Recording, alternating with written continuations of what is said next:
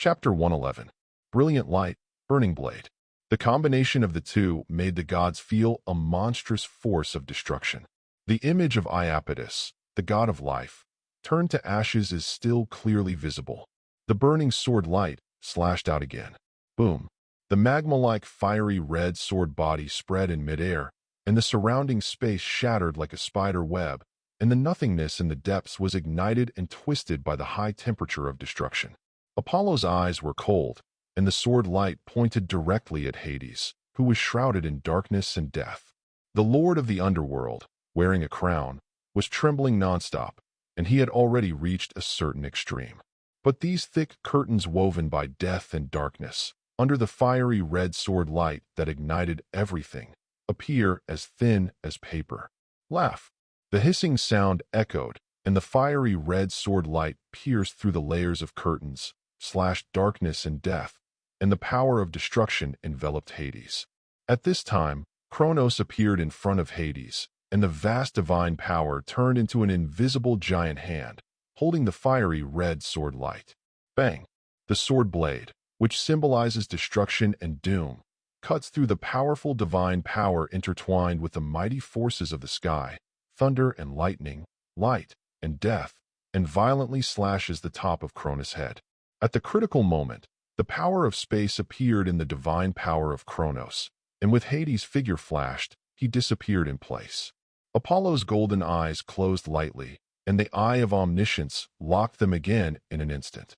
The power of ether surged into the mottled rusty sword in his hand. The fiery red flame ignited even more.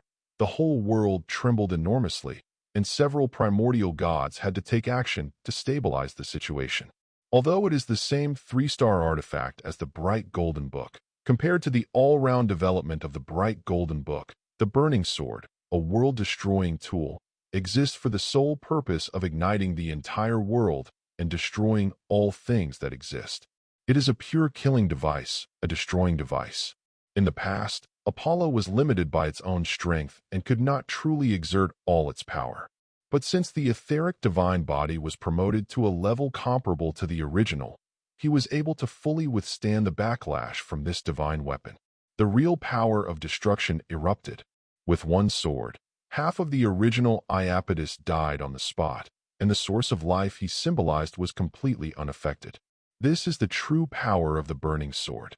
Killing half of the original is so fast that the root can't react.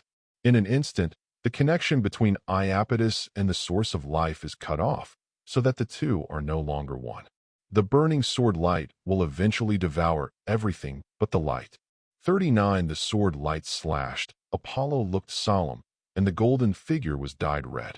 This is both the red of fire and the red of killing. Boom!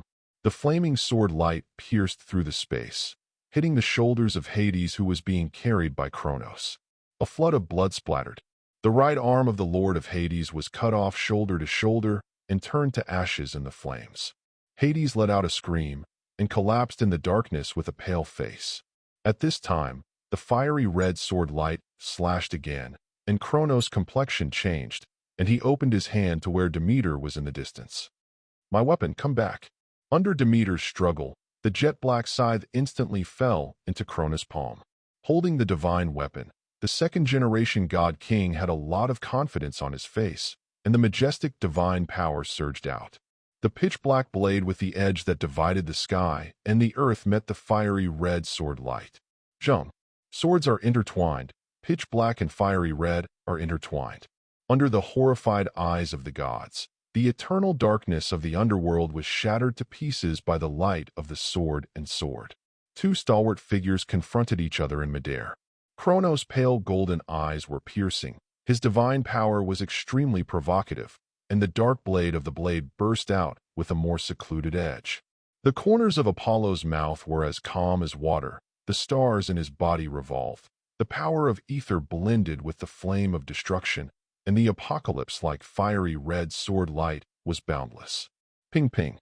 The dark knife and the fiery red sword collided once again. The destructive power that shatters everything fills the faint space, and every burst of sword energy, every terrifying aftermath, makes the world tremble, and the gods are terrified. The god of weather, Cleius, recited the name of the abyss, and wanted to come to fight, but was slashed by a few swords of light, and he immediately had a few hideous cuts on his body. Young god, you should be the descendant of my son, right? You are an excellent child, but I cannot but obey the will of the Lord, and I must let you out of the way. Kronos whispered in a low voice, clenching the hilt of the jet-black blade with both hands. His divine power was pushed to the extreme, condensing a long blade light that stretched for hundreds of miles and slashed towards Apollo like tearing the sky and the ground. I'm very curious about your situation. You are completely different from other titans who have fallen into the abyss. Apollo responded softly, and the red sword of destruction in his hand was also burning to the extreme. Bang! The rusty sword blades clashed again. The gods couldn't see the two clearly. They only felt that in the blink of an eye, the two terrifying artifacts were fighting thousands of times, and the clanging sound was endless. The rules and regulations of the underworld were cracked, and darkness and death were smashed. Suddenly, a crisp sound echoed in the world. When the gods stared at him, they saw Kronos standing there in a daze, blood droplets dripping from his fingertips, and only a short half of the knife clenched in his palm. The other half was dyed with fiery red flames, and fell to the pitch-black ground of the underworld with a trembling sound. On the opposite side of him, the young golden figure, the fiery red rusty sword in his hand, the burning fire is more and more blazing. The monstrous aura of destruction stretched toward Kronos. Alas! 35, a faint sigh suddenly came from the depths of the underworld. The pitch-black vortex that flew out from Tartarus, a dark light and shadow emerged, blocking the burning sword light. Great Lord of the Abyss. Kronos bowed and bowed slightly to the light and shadow.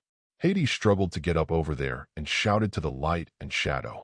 Tartarus, you finally came out in person and helped me kill Apollo. His voice just fell. At the other end of the depths of the underworld, in the dark night field, which was covered like a long skirt and dotted with stars, a hazy night suddenly opened. There seemed to be a melodious serenade playing, and the whole world fell silent in an instant. The gods all turned their attention to the layers of quiet night. The silhouette of a beautiful girl appeared in the darkness. She was wearing a thick black long dress, with a quiet and elegant temperament, revealing mystery and softness. Her cheeks, which felt flawless from the outline, were lightly covered by a thin veil, adding a dreamlike beauty. Goddess Nyx, Hestia and other gods gave the black-dressed girl a gentle salute. Apollo also turned his attention to the goddess of the night in midair. Under the gaze of the omniscient eye, the black-skirted girl covered by the veil suddenly glanced at him lightly, seemingly aware of his investigation. This made Apollo a little surprised. He used the all-seeing eye to probe the primordial god. This was not the first time he had done it. In the past, whether Uranos, Kronos, or Tartarus, the lord of the abyss in front of him, nothing happened.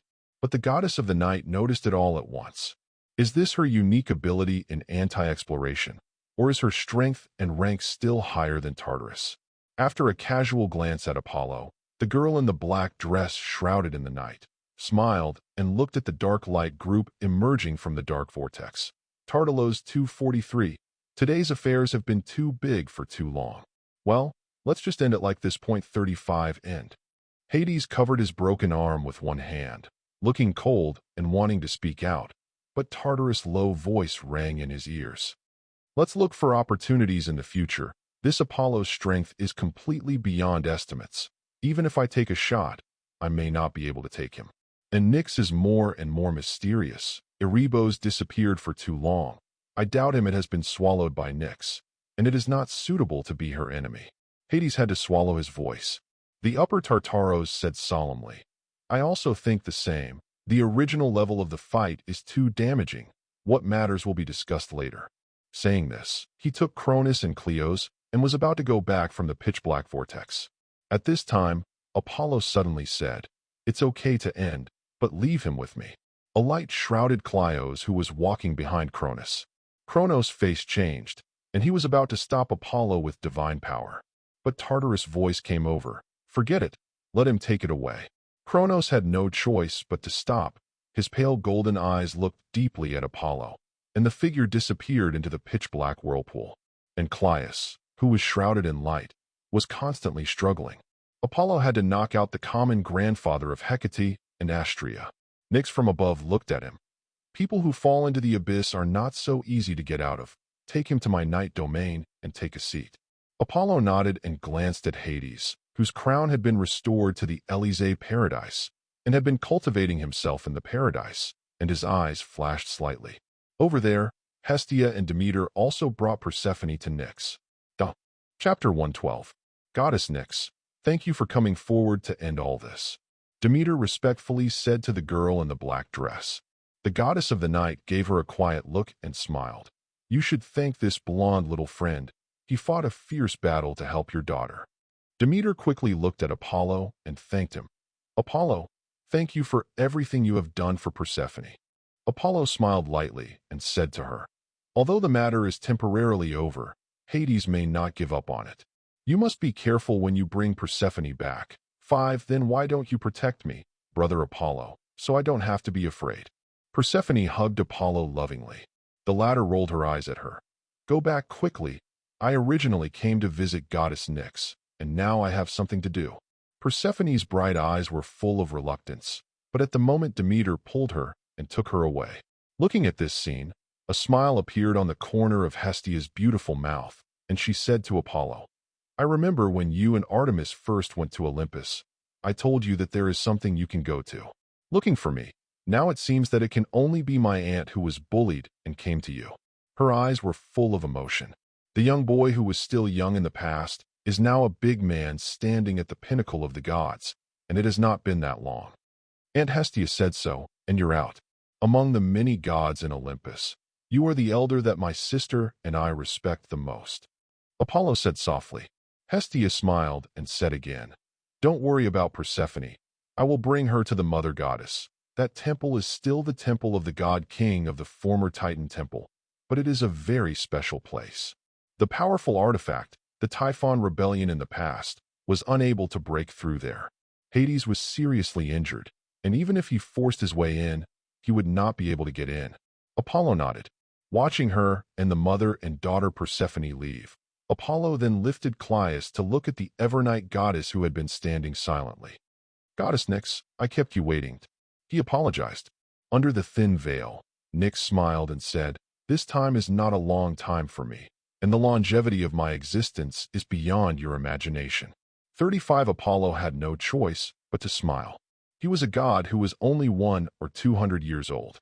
Compared with the ancient existence of Nyx, who was born at the beginning of the world and existed for tens of millions of years, the time he experienced was indeed too short.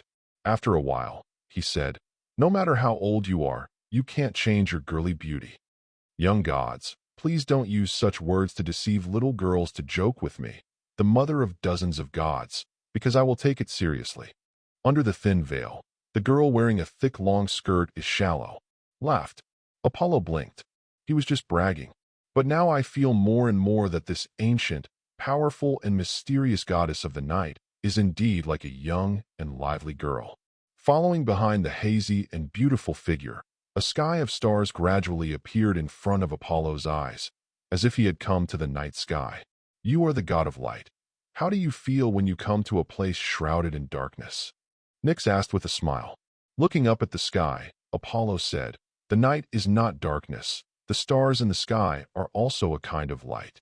Then I'm curious what it will be like when you meet my husband. Nyx's eyes were smiling. Lord of Darkness, I'm curious about him. I don't know if I'll have a chance to meet him this time. Apollo became solemn. The main purpose of his coming to the underworld was to take the god-level treasure chest in the dark temple. But Erebos, the god of darkness, did not know what was wrong, and there was no sign of showing his face. On the other hand, Nyx, his wife, behaved very indifferently. One had to wonder if she had murdered her husband. Hearing his question, the girl in the black dress shrouded in a thin veil looked at him deeply for a long time, and suddenly said, Hecate said that you were born handsome, and you are the most able to convince the heart of the goddess. This is true. Come laugh, and show me. 39 Apollo was stunned. Since he became the main god of the party, how long has it been since he was said in such a frivolous tone? And what he asked was obviously a serious matter. Why did you avoid it with such a joking tone? Faintly, Apollo couldn't help but feel a little wary. Although this goddess of the night is very easygoing and very close, no one knows what kind of face she is under the veil. Apollo, goddess Nyx. Hecate's soft voice came from under the night sky in the distance. Under the stars, she was like an elf in the dark, and she flew from a distance nimbly. Seeing Clio's and Apollo's hands, she stopped and said, "This is grandfather? I just arranged for the godfather and contacted the goddess. Now, why don't I also call the godfather of Sister Astrea?" 35. No need for now. Their situation is very wrong. Let's take a look first. Apollo shook his head. This is Nyx quietly saying, "The power of the abyss of Tartarus is not only in the material and rules, but also in the mind. Every creature that enters Tartarus will fall into the trap. The abyss, become his slave. Only the original god can resist." Apollo said, "Cronus is already the original god. He fell into the abyss before he achieved the primordial," said Nyx. "So he behaved much more rationally than the others, but he still couldn't get out, because Tartarus had already reached the extremely high level in the primordial realm. The distance to the highest is not very far." "Supreme?" Apollo noted the term. Nyx said lightly, "This is the realm above the original. Among the 5 of us, only Chaos has reached it." Apollo wrote down the name, and Hecate asked, "How can I help my father and the others to get out of the abyss of the soul?" "I can't do this either." Nyx shook his head. "Unless it's the supreme shot, other than Tartarus himself. Only the soul power of the recruiter himself, surpassing Tartarus, can break free. Maybe you can try it with the golden book of light." Apollo thought to himself, but he felt that the spectrum was not enough. A 3-star artifact like the golden book of brightness corresponds to the primordial realm. Unless one's divine power realm is promoted to primordial, it is impossible to use the power of faith alone to act as a senior god of primordial beyond Tartarus. Powerful. The primordial gods, Uranos and Kronos, who have fought against each other, are only primordial at the lowest level. Compared with Tartarus and Nyx, who were already in the primordial realm in the ignorant era, the gap is undoubtedly not small. It can be seen from the fact that Uranos was controlled by Gaia, the mother of the earth, and Kronos was controlled by Tartarus. There are also differences in levels among the primordial gods. If you want to help them recover, there is actually a way." Nyx suddenly said. Apollo and Hecate looked at her. In the deep night, the beautiful girl shrouded in a thin black veil said softly, "Hopefully." Chapter 113. Hope. Apollo chewed on the word, his golden eyes flashing. Is it the only one left in the box of the most perfect woman who was once blessed by the gods and brought eternal disaster to mankind? Under the thin black veil, Nyx smiled. "You guessed it right, but the woman named Pandora has not such a simple origin. The voice of the goddess of the night carries a mysterious allure, and it echoes in the dark night like a quiet music." Hecate replied, "I remember that she was carefully crafted by Hephaestus and then blessed by many gods. The gods worked together to create a creation that was given to the prophet Prometheus' brother, the god of hindsight. Humans open the magic box of disaster. What other origins can she have?" Nyx chuckled and asked, "If that's the case, then why don't the gods open it directly or choose a mortal to open it up, so it has to be so troublesome?" Hecate was stunned, not knowing how to answer. Apollo said solemnly, "Of course, because she is irreplaceable, that box is destined to be opened only by her." 99. Apollo thought of the fate of Charon and Prometheus bound together when he had just obtained the authority of Omniscient and explored the river of time.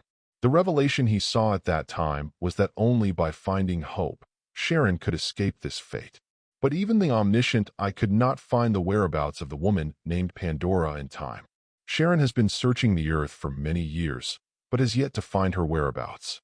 Your eyes are very special, but it is best not to use them to peep at girls casually. It is very impolite. Under the black night, a beautiful girl in a thick black dress, with beautiful eyes as wide as the night sky, lightly stares at the blonde boy. Okay, you might as well guess what kind of origins the woman and the magic box that is the source of the disaster have come from. The origin of her and it. Apollo seemed to be thinking, and seemed to be penetrating the years, and after a long while, he faintly spit out a name. Destiny. In the dark and secluded palace, there is a wave of death. On the tall and icy throne, the iron-faced king stroked his newly grown arm. His dark eyes were filled with monstrous hatred, and a terrifying chill filled the entire hall. Staring at the dark surrounding space, the cemetery of the Lord of the Underworld shouted in a low voice, "Tartarus, why didn't you help me from the beginning?" The deep voice of the Lord of the Abyss echoed, "I thought that you, who opened the Elysee paradise, would be able to deal with Apollo, but his strength was beyond my estimation." After that, Nyx kept watching there. If she does, she will definitely do it." Hades sneered. "If I remember correctly, you have always claimed to be second to the primordial god with Gaia. Are you so afraid of Nyx?" "I'm not afraid, but it's not necessary. I don't know since when. She has become more and more mysterious and weird. If Erebos is okay, provoking her alone is equivalent to provoking two senior Yuan at the same time. And if something really happened to Erebos, then the horror of Nyx would only be more than we imagined." The figure of the Lord of the Abyss was heavy and solemn. Hades was silent for a while before he said, "It seems that you can't count on it temporarily, but to get that sacrifice, you must surpass Apollo. His strength is too outrageous." 39. It's a bit outrageous. With his two artifacts in hand, even if my real body comes in person, there is only a 50 to 60% chance of winning. Tartarus sighed, his long voice echoing in the darkness. Suddenly, he let out a chuckle. "But the last thing he should do is to take away Cleos and Perseus. That will be the bomb I buried next to him. Those who enter the abyss will never be able to get out again." "Abyss? You're that confident?" Hades frowned. "In this world, except for chaos, no one can break through the abyss I set, and chaos will not appear." 35. Tartarus is very confident. Hades had no choice but to click. "Then see if we can use this to deal with Apollo and successfully win that sacrifice. Actually, if it didn't take 1,000 years to complete the ceremony, we could have caught her secretly, and when Apollo and the others found out, it would be too late." 33. Hades was a little helpless. "There is no way. The real netherworld has been silent for too long. It will take a long time to wake up, otherwise the risk will be particularly great." Tartarus said solemnly. At this moment, his tone suddenly changed. "Someone has come to you, DB. Our chance has come." Hades looked outside suddenly and saw two figures of kings coming together. He found a sneer. "What are you two doing here at this time?" "Naturally, it is to unite with you and kill Apollo." "Fate." Hecate's face was full of surprise. To the gods, this word is a more mysterious and more terrifying taboo than Tartarus. If it is said that the abyss Tartarus, which is known as the cage of the gods, is still a tangible thing, it is possible to know its exact existence. Then destiny is a shadow that seems to exist but does not exist, but is always shrouded in the shadow of the gods. The king of the 3 generations of the gods, even if he ruled the universe and ruled the gods, there is no one who trembles and struggles under his fate. No one knows, one day, under the huge net of fate, it will reach its destined end. Your struggle may also be destined by fate, and any action is futile. Pandora and her magic box, from fate? War, starvation, disease, old age, death, all kinds of calamities, apart from fate. What force can bring them all at the same time? Apart from the most unpredictable fate, what can limit the gods, so that only certain people can open this calamity box? Under the dark night, Apollo's voice was low. The corner of Nyx's beautiful mouth, which was covered by a thin black veil, evoked an arc. Your guess is not wrong. She and it are indeed related to fate. In this world, in addition to chaos, only the power of fate can break the abyss set by Tartarus. So you need to find hope. Hecate frowned and said, "But Pandora has been missing for a long time. How can I find her?" Staring at the deep night, Nyx said softly, "I can feel that with the repeated adventures of the king of the gods, the immersed fate is about to wake up. When the king of the gods is demigod, the greatest son of a hero, accomplishing the 12 great feats of destiny, hope will appear." 99. The 12 deeds of fate. Apollo mused. The 3 of them walked while talking, and they had already arrived outside Nyx's temple of the night. Suddenly, Apollo asked solemnly, "Goddess Nyx, do you know the true face of fate?" Hecate looked at him in amazement, and then at Nyx. Under the slender veil, the girl in the black dress had a smile on her beautiful and hazy cheeks. Are you going to ask me another question? What kind of existence is my eldest son whose name has been erased? Apollo narrowed his eyes and nodded. Facing the secluded and majestic temple, the beautiful and mysterious goddess shrouded in the night quietly said, "Sometimes there seem to be two questions, but in fact there is only one answer." After saying this, her figure disappeared at the gate of the temple. Chapter 114. Two questions, one answer.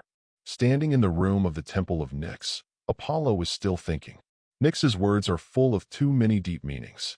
Although she looks very easygoing, the goddess of the night shrouded in a veil is still too mysterious, making it difficult for people to see through her true nature. Apollo, you are still thinking, the mother goddess is here. Hecate gently walked behind him and hugged him from behind. Apollo smiled and said, Aunt Asteria came very quickly. It's no wonder that she has been separated from Uncle Perseus for too long. Yeah, when I was very young, Father God was imprisoned in Tartarus, and now we can finally be reunited as a family. Apollo felt that his back was suddenly wet, and when he looked back, he found that Hecate's face was pressed against his back, and there were crystal tears falling from the corners of his eyes. Under the dark night, he sighed softly, turned around slowly, held her hand, and said, "Let's go see Aunt Asteria." Cleos and Perseus were placed in another room. As soon as Apollo and Hecate entered, they saw Asteria with gorgeous long hair, sitting dazedly on the bed of her husband Perseus. Sighed, his eyes fixed on Perseus' cheeks. The two of Apollo did not want to disturb her, but Asteria quickly noticed their arrival and turned around with a forced smile. "Apollo, thank you for rescuing Hecate's father and grandfather." 35 Holding Hecate's hand, Apollo slowly walked up to her and said with a chuckle, "Aunt Asteria, don't be so outspoken. We are a family."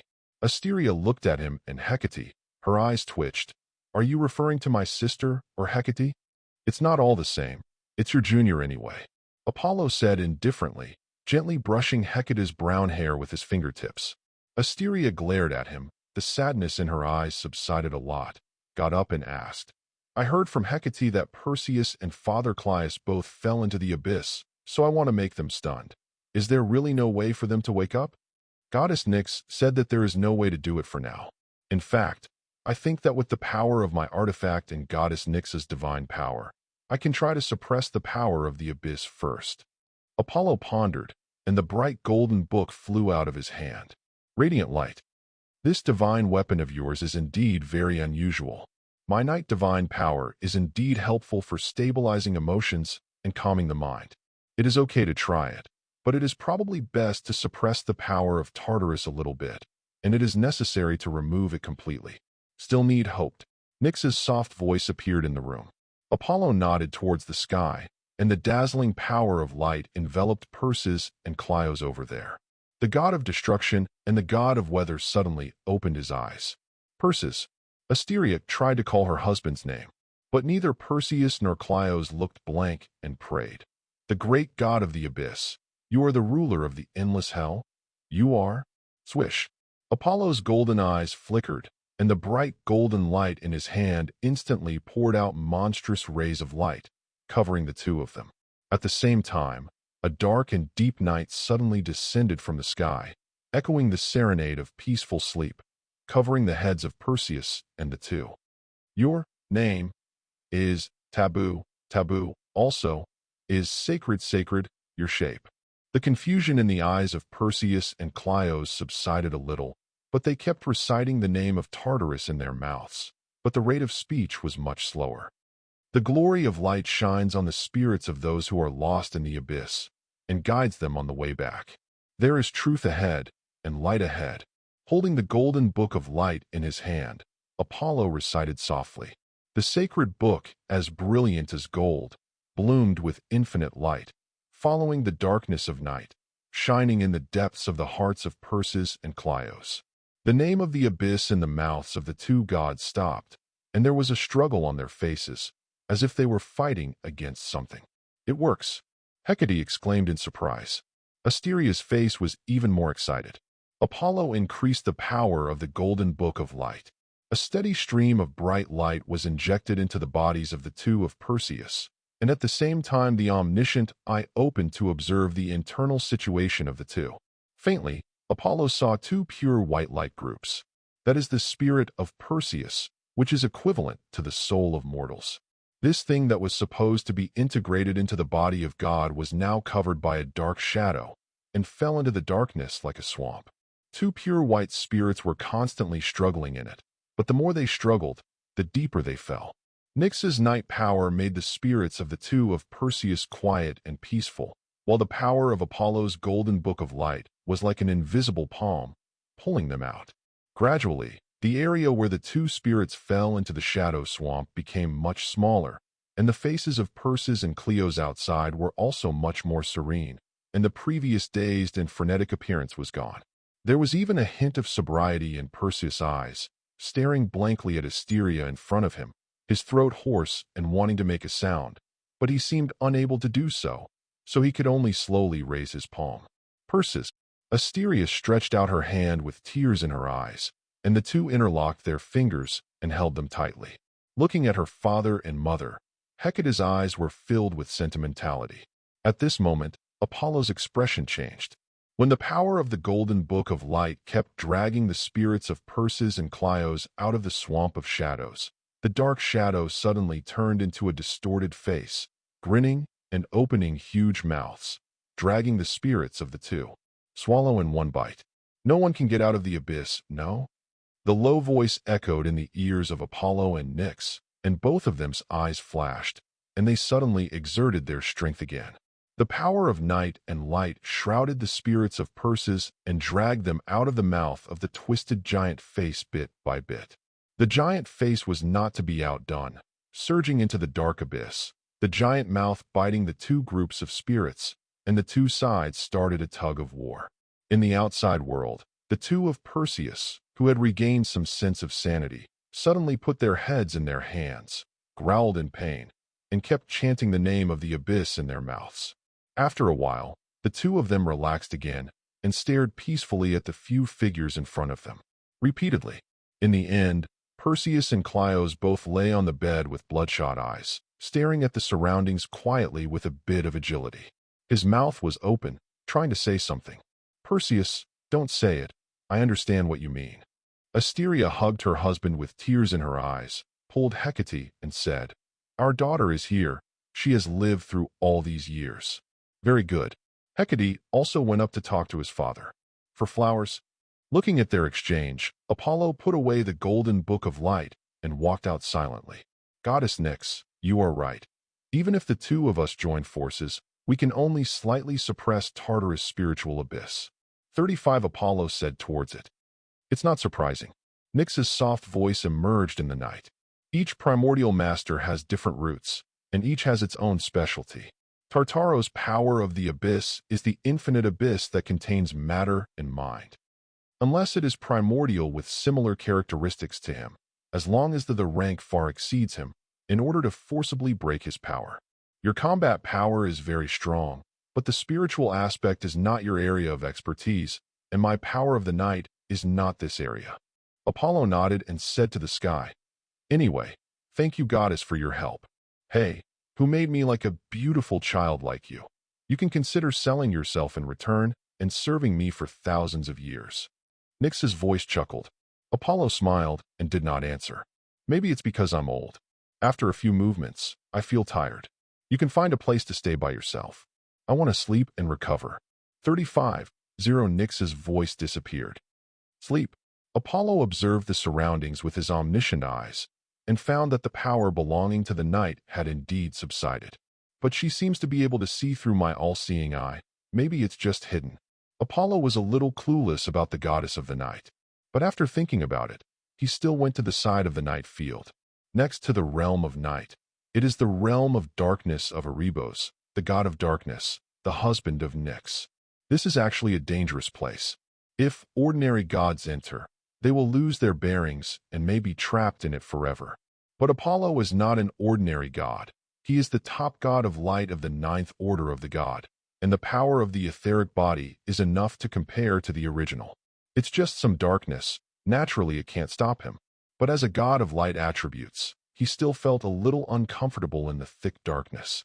The stars in the body are intertwined, and they quickly pass through the outer and middle layers of the dark realm to the deepest part. In the darkness, there was a tall temple standing invisibly. Apollo exudes a breath. This is actually equivalent to a letter of worship. If the god of darkness is in the temple and feels the breath released by him, he should respond whether he sees it or not. But he waited for a while, and there was no response at all. So I walked in gently. As with the outside, the only hue of this shrine is pitch black.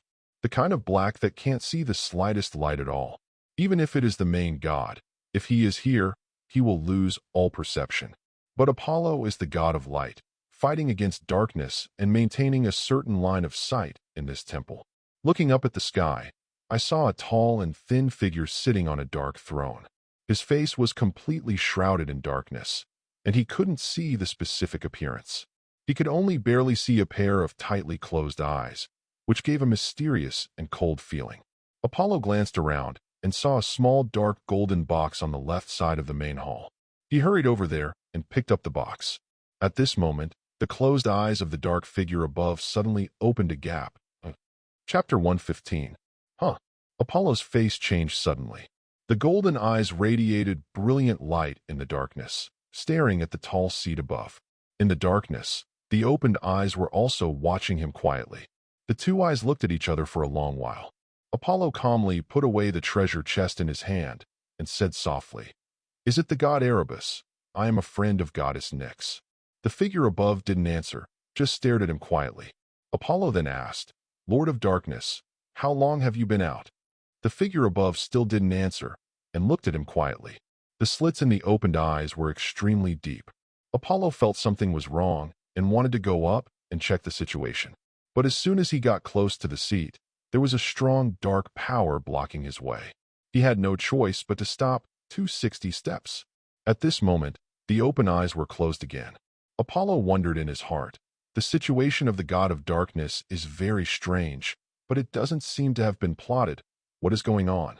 Apollo didn't quite understand it. He carried a god-level treasure chest in his arms, and he didn't want to stay any longer, so he walked straight out of the dark realm. Returning to the night domain shrouded in darkness, Apollo looked back deeply at the back of his inner eye and found a remote corner.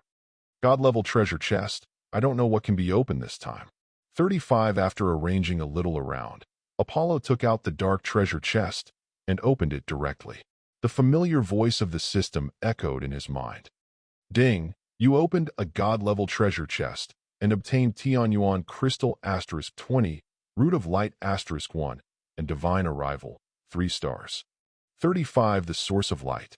Looking at the dazzling light group that appeared in his hand, Apollo was surprised. The so-called root is the most important root of the realm of the primordial god. It was not the world that made the primordial, but the primordial that made the world. Like Gaia, the mother of the earth, she is the earth itself, and the vast and endless earth is a part of her. She includes many authority and symbols related to the earth. Ocean basins, mountains and peaks, fertile soil, forests and vegetation. The common source of these authority related to the earth is the Mother Earth. Mother Earth is the root of all this. Earth roots. The so-called authority and the so-called rules are nothing more than the details of the branches evolved from the root. In the face of the root itself, it is not worth mentioning at all. The root is the original foundation, the most basic and most critical thing. And now he is the source of light, and he is the god of light. Originally, I wanted to rely on my own strength to condense the source of light, and it will take at least hundreds of years to complete it, but with this, I can be promoted to the original in no time. Apollo watched with excitement, and the light group in his hand continued to emit a strong aura of light. He didn't expect that such a helpful thing would come out all of a sudden. Then what is this god's arrival? It's marked as a 3-star magic.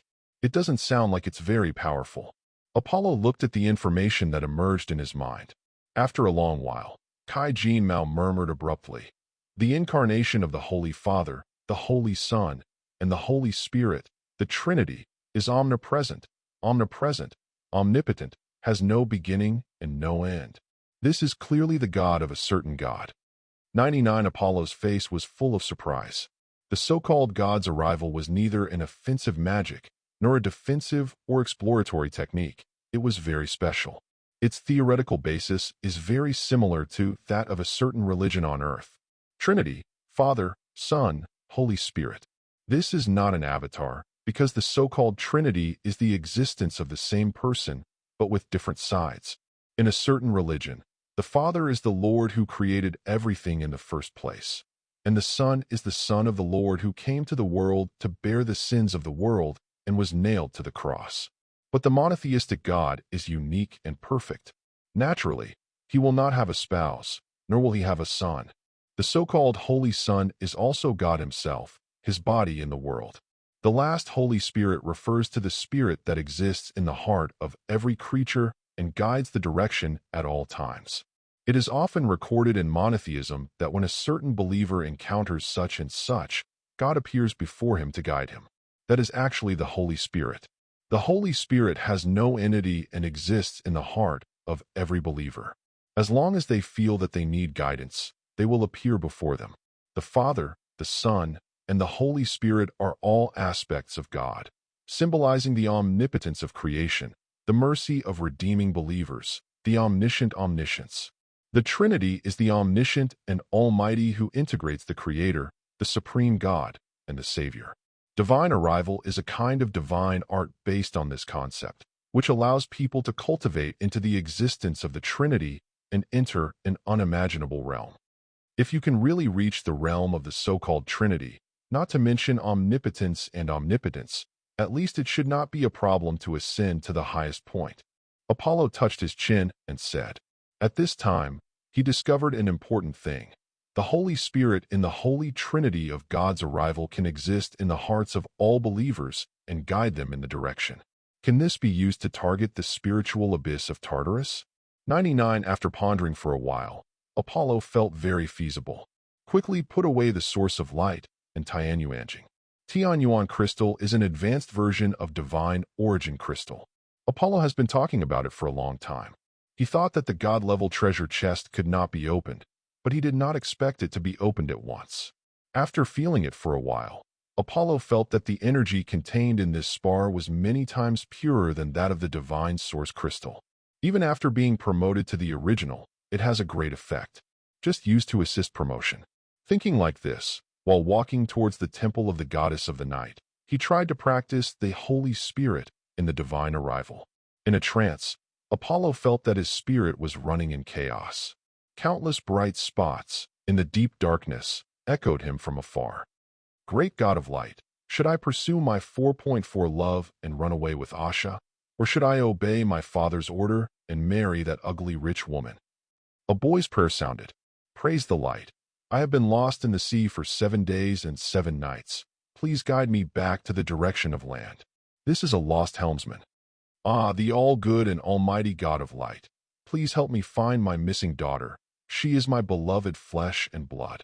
An elderly figure who had lost her daughter appeared.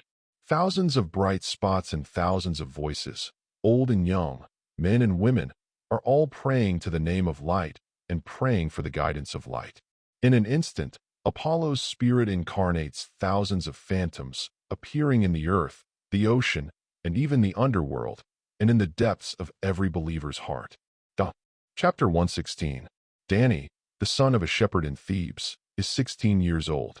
His family was originally a follower of Pan, the son of Hermes, the messenger of the gods, but in recent years, the belief in the god of light has risen and many city-states have been swept by Delphi.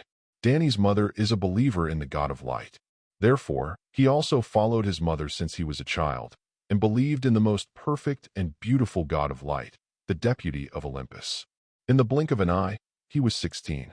A few months ago, he was giving water to the sheep by the river and met a beautiful girl. Her name was Asha, the daughter of the town's cobbler, and she was the same age as him. She is young and lovely, lively and kind, wearing a white gauze, like a noble princess who walked out of a drama and entered Danny's heart at once. She also liked his simple and honest smile. The two were so in love. But his father had a crush on the ugly daughter of a wealthy family in town. Danny, my child, listen to your father. My cobbler's daughter is not worthy of you. Although the wife I found for you looks a little ugly, She has a bright golden Zeus in her family. If we marry her, we will no more herding sheep, living in a big stone house and going to the city every day to listen to opera," his father told him. Danny didn't dare to go against his father's will, but his love for Asha was even more difficult to extricate himself from. At this time, his mother said to him, "Since it is difficult to make a decision, it is better to pray to the great God of light. Hey, those gods on Mount Olympus will listen to our prayers." Danny, who was not very firm in his faith, sneered. But he still obeyed his mother's wishes and prayed to the God of light. "Great God of light, should I pursue my love and run away with Asha, or should I obey my father's orders and marry that ugly rich woman?" Just when he finished his prayers and stood up without giving up hope, a bright light suddenly shrouded in front of him, and a young and handsome golden figure with a sacred aura gently watched him. "Confused believers who pray to me, you should ask your heart and choose your own life path between love and wealth." The solemn tone echoed in his ears, and Danny's brain trembled suddenly under the splendid light. Thinking of every picture with Arisha, they are playing in the grass, looking for white reed flowers by the river, watching the stars at night. She always has a lively and lovely smile on her face. She said her beauty would only bloom for him, and he was her only love. "Alisha, how can I live up to your love and make such a struggle here?" The young man slapped himself a few times and strode towards the door. "Praise you, great God of light. You have made me understand what kind of life I should take." Danny's devout prayer, accompanied by milky white faith, poured into the golden figure. The illusory Holy Spirit suddenly solidified a lot, guiding believers and getting feedback. Is this the way of the Holy Spirit's practice? The illusory golden figure was thoughtful. At the same time, on the vast sea, an illusory golden figure appeared in front of a middle-aged sailor with blue hair. The sailor, Lotus, was a helmsman from Thebes and was heading to Troy with his cargo. But when a storm at sea broke the entire cargo ship, he escaped to a small boat by himself and survived. The endless sea made him despair, but the young daughter and the old mother in the family were still waiting for him to return, and Lotus knew that he could not fall here. But even though he rowed hard for 7 days and 7 nights, he still couldn't see any shadow of land, and he had already lost his way on the ocean. Thirsty and hungry, he fell on the bow in despair and suddenly saw the bright sun in the sky. He then thought of the God he believed in, the brightest star of Olympus, the benevolent and discerning God of light. "Praise the light. I have been lost at sea for 7 days and nights. Please guide me back to the land." He struggled to pray. Then he saw the beautiful and sacred golden figure shrouded in brilliant light. "Lost sailor, go to the place where the light shines, where there is your hope." Under the splendid light, the exhausted sailor suddenly had a lot of energy. He gritted his teeth and stood up, grabbed the oars, and rowed hard in the bright and shining direction in the distance. Finally, he saw a port.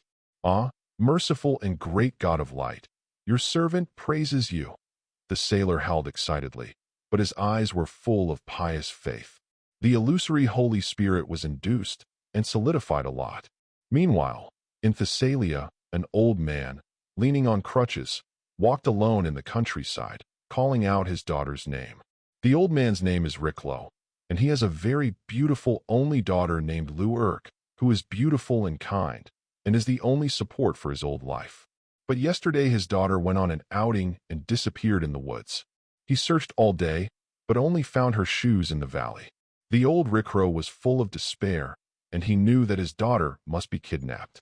"Ah, the all-good and almighty God of light, please help me find my missing daughter. She is my beloved flesh and blood." The old man threw his cane and shouted to the sky. At this time, apart from the gods he believed in, he could never think of an existence that could help him. After he uttered a prayer, a golden figure suddenly appeared in front of him, and his eyes full of wisdom seemed to penetrate time. "O old believer, your daughter is by the river in front of you. Pick up your cane and find her." A low voice echoed in the ears of old Rikro, and the poor father grabbed his cane excitedly and ran quickly to the river in front of him. Wherever he entered his eyes, there was an ugly figure barely in human form, holding his daughter's neck in one hand and pressing her into the river, as if to wash and eat her. The girl with thin skin and tender flesh, My great Phobos likes the sensuality of a pure girl like you the most. Come and become a part of me." The ugly figure said hideously, "Dirty B asterisk asterisk asterisk asterisk asterisk D. Let go of my daughter." Old Rickrow wasn't afraid at all. He was about to hit the weirdo who claimed to be Phobos with his crutches. "You goddamn old fellow. How dare you say that the great son of Ares, Phobos, who is the embodiment of fear, is dirty? Die for me." The ugly figure shouted angrily, slapped the old Rickrow to the ground with a slap, the corner of his mouth revealing hideous. "Father!" the girl in the river screamed, her eyes full of despair. "Humble mortals, how can you compete with the sons of Ares? Accept your fate." 33 The monster laughed wildly. At this time, Rickrow on the ground shouted, "We are the children of the god of light, and the all-good and almighty Apollo will protect us." "Apollo?" The ugly monster was stunned, then laughed. "He is indeed very powerful, but can he appear at this time and save you?" As soon as the monster's voice fell, a golden figure appeared in the void in the distance, shrouded in brilliant light. "I remember that you are the son of Ares and Enio. Because of your ugliness, they are not happy with you, and your bloodline is even worse, but now you have barely reached the mid-level god." The golden eyes stared at him indifferently. Phobos trembled in fear. "Hey, Apollo, why are you here? Light has always shrouded every believer. In the name of the deputy emperor of the court, I will grant you eternal sleep in the flames." The ugly figure was instantly covered by flames, rolled on the ground, and screamed mournfully, constantly begging, "God of light, 260, forgive me, for my father's sake." "Your father, Ares." The golden figure smiled, and the pure white flame burst into a terrifying high temperature. Looking at the terrifying monster that was gradually burning into ashes in the pure white flame, the old Ricklow on the ground and the beautiful girl in the river soaked with water were full of shock in their eyes. After being surprised, they all looked up at the handsome and holy figure in the bright sky with reverent eyes. At the same time, the father and daughter tap the eyebrows with their right fists and recite the name that belongs to the light. Not only them, but in the land and sea, countless people who were in desperate situations and praying for the light were all guided by the Holy Spirit. They used their devout faith to make the illusory Holy Spirit quickly solidify and shine. The so-called Holy Spirit is everywhere and perfectly shares the power of the Father and the Son. In the dark night realm of the underworld, Apollo murmured in his heart as he felt the growth of the Holy Spirit. At this time, he walked into the temple of the Evernight goddess. "Apollo, where have you been?" Hecate looked at him in surprise, and suddenly felt that Apollo's temperament had changed. It becomes more sacred and majestic, as if facing a vast world. Inside Asteria, and Nyx felt his change. Asteria was nothing, the goddess of the night, who was shrouded in the night, was shocked all of a sudden. What happened to this young god? And why did he add such a majestic and immortal charm after only a short time of absence? Nyx's beautiful eyes were a little surprised. From Apollo, she saw a person, an immortal being called the greatest deity. Apollo stared at them and said solemnly, "I think I've found a way to lift the abyss of the mind." Chapter 117. You said you found a way to break the abyss of the mind? Nyx's cheeks, covered by the veil, were filled with disbelief. She just said before that there is no way to break the spiritual abyss unless it is supreme or hope. After a long time, Apollo said that he had found a way, and if it was true, where would she put the face of her dignified, old-fashioned god of the primordial?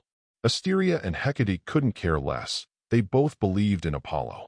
Hearing this, he immediately said with joy, "What can you do? Quickly help Perseus and the others." Apollo walked over to Perseus and Cleius with a serious face. These two powerful main gods looked at him with excited eyes. Although the spiritual abyss in the body was suppressed and regained some sobriety, it was precisely the most painful. Even if I lost myself before, I didn't feel it. Now that he has his own consciousness and feels the constant erosion of the power of the abyss, that is the most painful. You need to cooperate with me so that I can guide you," Apollo said solemnly. Both Perseus and Cleios blinked, expressing their absolute cooperation. "Okay, you have to recite my name reverently in your heart, believe me absolutely, and leave everything to me after that," Apollo said. "When you read your name, I absolutely believe in you. How does this feel like being eroded by Tartarus? You don't want to use toxins to deal with toxins, right? Nyx chuckled. Apollo rolled her eyes at her. The Holy Spirit of divine arrival can descend into the depths of believers' hearts and exert power. But the most basic condition is to have faith. See, if he doesn't trust him, he can't do anything about it. Fortunately, the two of Perseus were still very cooperative. They closed their eyes and recited the name of Apollo in their hearts. The main god's self-hypnosis ability is still very strong, and Apollo soon felt an attraction from the depths of their hearts, and immediately used the gods to descend, and two illusory, holy spirits entered their bodies. Spirit of light walks in the hearts of all believers. Smell like this. When Apollo performed divine arrival, Nyx's beautiful cheeks covered by a black veil couldn't help but move. She actually felt a unique, supreme charm in Apollo. How is this possible? Nyx couldn't believe it. In the cold and pitch-black palace, the iron-faced lord of the underworld sat high on his throne, indifferently watching the two kings approaching. Hades sneered at the corner of his mouth. You said you came to me to deal with Apollo together? That's right. You didn't agree before, but after experiencing this great defeat, you should understand that only the three kings of us can join forces to contain Apollo. Zeus's face was full of chills, and his deep eyes were fixed on him.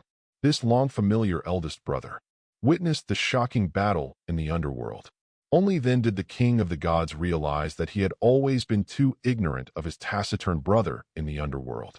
To accommodate the mysterious Elysee paradise, he could actually reach half of the original level and burst into combat power comparable to the real original, plus the power of Hades.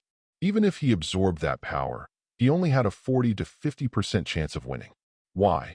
When the three brothers competed for the king, he was clearly the biggest loser, and he was sent to the desolate Hades alone. But unknowingly, it became so terrifying. What is his relationship with Tartarus? Why does he want Persephone? Is he still the original Hades? These are the questions in Zeus' mind. But neither Zeus nor Hades wants to care about these at this moment. Because no matter how bizarre and powerful Hades is, there is still a more powerful threat. Apollo's strength is too unexpected. If we don't get rid of him now, at the speed of his progress, it won't be long before we overthrow the divine court we built and establish his own divine court. 35. At that time, I'm afraid we won't even have the chance to imprison Tartarus. Witnessing the situation of Kronos and the others, no one will imprison the enemy in Tartarus again. Poseidon's bearded face was full of solemnity. Zeus continued, Hades, I know that you want Persephone. As long as you get rid of Apollo, I will betroth her to you. Oh, if Apollo dies, I still need your betrothal? Hades sneered, and his dark eyes glanced at the two brothers. Then he whispered, I know your thoughts, but Tartarus is impossible to help us.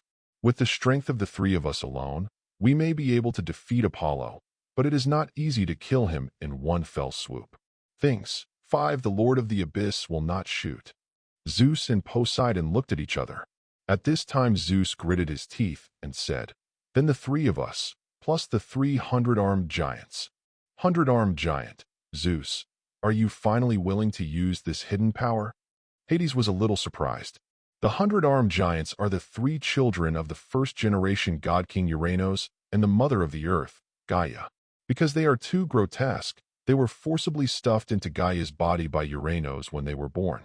It was also this incident that detonated Gaia's hatred for Uranus, and later the 12 Titans overthrew the first-generation divine court.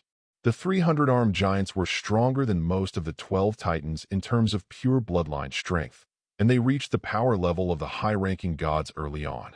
Played a major role in the 12 Titans campaign to overthrow Uranus. But when Cronus became the god king, he hated the three brothers as well, so he locked them up. When Zeus fought the Titan war, Prometheus, his wise man, advised him to rescue the three-headed giants. Sure enough, Zeus thus got the allegiance of three powerful 100-armed giants, and only then did he have the capital to compete with the Titans. After the end of the Titan war, Zeus also refrigerated the 100-armed giants and placed them on the periphery of Hades to prevent Hades from rebelling. Over the years, this power has never been used. But even if you send them, it's not more than the combat power of the Ninth Order three main gods, which won't have much effect on the battle at the original level. Hades said solemnly. But Poseidon laughed. Of course, a simple 100-armed giant can't control anything. But a 100-armed giant is the son of the earth. Standing on the earth, he has endless power. I have already visited Mother Earth. Although she can't take action directly for some reasons, she will bless the power of the earth on the 100-armed giants. In this way, their combat power can reach half the original level, and with the three of them as one body, the combined combat power is not inferior to any of the original gods. In this way, we have 3.5 of the original combat power. Hades touched his chin, feeling that the plan is very feasible. He could naturally see the great increase in Zeus' strength, which was by no means inferior to himself, and even had the authority of the king of gods. And although Poseidon is only the top god, but also has the authority of the sea emperor, he can fight with the original, which is half of the original combat power. With 300 armed giants, such a lineup would be able to surround a veteran like Tartarus, and the odds of winning were high. Well, we can work together to do this game. Hades nodded. I will ask Tartarus to teach you how to deal with the pollution power against the authority of the god king, so that you will not be afraid of Apollo's the power to weaken the authority of the god king.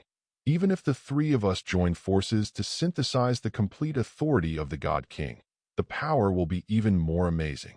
Hearing this answer, Zeus and Poseidon were satisfied. The reason why they have to find Hades is to get a way to deal with the power of pollution. Otherwise, the authority of the god king will be targeted, and the situation will be really passive. In this way, Apollo will definitely die this time. Zeus' eyes showed strong confidence. He couldn't think of anyone else in this world who could save Apollo. The ethereal and unknown chaos god, or a more mysterious fate. Thinking of fate, Zeus's originally excited face suddenly turned cold. With the power to accommodate the predecessor of Dionysus, he has gradually felt that the immersed fate may be awakened at any time. Fate is terrible, he knows better than anyone. Only by destroying Apollo, and then after defeating Poseidon, the kings, and Hades, and obtaining the complete authority of the god king, could he have a chance against fate. Otherwise, the day when fate comes is his doom. Watching Zeus and Poseidon leave, Hades had a sneer on his face. The short-term alliance formed because of a common enemy. I don't know how long it will last. As long as you can kill Apollo and get the sacrifice, all this is not a problem. Tartarus's low voice echoed. Hades said solemnly, Don't underestimate Zeus, he is not a simple character. Being able to become the king of the gods is naturally not an ordinary god, but it is a pity that he has already been completely caught in the giant net of fate, and he is destined to not live long. 33 Tartarus's voice reveals a trace of memory. Fate, how much do you know? Hades asked. Fate, that's really long ago. Tartarus was about to say something when his voice suddenly changed. What's wrong? Hades frowned. Someone has broken through the abyss of my heart that I set on Perseus and Cleios. Tartarus gritted his teeth. Didn't you say no one can break it, criminal? But an accident happened.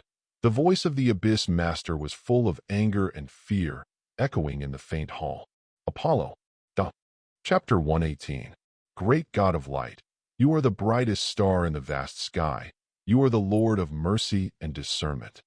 Your brilliance spreads over the past and the future, walking in the sky, walking in the earth, walking in the sea, walking in the hearts of all spirits. In the spiritual abyss covered by the swamp of shadows, the spirits of Perseus and Cleios constantly recited the names that belonged to the light.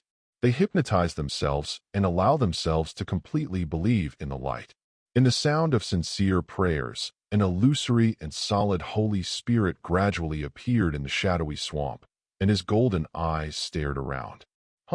As if feeling the invasion of outsiders, the deep spiritual abyss suddenly rioted. In the dark shadow swamp, a distorted and blurred giant face appeared, with a deep, filthy, and depraved aura, surging towards the illusory Holy Spirit. The ruler of endless hell, the source of thousands of sins, is a combination of taboo and sacred, destined to pollute and dominate everything. The distorted giant face made a terrifying chanting sound, and the dark swamp was like boiling soup, with huge bubbles emerging one by one, turning into ferocious monsters similar to Typhon, and slaying fiercely. Under the splendid brilliance, the golden Holy Spirit indifferently condensed the incoming abyss power. His handsome cheeks were holy, and he held a golden book in his hands, and solemnly declared, "Any land illuminated by light, whether material or abstract, as long as those who believe in light are blessed by light, they will not fall into the abyss of darkness."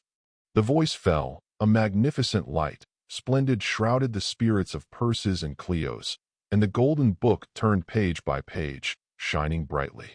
At the same time, the power of filth and depravity that spread to the Holy Spirit also appeared extremely weak under the cover of light. Roar! The hideous monsters that emerged from the dark swamp, roaring fiercely, charged towards the illusory Saint 260 spirit. Suddenly, a burst of light enveloped them, and these ferocious monsters, like clay figurines caught in the sea, melted into mud one by one and rolled on the ground.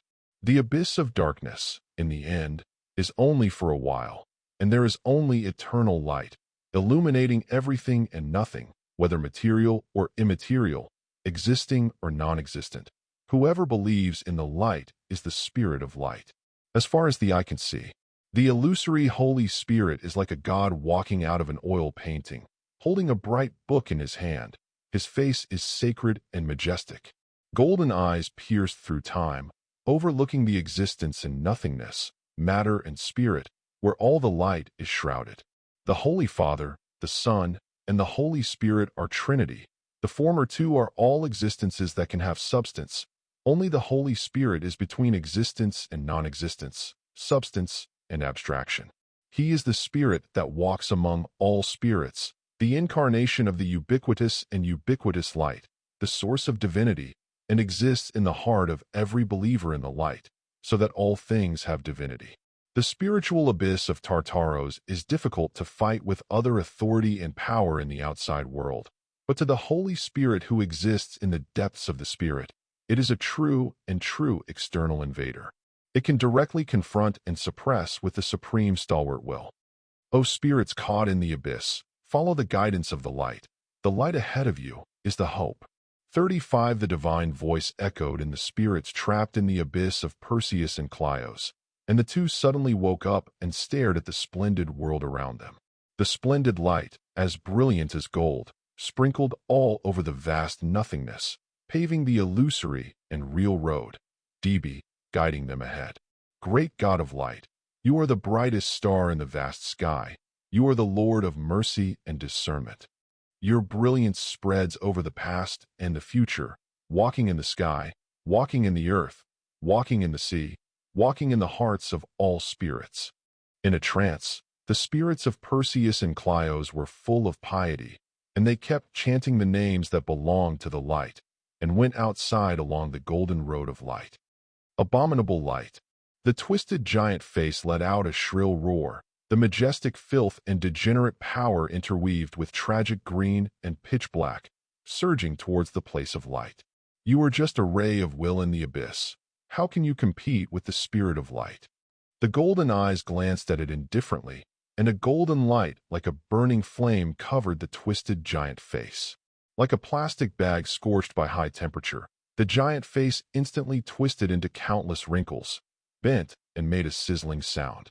A low and terrifying roar echoed in this spiritual space. But the Holy Father, the Son, and the Holy Spirit are Trinity, and what the Holy Spirit possesses is the same mighty power as Apollo. It is just a little spiritual in the abyss, completely incomparable to such power.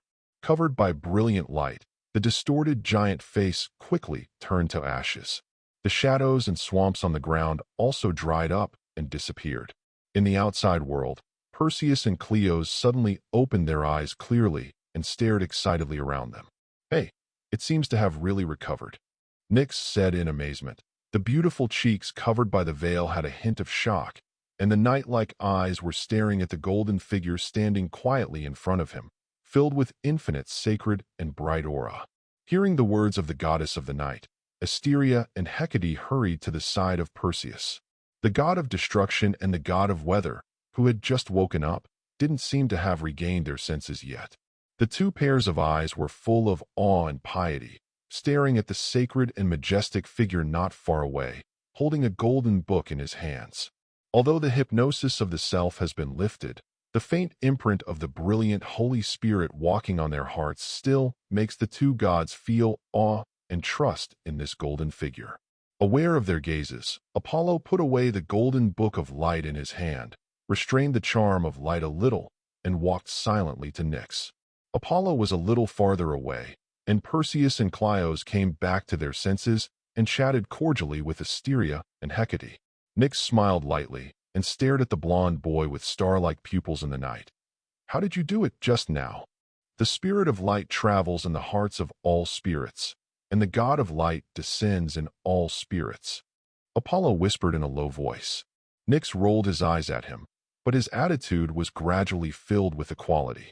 Previously, although she treated Apollo and others in a very kind manner, she only regarded Apollo as a powerful and excellent junior god.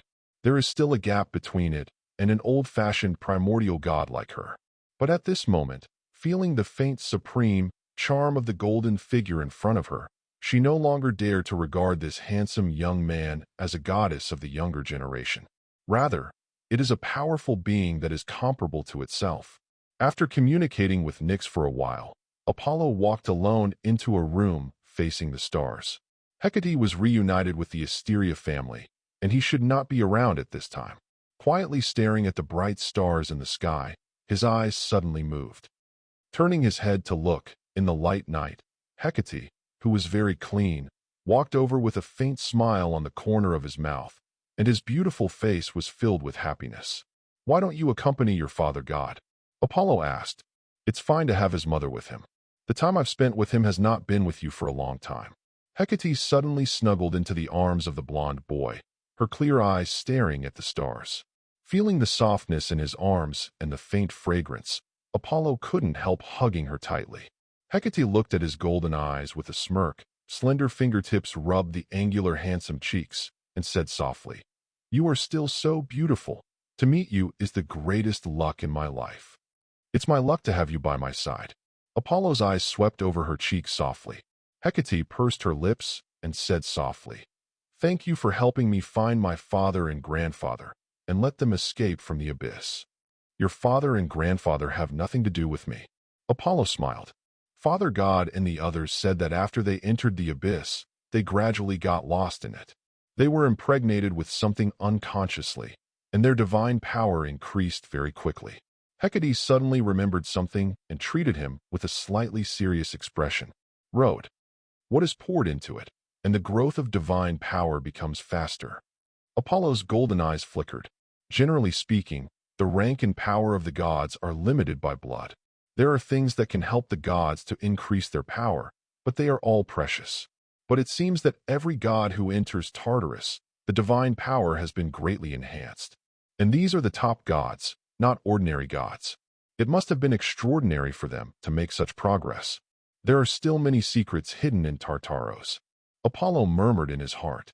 With a smile on his face, his fingertips brushed Hecate's soft hair. "I don't want to talk about this right now." WB at plus, at, "Then why don't we talk about this?" Hecate's face suddenly had a faint blush, and her clear eyes were filled with deep affection like mist, as if she had made up her mind to hug the boy tightly. Apollo understood her intentions, and a splendid light and gentleness enveloped him and her. In the dark night, the charming dream is like a crisp song, fluttering under the brilliance of the stars. Chapter 119. Apollo smiled and stood at the door, his golden eyes shining brightly. Hecate shyly shrank behind him, her slender palms tightly clasping his fingers. Looking at her daughter, Asteria realized something and glared at Apollo. At this time she said, "Knowing that Perseus and the others were devoured, Astraeos and the others also came to the underworld." "Oh, is Sister Asteria here?" Hecate asked from behind. "Come on, just her and her father," Asteria said. "Perseus and the others have been trapped in the abyss for too long and need a good rest, so it's not advisable to see too many people for the time being." All Asterios only brought she, by the way, let her meet her old lover. She stabbed Apollo again with unkind eyes. The latter grabbed Hecate's hand calmly and didn't care about her gaze. This made Asteria a little frustrated. Looking at her mother, Hecate couldn't help laughing and asked, "Where's Uncle Pallas?" Asteria shook her head and said, "I don't know what Pallas is doing, but his daughter Nike is here." 35 When the three of them spoke, there were several divine breaths coming from outside.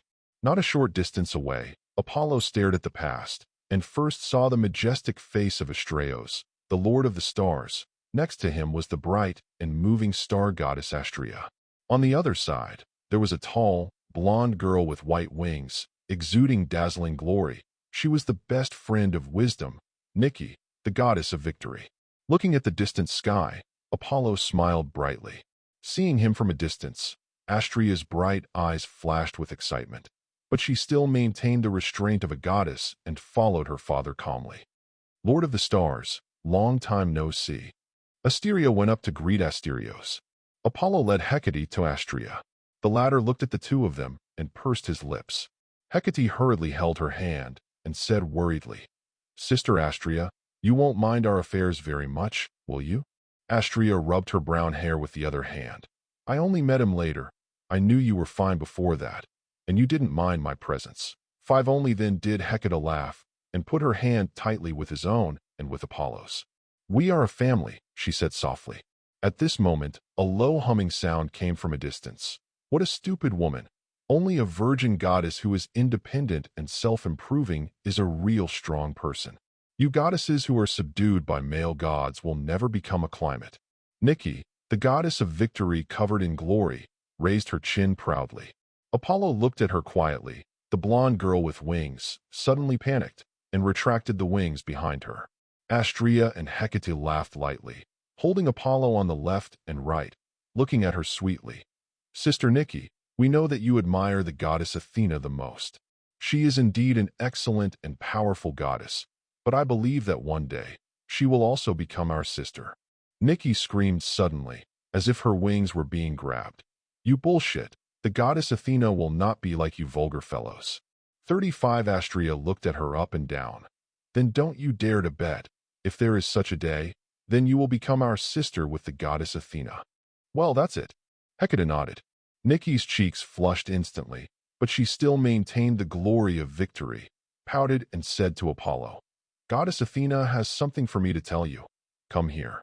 Apollo gently held the delicate jade hands of the two goddesses and said quietly, "Let's talk here." Nike took another look at Astrea and Hecate and said angrily, "Goddess Athena told me to tell you. You must be careful recently. The king of gods, the emperor of the sea, and the king of Hades may have joined together and are ready to deal with you." Hearing this news, Astrea and Hecate both faced dignified, looking at Apollo in the middle worriedly. Apollo was very calm and said lightly, "It seems that they have finally made up their minds and reached an agreement." Seeing that he didn't respond much, Nike was a little depressed and continued, "This news is inferred from some recent situations between Olympus and the ocean. Goddess Amphitrite also found out that Neptune has visited Mother Earth several times recently, so it may not only be the three of them, but also Mother Earth." Mother Earth. Astrea and Hecate opened their mouths, holding Apollo's hand tightly for a few minutes. If it were just the God King, the Sea King, and the Hades, although they were worried about Apollo, they were not particularly afraid. But Gaia, the mother of the earth, ranks second among the 5 primordial gods, second only to the terrifying existence of the most mysterious god of chaos in the legend. Since the 3 generations of the divine court, no matter which divine king ascended the throne, she has always influenced her. Except for some gods in the underworld, almost all of the current gods are her descendants. In the final analysis, the entire Protoss originates from her. And now the grandmother of the gods, the most senior of the primordial gods, is also targeting their lover? It's not surprising that she participated, but she shouldn't do it herself. Apollo quietly smiled. In fact, he has always paid attention to the powerful primordial god Mother Earth. According to some indications, she is working on a huge plan that seems to have reached a critical point where she cannot do it herself.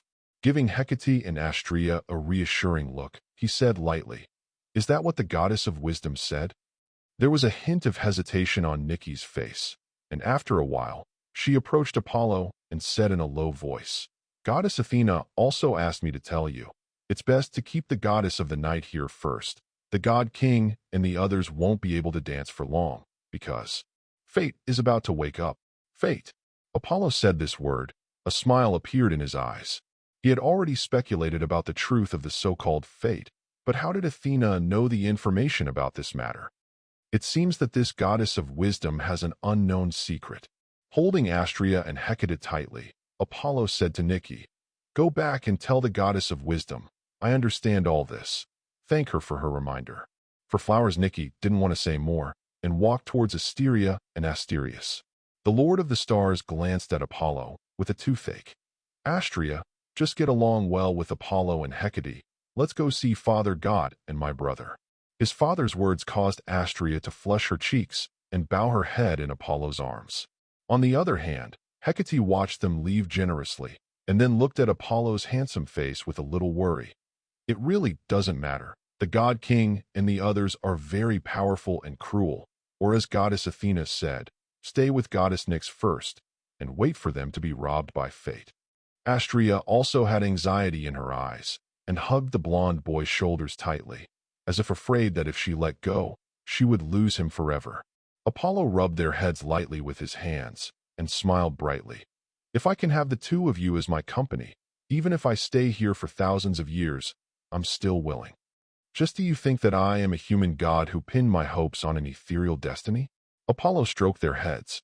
The two beautiful goddesses shook their heads at the same time. "You are the brightest star in Olympus, the sun shining in the universe. Your life has never flinched and feared such words. Yes, there may be something in this world that can make me shrink back, but it will never be Zeus, Hades, and the others, nor will it be Mother Earth." Apollo's golden eyes flashed with pride and confidence, deep staring into the sky. "Don't worry, I have played against them before, and they have never defeated me. And this time, I'll make them total losers." Looking at the handsome and holy youth shrouded in golden light, Astrea and Hecate showed love on their faces. It is this kind of stalwart bearing that makes them unable to control their hearts and worry about him. He is the only son in their lives. "We are waiting for your return." The three hugged tightly. After a few days of lingering, under the gaze of the two beautiful goddesses, Apollo set foot on the road to leave the underworld. Looking at his disappearing figure, Nyx, who was shrouded in the night, had bright eyes with deep eyes. "Young god, I don't know how many surprises you will bring me this time. Don't let me save you in the end." 39 Seemingly aware of her gaze, Apollo suddenly looked at the quiet night sky, and a smile appeared on the corner of his mouth. Walking out of the underworld slowly, his golden eyes glanced at the surrounding desolation, and he said indifferently, "Zeus, is this the third or fourth time we have fought each other? The previous few times were unable to decide the winner. This time is the right time to fight. Let you know what it means to fail." When his voice fell, the figures of Zeus, Poseidon, and Hades suddenly appeared from 3 different angles. Holding a lightning spear in his hand, Zeus' face was full of icy coldness. "Apollo, this time will be your complete death. No one in this world can save you." 5 As the king of the gods roared, the 3 kings were filled with monstrous killing intent at the same time, with unparalleled power, freezing the golden figure in the middle. Chapter 120. The 3 kings stand side by side. The icy air machine blocked the universe of heaven and earth. Under the gaze of Apollo's golden eyes, the surrounding sky and earth were blurred, and it seemed to be completely blocked. Unless the original god, no gods could detect the situation here. The Elysee paradise was transformed into a tall crown. Hades' Zeus was surrounded by thick death and darkness, and his dark eyes were filled with rage and hatred, and he shouted coldly, "Apollo, be my enemy. Today I will let you know the price." 35 Seemingly unwilling to say more, the lord of the underworld took the lead. The endless breath of death, like a burning flame, violently devoured the golden figure standing bright. Long before he made his move, Apollo had a golden book in his hand, turned the pages one by one, and solemnly said, "I am the Lord of Light. I am the God of the gods, and there is no darkness in my eyes, no death, and whoever goes against my will fall into eternal twilight." 35 lines of writing suddenly appeared in the shining golden book. a splendid torrent of light, with monstrous weather, surging on the thick death. At the same time, the deep dusk and twilight, with the atmosphere of decay and doom, like layers of shadows and curtains, covered the head of the Lord of Hades. Although Apollo is only the ultimate divine power of the Lord God, the Golden Book of Light is the top-level primitive artifact. With the power of faith and the power of light at the same time, it erupts that is still on top of Kronos and other first-time primitive gods. The amount of terror is 31. The vast light is dyed in the black lacquer's death force, and the divine breath purifies them. And that thick twilight, heavy decay, and doomsday force made Hades' crown crumbling even more. Even with the power of Elysee Paradise, he is only half primordial. But since Hades itself is an independent small world, the strength of his half-primordial is far beyond that of Pontos, barely comparable to the real primordial. But at this moment, under the full force of Apollo, he was still at a disadvantage. Between gritted teeth, Hades urged the power of Hades to suppress some of the power of light a little, and then he stabilized his position. At this time, Zeus and Poseidon over there finally acted. The first is Poseidon, the ocean king wielding a trident, surging waves all over his body, his blue cloak fluttering in the wind, setting off his tall and brave figure. Apollo, if you hadn't tried to meddle in my ocean, I wouldn't be willing to go this far. You can blame yourself. Poseidon was drinking fiercely, and under the blessing of the Sea Emperor, the boundless ocean waves swept the sky, and the sky with incomparable mighty power swept through the light. With his golden eyes lifted lightly, Apollo glanced at him lightly. Compared to your two brothers, you are too far behind.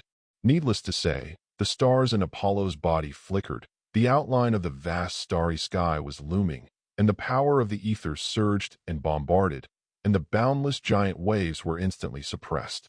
Poseidon's face changed, and the trident was dazzling, struggling to stab the bright golden figure. But only halfway forward, he was swept away by a splendid torrent, staggered and fell into the surging waves, and his body was in a state of embarrassment. At this time, Zeus finally shot. The king of the gods roamed around with electric light, and his figure was as majestic as the sky, intertwined with rage and destruction, exuding a great momentum that ruled and dominated everything. The authority of the king of gods was activated instantly. I think Hades should have provided you with a way to deal with pollution, so I won't try it. Apollo stared lightly at Zeus in the lightning package, his expression showing the indifference of mastering everything. Boom. His right hand gently swiped against the void, and the mottled rusty sword that burned the world-annihilating fire instantly filled the blocked space with destructive light and heat. Zeus's eyes narrowed, and under the blessing of the divine king's authority, numerous thick lightning bolts violently slashed towards the golden figures in the light. But the flaming mottled rusty sword flickered against the light of the thunder, and the majestic power of the ether was provoked, and the monstrous fiery red instantly ignited the lightning. Laugh! The fiery red sword light slashed through the void, pierced through the rules and order, and pointed directly at the chest of the king of the gods. Come! The bright spear, which symbolizes the supreme power of the divine court, is intertwined with electric light and thunder, carrying unparalleled power, meeting with the fiery red sword light, and shooting infinite sparks. Blazing flames burned the world, and the terrifying high temperature distorted the space. And that sword light that annihilates all things is even more majestic. The king of the gods trembled with his hands, and the color of the lightning spear in his hand actually dimmed by a few points. A blazing flame pierced his chest, leaving a charred mark. What a terrible sword, Zeus said with an ugly face. If you don't show your full strength, the next sword will pierce your throat. Apollo's golden eyes stared at him deeply. Ha! If you can really kill me, then you will be the fourth-generation god king. 35 Zeus drank wildly, and a terrifying wave suddenly surged from his body. Inexhaustible bright lightning, instant riot. One after another thunder, snake-like intertwined and wandered in the air, filled with destructive energy, and seemed to be evolving into a world of thunder. Original breath, Apollo said in a low voice. Yeah, although there are many waves, I have stepped into such a field. Zeus said coldly amid the lightning. After completely absorbing the residual power that originated from Dionysus' predecessor, this three-generation god-king took a crucial step, condensed the root of thunder, and became the original god. Of course, such a rank is in fact imaginary. Because his roots were supported by the roots of other gods, he just added a little divine power of his own. A primordial like him is a false primal, although the combat power is not inferior to the real primal. But if he wants to go further in the future, unless the current false root is dissipated and the true root is reunited, there is no other possibility. The cost of this is enormous. But Zeus couldn't care less. At this moment, in his eyes, there is only destruction, only killing. He wants to destroy the most hateful son who stands in his way to rule the whole world. Die? The figure of the king of the gods is blurred, blending into the infinite lightning and thunder. The bright spear is raised high, and the boundless power is like the vast sky, majestic and terrifying. Bang, bang, bang. Lightning streaks pierced through the void, containing the stalwart will of destroying all things and judging the gods, interweaving into a thunder-like ocean, and the fury swept the place where Apollo stood. The brilliant light was completely shrouded in the dark clouds of thunder and lightning. Apollo's golden eyes were still calm, and the mottled rusty sword burning with brilliant fireworks in his hand shot up from the sky. A sword light that lasted for several miles, penetrated the space, pierced the order, and carried the terrifying fluctuations of destruction, violent shocks, and turbulent thunder seas. The sea of thunder and lightning that was 260 bright was torn out. Zeus's face couldn't help changing. Divine power and authority were pushed to the extreme. The lightning spear trembled, erupting countless thunders, slashing swords and fire. On the other side, Hades and Poseidon also pushed divine power and authority to the extreme. The profound power of death and the monstrous stormy waves continued to impact Apollo. The bright golden book is filled with more magnificent power, and the power of Apollo's ether is poured into the burning mottled rust sword, slashing in all directions. Despite the impact of lightning, death, and shock waves, the bright and handsome figure stood still. Fight against the three kings alone. In the deep and dark abyss, Tartarus couldn't help sighing. You are really young and powerful gods. Even we are not like this, right? In the dark night, shrouded in darkness, a girl in a black dress, whose beautiful face was shrouded in a thin veil, silently stared at the stars and said softly, "Of course it's a very good god. Otherwise, how can you get into my eyes? But you seem very confident. You must be. Can you take him?" Of course we have that confidence. In the palace deep in the earth, Gaia, the mother of the earth in a long yellow dress, had a chill on her face. Looking at the battle situation outside the underworld, a smile appeared on the corner of her mouth. He has no chance of surviving in this game, and this is just the beginning. 35, as she murmured, three giants with 100 arms and taller than the mountain peaks, exuding a strong earth breath, approached the periphery of Hades. Chapter 121. Boom. Lightning bolts, arcs of light intertwined in the void. Zeus's face was full of majesty, and the lightning spear was constantly waving in his hand, bursting with silver-white destructive light. The monstrous thunder, like the tidal waves of the sea, raged and spread to the bright golden figure. Laugh. The crimson burning sword energy, dazzling and dazzling, crossed the splendid arcs in the virtual space. Sword light and spear shadow intertwined. Thunder and flame collided, terrifying and destructive power, making the space fragmented and the rules disordered. On the other side, Hades' iron-like face was as cold as death, and the dark and deep strength stabilized the crown above his head, pulling the majestic death and darkness of the underworld and eroding the brilliant light. The golden book of light turned page by page, releasing magnificent light, divine power like a flame, transpiring in the dark darkness, purifying death. Apollo had one enemy against two, and faced the two kings with comparable strength to the original king, and he did not lose in the slightest. At the same time, there is still enough power to suppress the surging waves that continue to spread on the other side. Brilliant and bright, like a tall mountain range, thick and majestic. Even if Poseidon rolls up waves, it can't be shaken at all. This made the Sea Emperor depressed and depressed. Poseidon felt deeply humiliated when he looked at the two brothers who were equally stalemate on the other side, but they each contained most of Apollo's combat power. For a long time, he has been the king of Zeus and Hades. Although there is a gap between them, they are not much different. But since when did Zeus or Hades have far surpassed him? Not to mention this young blonde god, who is obviously only a junior. Why does he need the three of them to join forces to compete? Poseidon was shocked and even more angry. On the other side, Zeus and Hades were equally frightened. How many years has passed? There are still people in this world who can force the three of their brothers to join forces and still be difficult to win. Why is he so strong? The eyes of the king of the gods were full of jealousy. He was very unwilling. It is clear that Zeus is the god who was favored by fate, leading the gods to overthrow the Titans and becoming the king of the gods, and he has many adventures and countless trump cards.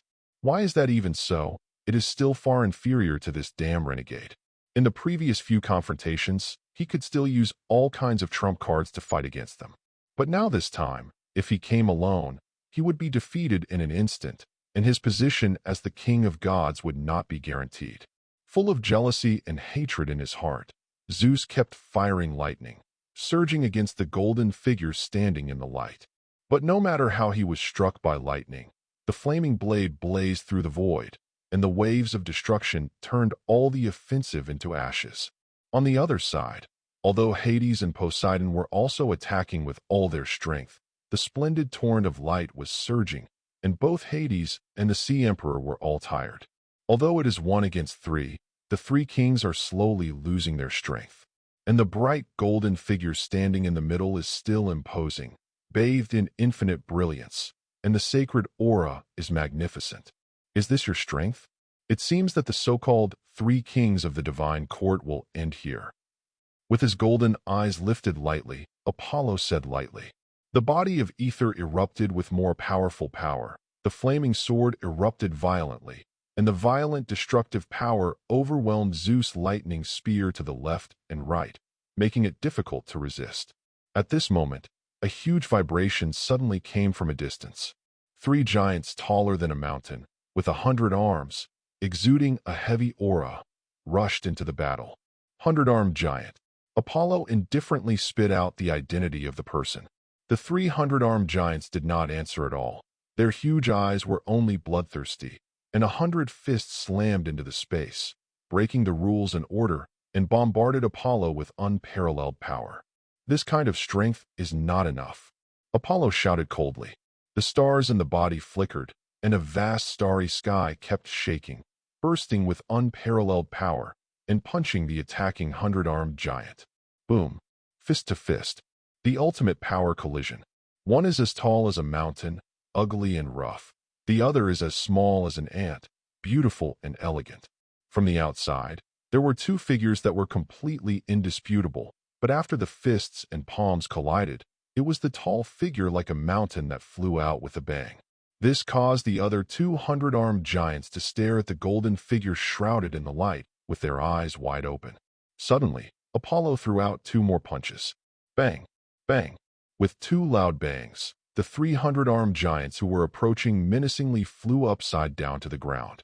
Gently clapping his hands, Apollo glanced at Zeus and the 3 of them indifferently. This is your other preparation? It's simply vulnerable. 99 Apollo, don't be complacent. Poseidon held up his trident, declaring his presence. 100-armed giants, let him see the mighty power of the earth. In fact, the Sea Emperor roared a little in his heart. Before this siege, the 3 kings were full of confidence. Unless the most mysterious god of chaos, who else in this world can resist the siege of the 3 of them at the same time? With such a lineup, even in the face of senior primitives like Tartarus, Gaia, and Nyx, the odds of winning are not small. Not to mention a mere Apollo. The 300-armed giants are just a means of insurance. But the reality is far beyond their expectations. The 3 kings joined forces, not to mention killing Apollo. They were not even able to suppress, but were suppressed by the other party, and they were in jeopardy. At this moment, we can only place our hopes on the 100-armed giant, or the Mother Earth behind the 100-armed giant. Zeus and Hades were fairly good, and Poseidon, the weakest, stared nervously at the 100-armed giants. As his voice fell, these three tall giants with 100 arms gradually filled with a strong earth breath, incomparably thick and surging, like the incarnation of the earth. Roar. Feeling the abundant power in their bodies, the 300-armed giants roared against the sky. With just one breath, the surrounding space couldn't bear it, shaking and trembling. The majestic momentum, even Apollo, felt a little pressure. Mother Earth's means. The golden eyes glanced at the 300-armed giants. Apollo was as calm as water. Suddenly, the power of the stars in his body was pushed to the extreme. The vast starry sky was turbulently revolving, and a powerful force was slamming towards the 100-armed giants. Boom! The space shattered in an instant like a spider web. Even the vast power that the world can't bear covered the heads of the 100-armed giants like a torrent. At this moment, these three giants with a strong atmosphere of the earth suddenly stood side by side. Eyes full of bloodthirsty light flashed strangely. Under the gaze of Apollo's eye of omniscience, the chi machines of these three giants were suddenly completely connected. From three towering peaks, it has become a whole mountain range, or a vast land. The majestic power that was indescribable in words suddenly rolled out of them, colliding with the power of ether. Boom! With a loud bang, the earth trembled and the stars shook. The 300-armed giants and Apollo took a step back at the same time, coughing up blood from the corners of their mouths. He is injured. Kill. Zeus's eyes lit up, and the lightning spear did not hesitate to trigger an endless sea of thunder, an unparalleled destructive force, pouring out behind Apollo. On both sides of him, Hades and Poseidon also used their strongest divine powers to launch fierce attacks. The three powers of the god king, the sea emperor, and the underworld king were vaguely integrated into one, forming a terrifying force as vast as the universe, pressing down on Apollo like a mountain peak, and at the same time enhancing the power of the three kings. The 300-armed giants are even more arm in arm, and their strength is completely linked together, like the incarnation of the earth, and they are crushed by an imposing aura that pervades the earth. Lightning, earth, death, ocean waves. Countless murderous intentions are like a giant net, completely trapping and locking the golden figure shrouded in the light. Apollo, accept your fate. Today is your death, your doom. Zeus grinned horribly while urging his ultimate move with all his might. How? Is he in a situation of mortal death? In the depths of the underworld, Tartarus smiled and looked at the realm of darkness.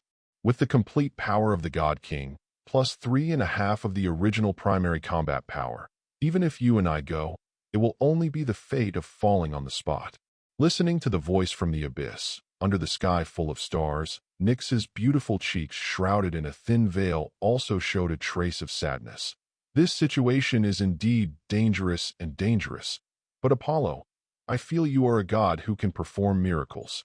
While whispering, her beautiful eyes like the night sky flashed a ray of light. I saw the golden figure shrouded in brilliant light amid the siege from all sides, still indifferent and calm. Gently wiped the blood on the corner of his mouth with his hand. His golden eyes scanned the surrounding earth, thunder, death, ocean waves, and other terrible forces, and his handsome and elegant cheeks were filled with calm. Suddenly, a light group filled with a majestic bright charm appeared in his palm. Looking at it, he said softly, I originally wanted to be promoted a little more safely, so that the state can be more stable after the promotion, but now it seems that I can only let you know here what is the real light. Looking around, Apollo suddenly absorbed the source of light in his palm. In an instant, an incomparably vast power of light appeared. It is like the source of all light and heat in the world, the root of warmth and hope, and the great aura that derives thousands of powers and symbols, breaking through this blocked space. Brilliant light, walking in the sky, walking in the earth, walking in the sea. The spirit that walks in all life in the vast universe. Chapter 122. In the blazing light and heat, Zeus's face changed wildly for the first time. Smell like this. With disbelief in the eyes of the king of the gods, he struggled to trigger lightning and thunder, and the violent thunderbolt slammed into the field of light. But it was like a blazing, splendid light, overwhelming the sky and reaching the extreme, like walls, standing coldly around the golden figure. Regardless of the thunder and lightning strikes, it is difficult to shake one bit. The endless monstrous light ripped apart the blockade of the surrounding space and instantly spread to every corner of the world. In the abyss, Tartarus' shadowy figure was stunned for a moment. With a look of astonishment on his face, he was promoted to primordial in the battle. How is this possible? How old is he? The Lord of the Abyss is unbelievable. Apollo's combat power was amazing before, but he could see that it was formed by the superposition of a powerful divine body and the power of two divine weapons. Although the divine body is terrifying, it is comparable to the original. But as long as the divine power is not promoted to the primordial, it cannot be considered the true primordial god, the ruler of the world. But now he actually completed the promotion in the battle. Tartarus was horrified. I'll just say he's not so easy to beat. Under the starry night, Nyx's beautiful cheeks, covered by a thin veil, stared at the other side of Hades with a serene smile, like a serenade. But although his face was calm, the heart of the goddess of the night was actually full of surprise at the moment. The primordial god, the strongest realm at the top of the gods, was it so easily stepped on? Except for a few born primordials, such as Uranus and Kronos, didn't it take tens of thousands of years, 2.6 million, or even hundreds of thousands of years to overcome such a threshold with difficulty? Feeling the splendid light that covered the sky and swept into every corner of the world, she sighed softly. Lord of light. The opposite of darkness is light. Erebos, what do you think of him? In the dark temple that was as dark as death, the tall and thin figure sitting high on the throne still did not make a sound. On the periphery of the dark night domain not far from her, Hecate and Astrea, who have been anxiously checking the situation outside the underworld, have been anxiously watching. When they sensed the brighter light shining than the sun, they hugged each other, their beautiful faces filled with happy smiles. I knew that he was the only sun in the sky. Astrea's eyes filled with pride, the moment when the bright light swept the world. In Olympus, many gods were disturbed one by one, sluggishly feeling the light power that enveloped the entire universe, and they were full of shock at the same time. This kind of power has completely surpassed the realm of the Lord God. This is the original. Themis, the goddess of justice, said blankly. Original. Hera, Ares, Hermes, and other gods muttered this term in surprise. A face immediately filled with horror. With such a strong power of light, if it is said that a god has been promoted to primordial, it can only be. Hera shuddered and fell on the throne, and her whole person became several years old in an instant. On the other side of Olympus, in the temple of the goddess of hunting with silver moon luster, Artemis, who was wiping bows and arrows, suddenly raised his flawless cheeks and stared at the sky with cold eyes. Feeling the familiar warmth in the bright sky, the corners of her beautiful mouth gently evoked a smile. Bright silver hair droops down, her slender figure opens up her pure white arms, gently embraces the brilliant light, and the corners of her eyes are filled with incomparable pride and warmth. In the temple of the goddess of wisdom not far from here, while listening to Nikki's return report, the goddess of wisdom Athena, who was full of splendor and glory, suddenly raised her white chin. With a pair of bright eyes full of wisdom, she lightly glanced at the brilliance in the sky, and she suddenly let out a complicated sigh. The sigh was filled with joy, surprise, and a trace of relief and loneliness. Beside her, Nikki, the goddess of victory who also had dazzling blonde hair, had pretty cheeks full of pride and confidence, and her mouth opened wide. After a long while, he sighed softly. It seems that he is indeed not an ordinary god, and he deserves to be chosen by Athena. The goddess of wisdom smiled and shook her head at her. I didn't choose him, but he was the most dazzling star in the vast sky, the sun, the sky, the earth, the ocean, the underworld. Countless gods were shaken by the boundless light sweeping the world, and one by one, they followed the source and turned their attention to the periphery of the underworld. He looked at the golden figure shrouded in the depths of infinite light, surrounded by the three kings and the 300-armed giants exuding a strong earth breath. Shock, exclamation, horror, awe, admiration, all kinds of expressions appeared on the faces and hearts of the gods. For the countless mortals on the vast land, at this moment, they can only kneel down and worship in excitement. In Delphi, the priestess of light Takasha, dressed in pure white holy clothes, knelt before the altar of the majestic temple. Below her, there are countless bright believers. There were also those who were too late to get to the temple. The hundreds of thousands of people in the entire city-state of Delphi, whether they were gathered in the temple or at home, put down everything on the road. Kneeling and standing under the light of the sky, he tapped his right fist on his forehead and recited the name that belongs to the light.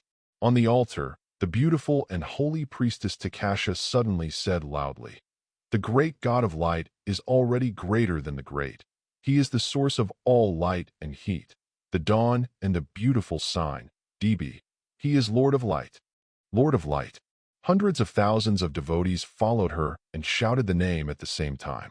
In a trance, each of them saw the handsome and sacred figure in front of their eyes, like his spirit, working in the heart of every spirit.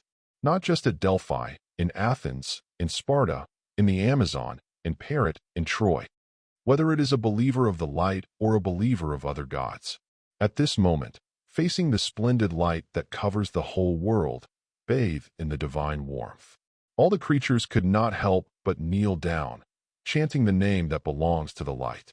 One after another milky white faith, gathered in the splendid golden book, gathered on the illusory creatures running in the hearts of every believer. In the deepest part of the vast light, Apollo silently opened his golden eyes. At this moment, he felt that the whole world was connected to him. No, it's the whole world snuggling up to him. He is an integral part of the world. He is the source of light from which thousands of authority and symbols are derived. Without him, the sun would go out, the stars would dim, the world would fall into winter, and everything would be eternally dark. He is both light and warmth, both dawn and hope. The world cannot control him, because he makes up the world. This is the original. This is the Lord of Light. Boom. The golden eyes suddenly lifted, the bright golden book shook, and the blazing light swept toward Zeus. With solemnity in the eyes of the king of the gods, lightning strikes came over. But under the ravages of the thick and bright light, the lightning intertwined with destruction and fury was torn apart in an instant. Apollo was originally the limit of the main god, only half a step away from the original, and even more bloodline power of the original. At this moment, he was promoted to the distance with the root of light, fully activated the power of blood, and in an instant, he crossed the threshold of entering the original, surpassed the two god kings of Kronos and Uranos, and reached the advanced level of the original realm. Old-fashioned players like Tartarus and Gaia are not at all primitive. At this moment, the powerful primordial artifact of the Golden Book of Light is activated, and the explosive power can be described as monstrous. The face of the king of the gods was pale, and the bright lightning spear in his hand was suddenly cracked under the blazing light, seemingly reaching its limit. On the other side, Hades and Poseidon were also helpless under the mighty power of light. The deep power of death was covered by infinite light, and a twilight covered the head of the Lord of Hades, and his crown trembled and almost fell. And the Sea Emperor is even more difficult to support. His strength is the worst among the three kings, although he is desperately rolling up the huge waves at this moment. But in front of the infinite light that covers the entire universe, such waves are like a small river, faint and ridiculous. Covered by golden brilliance, the king of the ocean stumbled into the water waves. I don't believe it. Just how strong can the just promoted primordial be? 39 Zeus roared, dropped the cracked lightning spear, waved his fist, and poured out a wave of powerful divine power. Boom. The golden book of light turned page by page, and the golden light rolled over to the king of the gods. In the splendid light, Zeus was covered with splendid light, and the terrifying high temperature distorted the space around him, like a ferocious giant mouth trying to devour him. Just when the three kings were in danger, there were 300 armed giants over there. The earth breath that erupted from the body became more and more intense, and rushed towards Apollo, relieving the pressure of the three kings. Mother Gaia, let me see your strength. Looking at the three giants indifferently, Apollo's golden eyes spanned the distance of space, and sensed the source of their power. He saw deep in the earth the woman in the long khaki skirt, and the woman saw him. Chapter 123. In the depths of the dark earth, the beautiful and moving Earth Mother Gaia, dragging a long khaki dress, her plump figure exudes a rich atmosphere belonging to the earth in the majestic temple. Suddenly, her beautiful eyes became like cold stars. It seems to have crossed the space and indifferently glanced at the periphery of the netherworld. When those golden eyes also stared at her, the corners of Gaia's mouth twitched coldly. She gently fiddled with her pure white palms, and the mighty might of the earth suddenly surged up, pierced through layers of soil, and poured into the ground around the underworld. Boom! The 300-armed giants roared in an instant, and the earth-yellow rays of light all over their bodies were dazzlingly surging, shaking like the earth. The 300 arms were tightly clasped together, and the three giants seemed to be connected as a whole, step by step closer to the golden figure shrouded in light. Apollo's golden eyes glanced at them lightly, but what reflected in his eyes was the beautiful palm of Mother Earth, which was filled with the breath of the earth. Separated by countless distances, he said indifferently, "Is this the means of the earth?" The golden book of light flashed in a flash, and the dazzling torrent of light suddenly fell on the 100-armed giants like a shower of sharp arrows of light. The rough skin of the three giants glowed with a thick yellow light, resisting the bright arrows. A heavy earth breath surging over where Apollo was. The earth and the light are intertwined, and a violent collision erupts. The terrifying vibration instantly spread to the surrounding space and even the nearby Hades. The ghostly underworld trembled wildly in an instant. At the moment when the earth and the light clashed, the pressure of Zeus, Hades, and Poseidon over there plummeted. The three looked at each other and attacked Apollo from three sides at the same time. The king of God, the king of the sea, and the king of Pluto. The three kings have joined forces to deal with the god of light. The gods all over the world looked at the battle situation here in shock. They had just recovered from Apollo's promotion, but at this moment they were shocked again. It turned out that the god of light was promoted under the siege of the three kings, who were the three supreme powerhouses at the top of the gods. But just now they besieged the god of light, and it seemed that they were at a disadvantage. The aura emanating from the 300-armed giants seemed to belong to Gaia, the mother of the earth. The three kings and the Mother Earth together to besiege the god of light? The gods were shocked by this scene. Not only shocked the strength of the god of light, but also shocked the powerful lineup of the three kings and Mother Earth. Faced with such a siege at the same time, even if the god of light has been promoted to primordial, I'm afraid it will be difficult to resist. A god sighed. No, the god of light is the god who can create the most miracles, the brightest morning star in Olympus. A god beside him retorted with a face full of admiration. If he can really win in today's situation, then whether the gods and the others are still alive or not, he is the real king of the gods. The sigh of this god is exactly the voice of the gods. Whether it was the sky, the earth, the ocean, or the gods of the underworld, they all held their breaths and watched this shocking confrontation with the most nervous eyes. This will be a battle that will determine the future situation of the god court.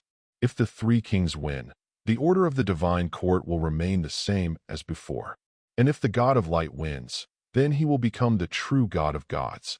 To break the predicament of the king of the three generations of gods, he is no longer supported by Gaia, the mother of the earth, but an independent and unchallenged god above the gods. In the eyes of thousands of gods, the splendid torrent of light released infinite light and heat, distorted space and order, and impacted the mighty power of the earth.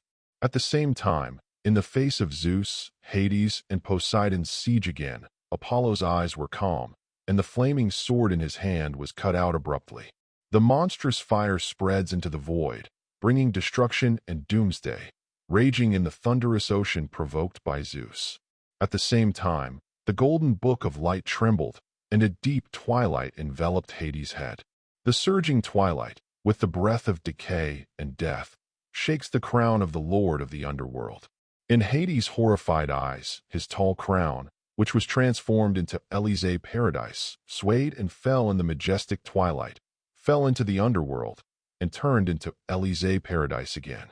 And the breath of the Lord of the underworld also instantly fell from the half-prime that approached the real primordial to the original ninth-order Lord God, equal to Poseidon next to him. On the other side, Zeus was even more embarrassed, and under the monstrous light of the burning sword, it was difficult to parry. After being promoted to primordial, Apollo finally fully utilized the power of this world-annihilating sword. Every sword Qi cut out is enough to ignite the world and destroy all things. As strong as the king of the gods, in the face of such incomparable power, he could not fight at all. Hey, the god king seems to have also been promoted to primordial, but he was completely at a disadvantage under the divine sword of the god of light. The gods looked at this scene in surprise. Many gods are reluctant to believe the picture in front of them. Zeus is the king of the gods and the greatest ruler of the world. He had fought against Apollo several times before, and although he had never won, he had never lost. Why is it so embarrassing to join forces with the Sea Emperor, Hades, and the support of Mother Earth this time? In an instant, many gods felt that their beliefs were broken. On Mount Olympus, Hera sat down on the throne in panic, her eyes full of panic. Below her, Ares and Hermes were also dazed, especially Ares, whose face was full of daze. The god of war, known as the rude and arrogant god of the gods, the only one worshipped in his life, is his father Zeus. Worship his stalwart, his mighty. But at this moment, in front of the golden figure shrouded in light, his unchallenged father had lost so miserably. Ares couldn't accept such a scene, and angrily smashed the things in the hall, and the huge shattering sounds suddenly came one after another in the empty temple. But whether it is Hera or other gods, they are not in the mood to pay attention to Ares now. Damn!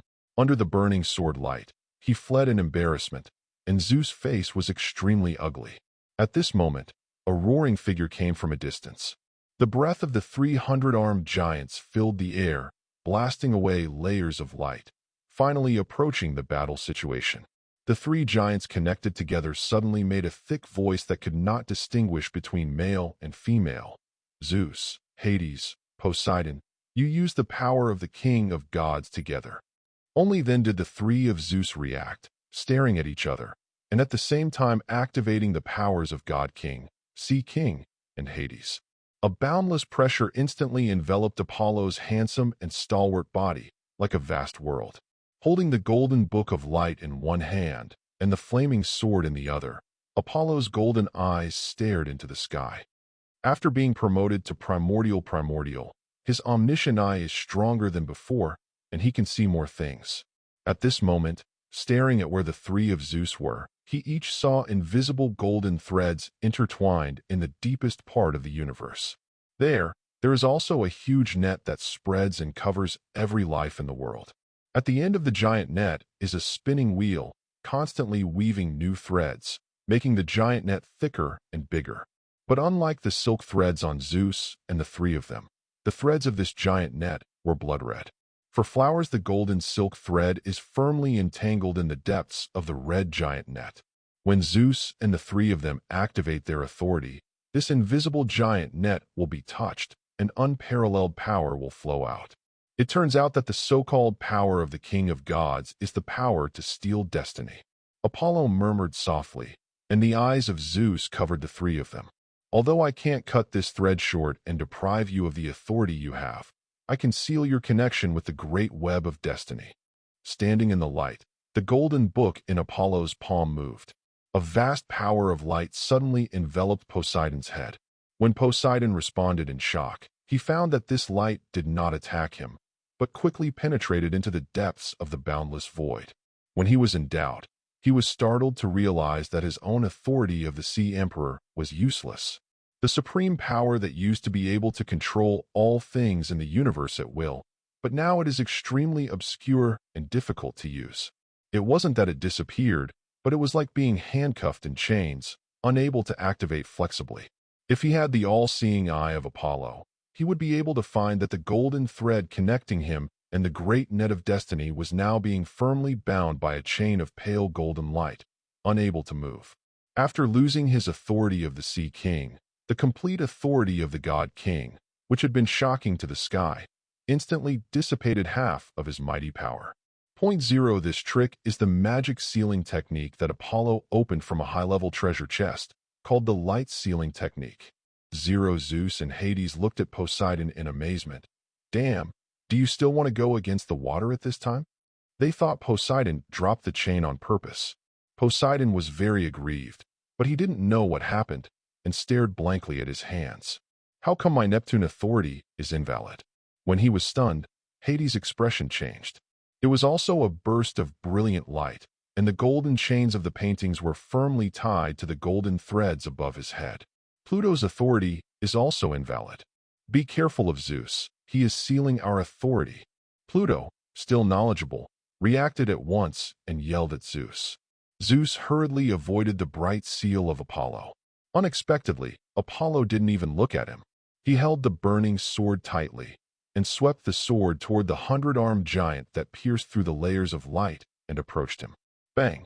The flaming sword light pierced the chest of a 100-armed giant, taking down several arms. But the yellow light filled the air, and the injury of the 100-armed giant was restored to its original state in an instant. Roar!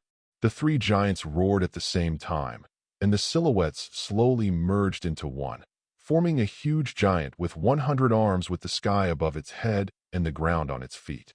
Apollo, buried in the darkest part of the earth. A rich, earthy yellow light radiated from the giant. It is like an erected continent, fists are raised, and it is violently swept towards Apollo. Good come. Apollo drank lowly, and his figure suddenly appeared in the vast starry sky. The bright stars formed galaxies, river systems, star clusters, and superstar clusters. The vast human-shaped starry sky stands in the sky. Bang! The vast continent collided with the boundless starry sky. The huge momentum made the gods stunned. Two tall figures completely ignored them. Standing on the land that has long collapsed in the periphery of Hades, they fought fiercely. Bang, bang, bang.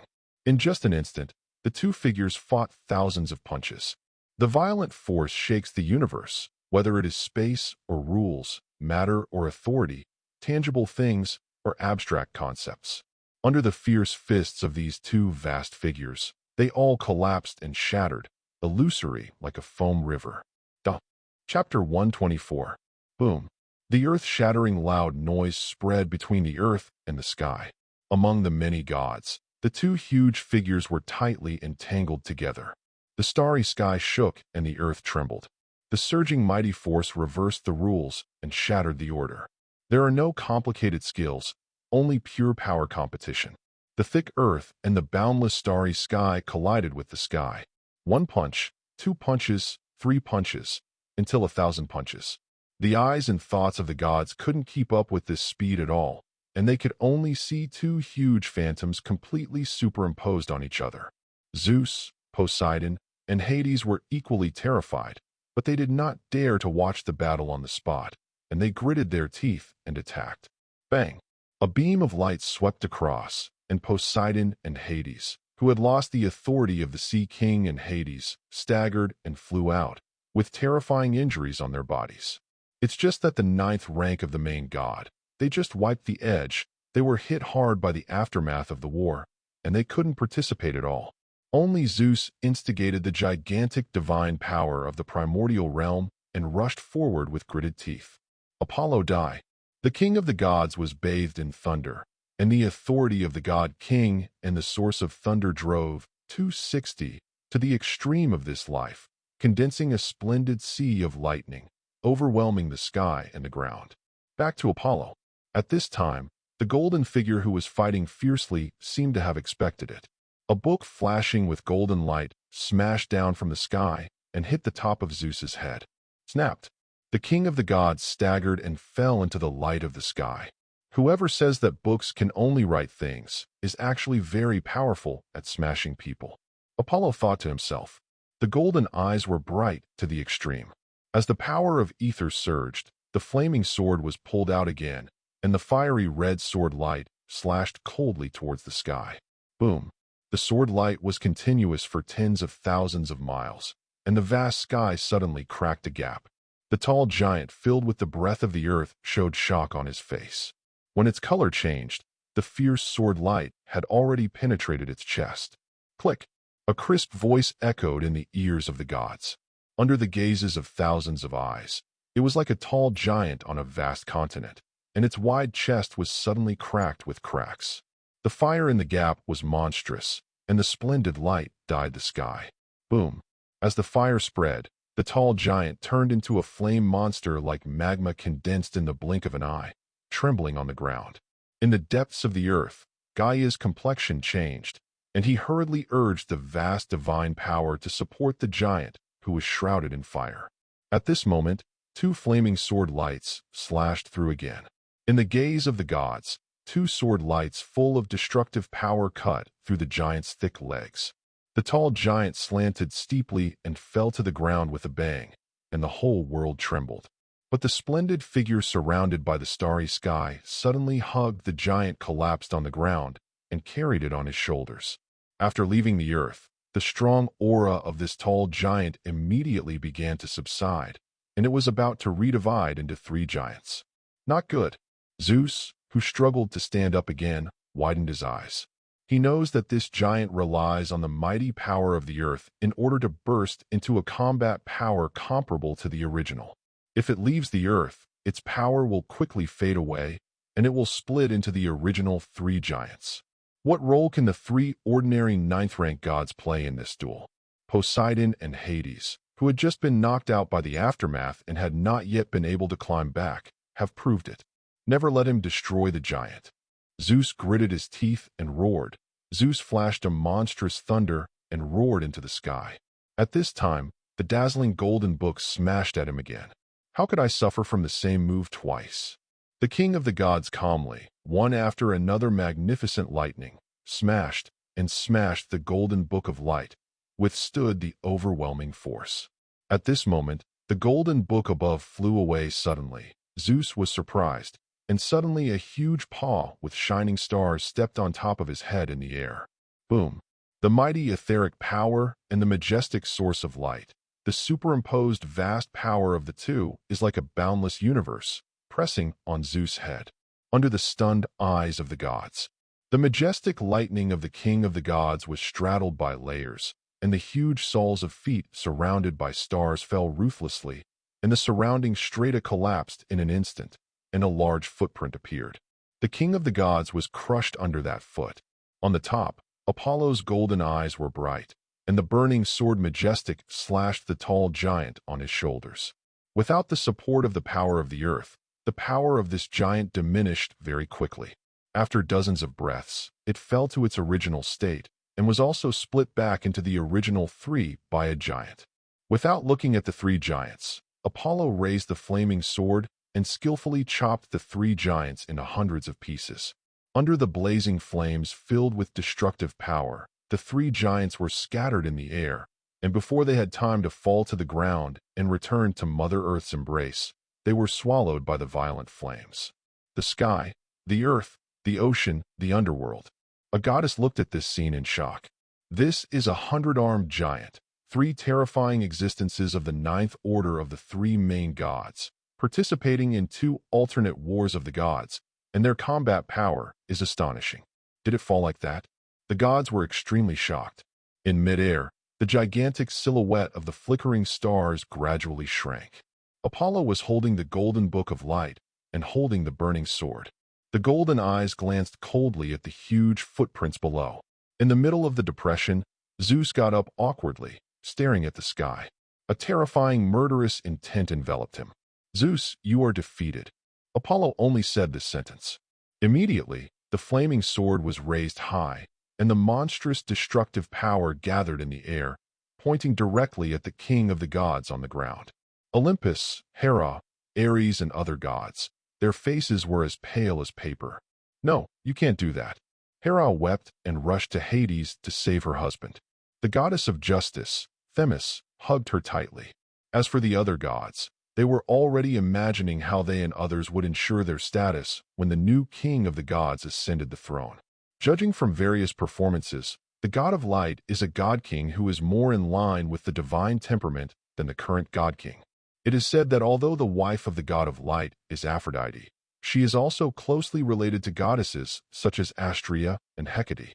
When he becomes the god queen, which goddess will he appoint as god queen? Have you forgotten that all the gods of our divine court like to make their elder sister their goddess? Don't you think the goddess Artemis is very good? There are already gods discussing this issue. Sitting on the ground, looking at the fiery red sword blade gradually falling from the sky, Zeus couldn't help but be filled with fear. He knew that this rusty sword, which was always burning, could cut off the blessing of fate. Typhon couldn't kill him, but the sword could. I am the king of the gods. I am the original god. How can I die here, at the hands of this evil son? 39 Zeus was full of despair and unwillingness in his heart, but more of a fear. In the face of death, the king of the gods who ruled the universe was no greater than mortals after all. Of course, his quality in all aspects of his life has never been better than that of ordinary people. At this moment, a crystal jade bottle exuding a strong breath of life blocked the front of the sword that Apollo stabbed. On the land full of messes, the yellow light flashed, and a beautiful and plump figure appeared in front of Apollo. Mother Earth, do you think you can save him in front of me with this divine power incarnation? Apollo glanced at the blurry figure indifferently. With his eyesight, it was natural to see at a glance that Gaia still couldn't make a real move, but just incarnated together. In the yellow light, Gaia sighed softly. Young god, you have just been promoted to primordial. Your state is still unstable, and now it is not good for you to fight to the death with me. Apollo said lightly, I think you don't even have the ability to fight me. Gaia glanced at him silently and said in a low voice, no matter what happens in 4.4, you can't kill Zeus and the others now. You must know the relationship between the authority of the god king and destiny. After 3 generations of god kings, the seal of destiny is very weak. Now, if you kill them, fate will fully awaken in the next moment, bringing the end of the true gods. Then I'm curious, just how powerful is the so-called fate? Apollo said indifferently. The sword edge in his hand burned even more fiery. At this moment, the invisible giant net of destiny above the sky suddenly trembled.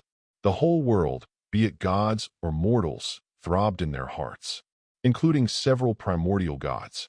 There seems to be some supreme existence shrouding the heads of all living beings, turning over in a long slumber. In the starry night field, Nyx suddenly sighed. The long years since ignorance have finally awakened. Does that signify that the moment I've been waiting for is coming? In the deep night, the beautiful cheeks of this primordial goddess, shrouded in a thin black veil, suddenly evoked an inexplicable depth. Chapter 125. At the end of the boundless world, under the ancient spinning wheel, the silk threads that were woven out were glowing red and woven into a monstrous web. This invisible giant net closely covers the heads of every life in the world. Whether it is a mortal thing or a god, whether it is an ordinary lower god or a powerful main god, or even the original god who made up the world, all life and even the dead are shrouded in the great net of fate. For a long time, this giant red net has maintained a dead silence, silently entangling everything. Apart from being poked around occasionally and affecting individual fates, there are few unexpected situations. But today, this vast giant net suddenly trembled. A red silk thread, flashing with a strange light, trembled in the depths of the world. Beasts, mortals, gods, all living things gave birth to an inexplicable terror in the depths of their hearts. In the battle outside the underworld, the king of the gods, who was lying on the ground in a state of embarrassment, suddenly had mottled red dots on his body. Zeus looked at himself in astonishment and reached out to grab these red dots. But as soon as he opened his hand, his whole body seemed to be shrouded in a vast world, and the enormous pressure grabbed his throat, making him breathless. Under the surprised gaze of the gods, Zeus held his head in his hands and rolled on the ground in pain. His usual majestic cheeks were full of fear and distortion at this moment. Those who blaspheme destiny will eventually be strangled by the tentacles of destiny. Under the khaki light, the incarnation of Earth Mother seemed to sneer or sigh, and suddenly pointed to the crystal jade bottle in front of her with a vague palm. A few drops of emerald green liquid were poured out of the crystal jade bottle, surrounded by the rich aura of life. and it fell on the top of Zeus's head. The pain on the face of the king of the gods was relieved a lot, and he lay in the soil and took a deep breath. Golden eyes stared at him indifferently. Apollo whispered, "Gaia, your power can only relieve his situation, but it is impossible to really rescue him. Let me give him a complete end." The flaming sword was lifted up and aimed at Zeus. At this time, a deep night fell, and the sky was shrouded in stars, and Nyx's beautiful figure, shrouded in a thick black dress, appeared beside Apollo. "Apollo, you really shouldn't kill him now." The Evernight goddess looked at him with pleading eyes. Staring at the vast sky, Nyx said softly, "The power of the god king is too closely related to fate, and now that fate has initially awakened, if he is alerted again, that terrible disaster will come immediately." "Oh, then I'm curious about how powerful fate is." Apollo's golden eyes flashed. Nyx sighed helplessly. The beautiful cheeks covered by the veil came close to his ear, and the faint fragrance came out. She said softly, "You should know the speciality of Dionysus.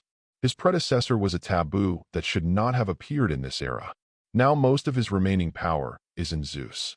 Once Zeus dies, that power will alarm chaos. Chaos must not wake up now." Apollo's pupils shrank. Although Nyx's voice was light, the information revealed was incomparably astonishing. Chaos, the head of the 5 primordial gods, the father of night and darkness, the oldest and most powerful primordial god. It has mysteriously disappeared for a long time and has never been seen. Now it is not difficult to speculate from Nyx's words that he is also in a state of sleep or seal, and Nyx, as his daughter, feared his recovery. Thinking about the state of Erebus, the god of darkness, there is no doubt that there is a huge, terrifying secret hidden in it. Just as he fell into contemplation, the great web of destiny trembled again. On a barren island in the depths of the ocean, an infinite amount of magma and flames suddenly erupted, causing huge waves. In the interweaving of waves and magma, tall and terrifying figures drilled out from the depths of the island. In terms of appearance, these figures are not much different from ordinary giants. There are males and females, and their skins are as red as blood, which is the same color as the red of fate. These red giants walked out one by one in the scalding magma. Their blood-like skin was filled with terrifying, suffocating aura, and their bodies were ancient and ruined. It was like a terrifying monster that came out of an ancient, ignorant epic. Their eyes are also red, but without any emotion, whether it is greed, tyranny, laziness, or piety, excitement, joy. Bright red eyes, the only thing that exists is cold. The icy cold that destroys everything you see. Boom. These giants stood side by side on the ocean and stepped out of the sea step by step. There are gods out of the ocean to stare at them. But just after a glance, the giants noticed it, grabbed the god, and tore it into pieces. The bloody scene terrified the gods. But these red giants, exuding an ancient atmosphere, with joy in their eyes, approached the land step by step. The terrifying, murderous intent locks on the gods through a long distance. They seemed to be born to slaughter the gods. Gigantes, after so many thousands of years, I still see them again. In the abyss and hell, Tartarus let out a long sigh, and the shadowy figure walked out of the dark vortex, standing beside Gaia. Together with Gaia, they protect Zeus, Hades, and others, and do not give Apollo a chance to kill them. Apollo also restrained the blade in his hand, muttering the name Tartarus spit out, Gigantes. He is not unfamiliar with this name. In Greek mythology, this is a special kind of giant with a mysterious origin and a powerful strength to compete with the gods. The war with Gigantes was the greatest war of the Greek gods after the Titan War. At first, the gods were no match at all.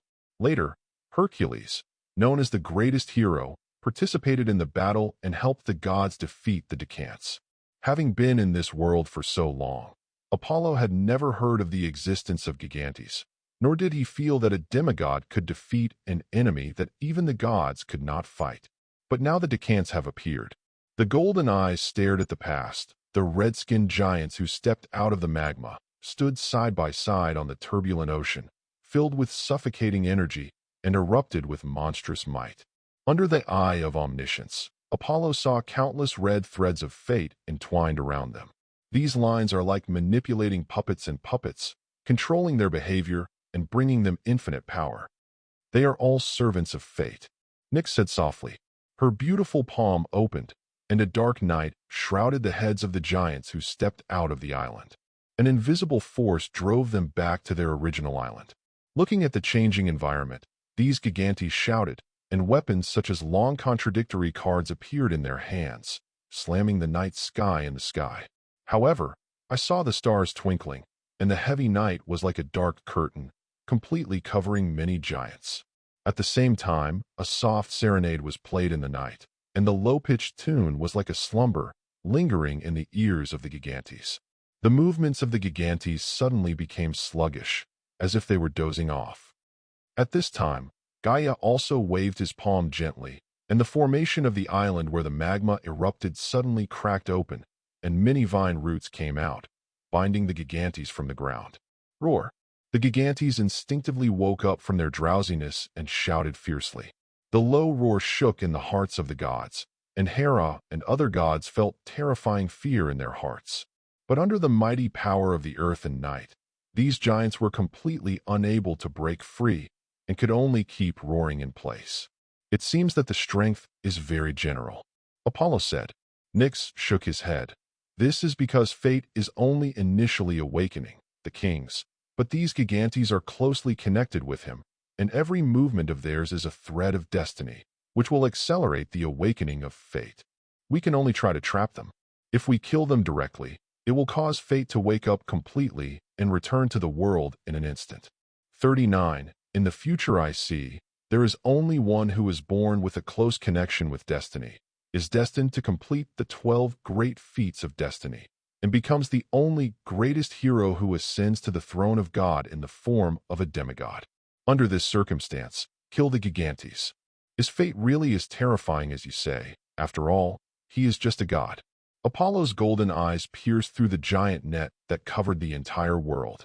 In the layers of bright red, he saw the spinning wheel weaving destiny, and in the source of the spinning thread, there was a human-shaped outline in a daze. I once asked you the truth about your fate and your eldest son whose name was erased, and you said that there is only one answer to these two questions. Because your eldest son is the god who is in charge of destiny. In Apollo's low voice, Gaia and Tartarus looked at each other, and at the same time spit out the taboo name that should have disappeared completely in history. Fate Moros. Chapter 126. My eldest son, Moros, is indeed destiny. You who have not experienced the age of ignorance will not know his terrible, eternal nightmare of his gods. On the way back to Hades, Nyx's eyes were full of memories. Then why is such a terrifying him being sealed and sleeping? Apollo asked in a low voice. Don't you already have the answer in your heart? Nyx looked at him with a light smile. The two spit out a name at the same time. Chaos. The entire era of ignorance is actually an era of competition between chaos and fate. The final result is that fate is sealed, chaos falls into a deep sleep, and the so-called king of the gods is the jailer who guards fate. So don't pay too much attention to Zeus. He doesn't even count as a complete jailer. How can he compete with you? She said with a chuckle. Apollo rolled her eyes at her. Why do you omit the process and tell me the result directly?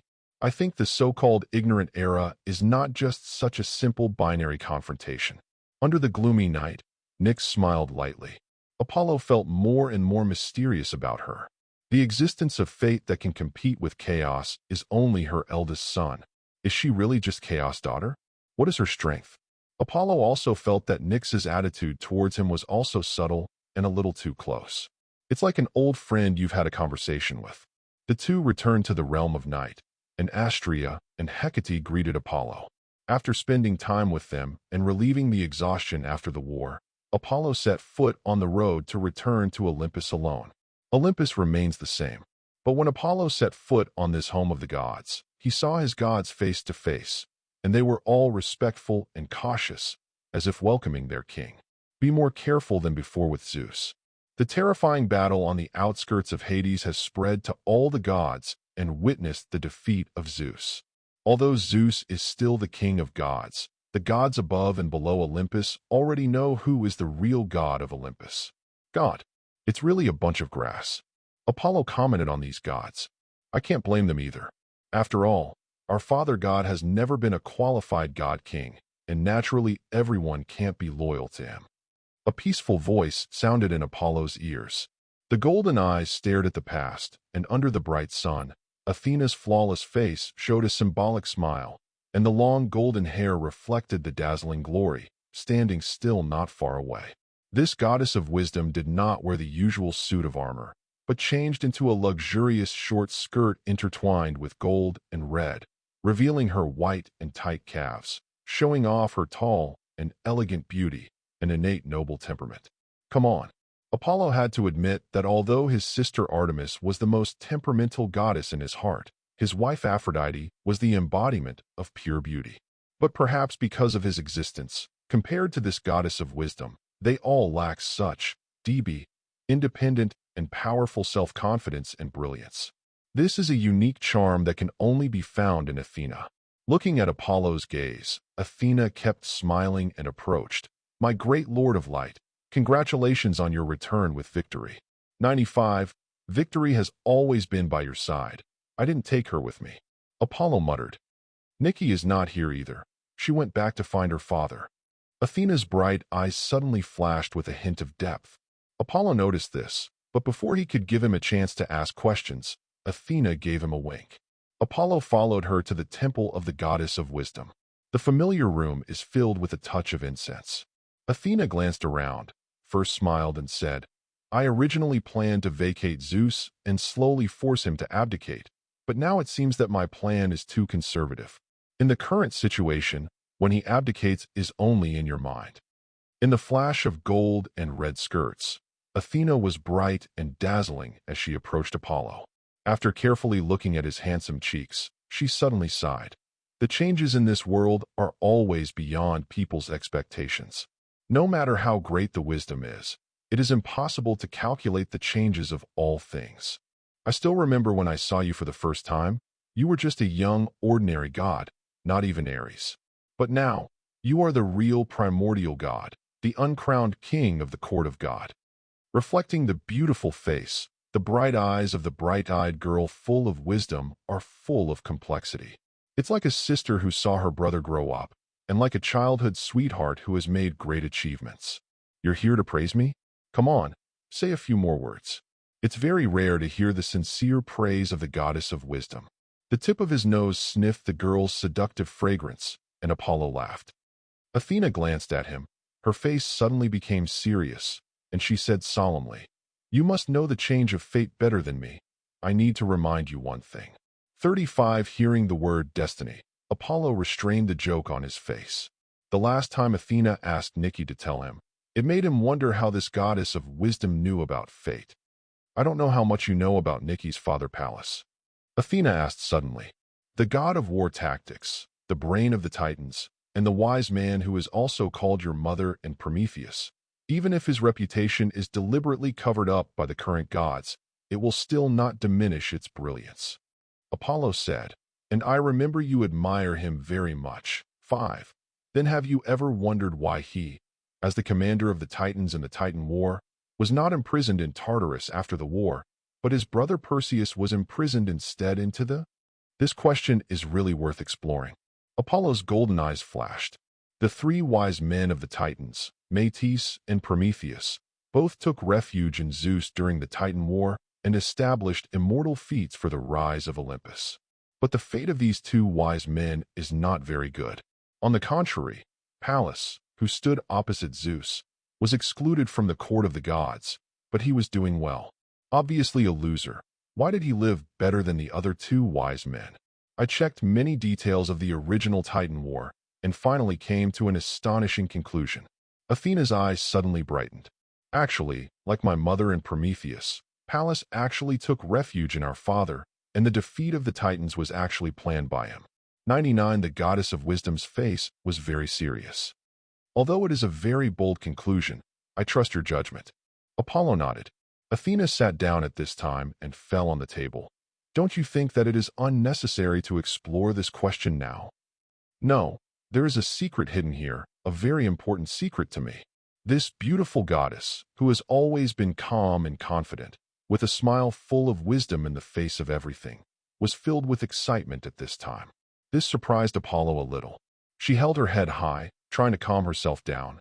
I suspect that my mother would have been swallowed by Zeus, and that Pallas had planned this. 35 Apollo's pupils shrank. Athena continued, the three wise men of the Titans have a good relationship with each other, and Pallas and his mother are not much different in age. Naturally, they are closer than Prometheus, who looks like an old man. If I hadn't met Zeus, I would not doubt my mother. It's a pair with him. And from some of the things left by my mother, I found that my mother had explored a secret with great relationship with him at the beginning. And the reason why I can feel some things of fate is also related to this secret. Then my mother met Zeus and became pregnant with my brother and I. After the overthrow of the Titan War, she became Zeus' first wife, and not long after that, she was swallowed by Zeus because of that prophecy. This series of things happened too quickly and too coincidentally, as if there was an invisible hand that controlled everything. And shortly after I was born, Nikki, his daughter, was desperate to become my subordinate god, knowing that Nikki was already the main god at that time. Although I trust Nikki a lot, I have to wonder if she is her father, the eyes used to keep an eye on me, a being who shouldn't have been born in his plan. And the purpose of Pallas doing all this is for that secret. Chapter 127. Secret? What kind of secret? Aiming at the blonde goddess who was not in a normal mood, Apollo was quite curious. If it is true as Athena said, it was Pallas, the god of war strategy, who planned the death of Metis, and had this plan before Metis met Zeus. The destruction of the entire Titan god court is probably just a little incident of this secret. Athena looked around vigilantly and suddenly put it to Apollo's ear and whispered, I don't know much about that secret, but from some things left by my mother, it is related to fate and the god of chaos, also associated with the goddess Nyx and her husband. Speaking of this, she lowered her voice again. One of them is very surprising. It says that the god of darkness, Erebos, has never really existed. Apollo's pupils shrank suddenly. Erebus, the god of darkness, never existed? How can that be? One of the dignified 5 primordial gods, the husband of the goddess of the night, he never existed. How ridiculous and funny is this? I was in the dark temple not long ago, and I saw the tall and thin figure shrouded in darkness. No matter how ridiculous it sounds, I'm definitely not mistaken. Athena's face was serious. Of course Apollo knew she wasn't the kind of joker.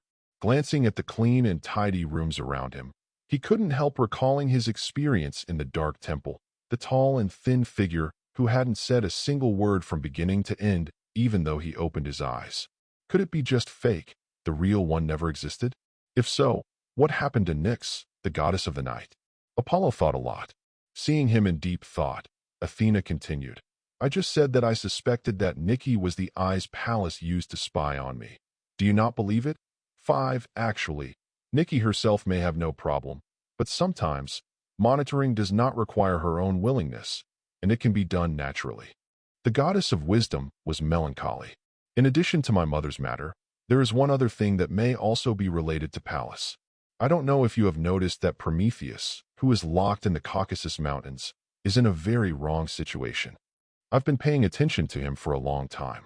With a chuckle, Apollo thought of Chiron, the mysterious magician with the dark cloak and the translucent mask. The beginning of the conflict between Prometheus and Zeus. The gods are widely spread, you should know very well. 35. He created human beings, but he was negotiating with Zeus about the sacrifices of human beings to sacrifice to the gods. He used cow bones to pretend to be the belly of a cow to deceive Zeus, which caused Zeus's dissatisfaction. It sounds so absurd that the wise man of the gods, the great prophet, should try to deceive the king of the gods with such childish tricks. 99. But anything unreasonable has a reason behind it. Athena's bright eyes, revealing the light of wisdom. I suspect that it was Prometheus, who was a mutual close friend of his mother and Pallas, who had discovered something faintly, and everything was also designed by Pallas. Later I secretly went to the Caucasus Mountains to see Prometheus, but I suddenly found that the prophet seemed to have changed. A person changed? Apollo frowned. It literally means he in the Caucasus Mountains seems to be no longer the original him. Athena's tone was cold. It's getting more and more interesting. Pallas, Prometheus, Erebus, Nyx, Fate, Chaos. Seemingly unrelated things are connected by a hidden thread. 5 Apollo's golden eyes flashed with brilliance, as if to see through the mist of time and see through the truth behind everything. But when his all-seeing eye looked at Pallas in the river of time, a small island far offshore. The elegant and tidy middle-aged man was smiling and looking at the pretty daughter with wings before him, and a smile suddenly appeared on the corner of his mouth. The gods of the younger generation are really amazing, but at this level they still can't touch my essence. 35 A smile flashed on the face of the middle-aged man, and a boundless force melted into the river of time, erasing everything related to him. At the same time, he sighed and said to the daughter in front of him, "It seems that the surveillance on her over the years has not only failed to achieve results, but has been discovered by her. She is indeed the daughter of Métis. She is just too unreasonable. Know how to be flexible, otherwise I wouldn't have to sacrifice her in the first place." While he was whispering, the blonde girl with pure white wings was bathed in the glory of victory. Her eyes were constantly flashing golden splendor, and her face was full of pain. Looking at her twisted face, the middle-aged man said lightly, "This is the punishment for your unwillingness to obey my will, but it's actually okay. Only the feelings that are exchanged with sincerity are the most valuable. You have been by her side for so many years, and although you have not achieved much, your sincerity has finally gained the same sincerity from her. Even if she knows you may have a problem, she still can't bear to hurt you, which is a valuable bargaining chip." Having said that, the middle-aged man patted the blonde girl on the shoulder and said softly, "Go back, stay by her side. It is best to get close to the deputy lord of the court." For flowers, the blonde girl's eyes flickered, and she lowered her head and flew outside. Looking at the back of her leaving, the middle-aged man sighed. "It's such a cheap method. When did I become so mean? Probably from when I was betrayed. How did they betray me?" The middle-aged man suddenly scratched his head, as if he couldn't remember something. "It seems that there are still many secrets hidden in this world. You can't slack off just because of promotion." Out of the temple of Athena, Apollo had a deep look on his face. He observed Pallas in the river of time, but the figure of the latter suddenly disappeared from the river of time without a trace. This undoubtedly proves what Athena said. Pallas is very problematic. Erebus never existed. What secret does it hold? 0 While contemplating, Apollo returned to his temple of light. Aphrodite, who was wearing a long white dress, had been waiting at the gate of the temple long ago. Her face was full of anxiety and expectation, and she suddenly pouted when she saw his figure from a distance. "Humph, I went to Athena as soon as I got back. What do you think of me?" When she was muttering, Apollo flashed, appeared in front of her in an instant, and hugged her firmly. "Probably will always wait for my wife at home." Gently stroked her beautiful long hair, he whispered in her ear. Aphrodite's cheeks flushed red, and she pointed to the inside shyly and said, "Artemis is still inside." 35 Apollo looked over. In the garden of the temple, under a tall laurel tree, stood quietly a girl with bright silver hair.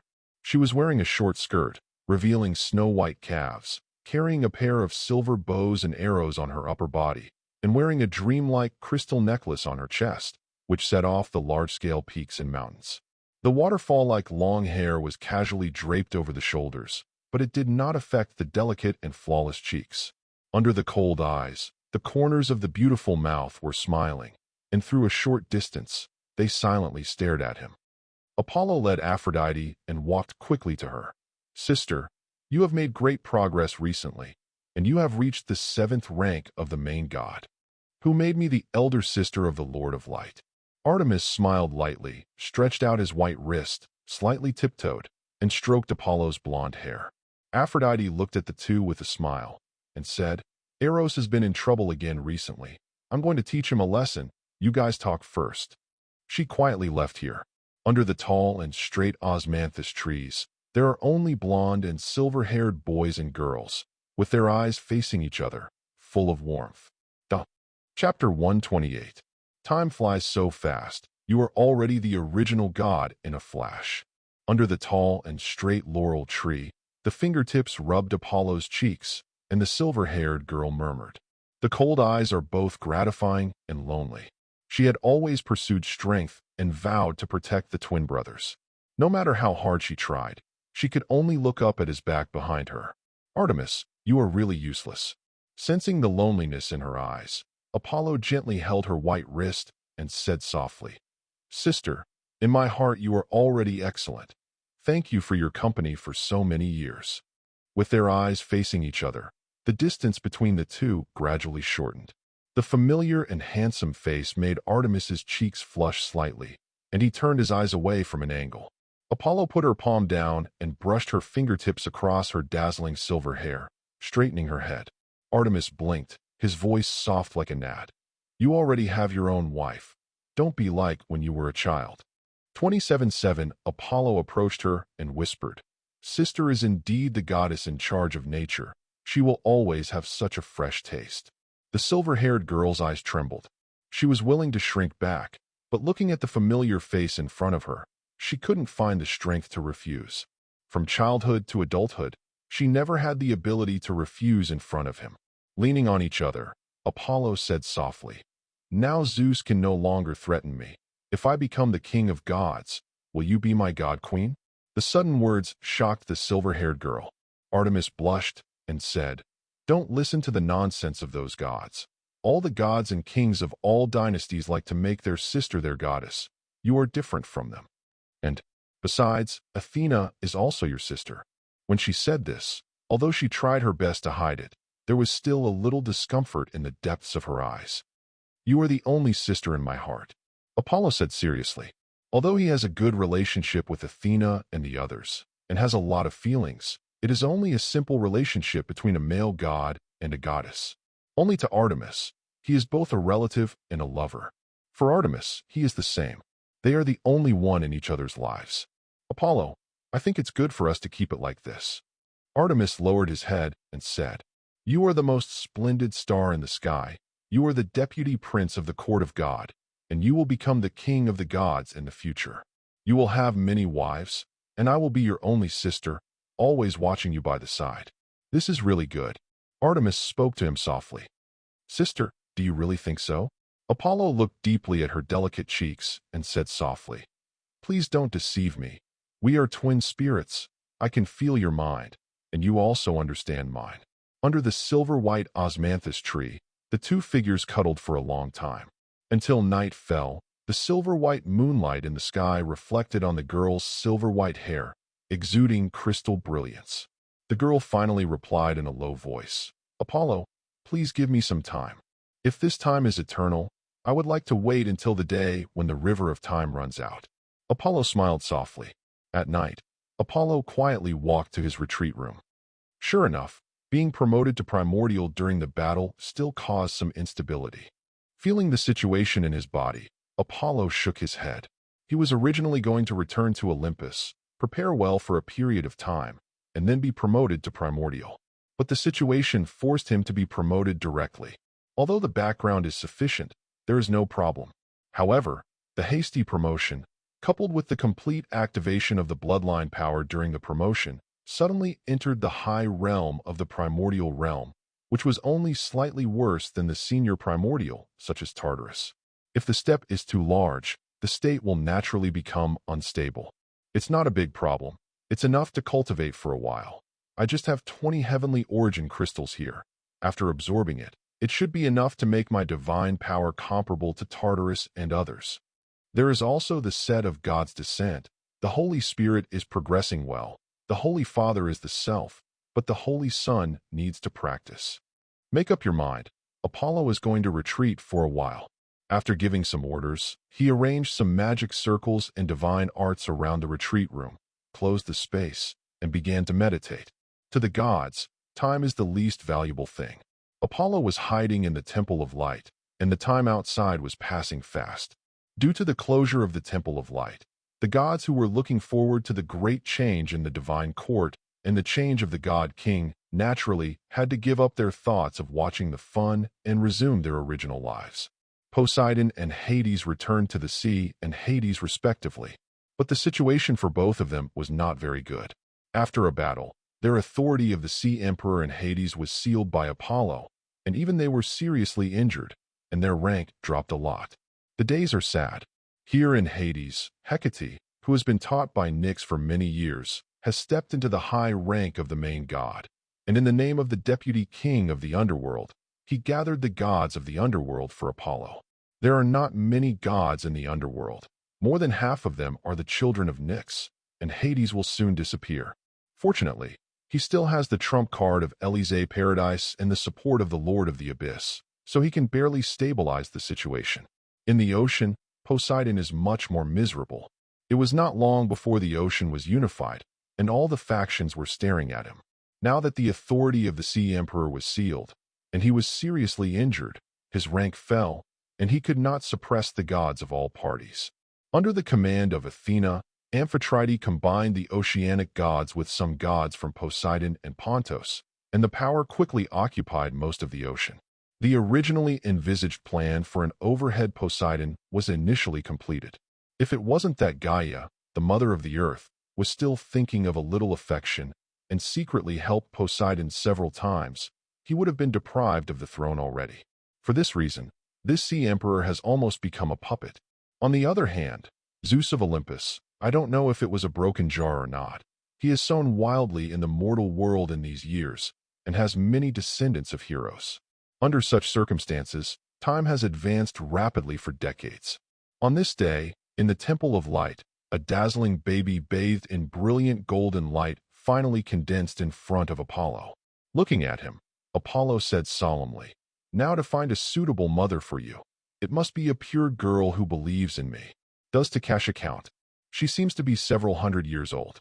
Just as he was thinking about it, a devout prayer suddenly came from his ear.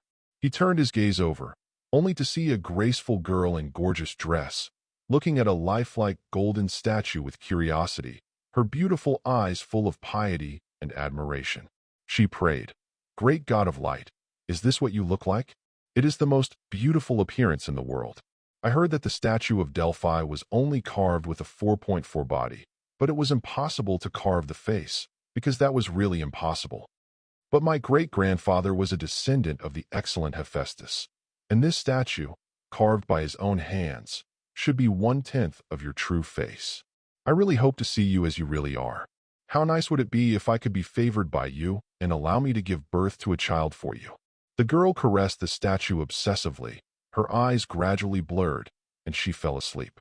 In the dream, the girl saw a golden figure shrouded in infinite light, with a beautiful and sacred face with a smile, watching her tenderly.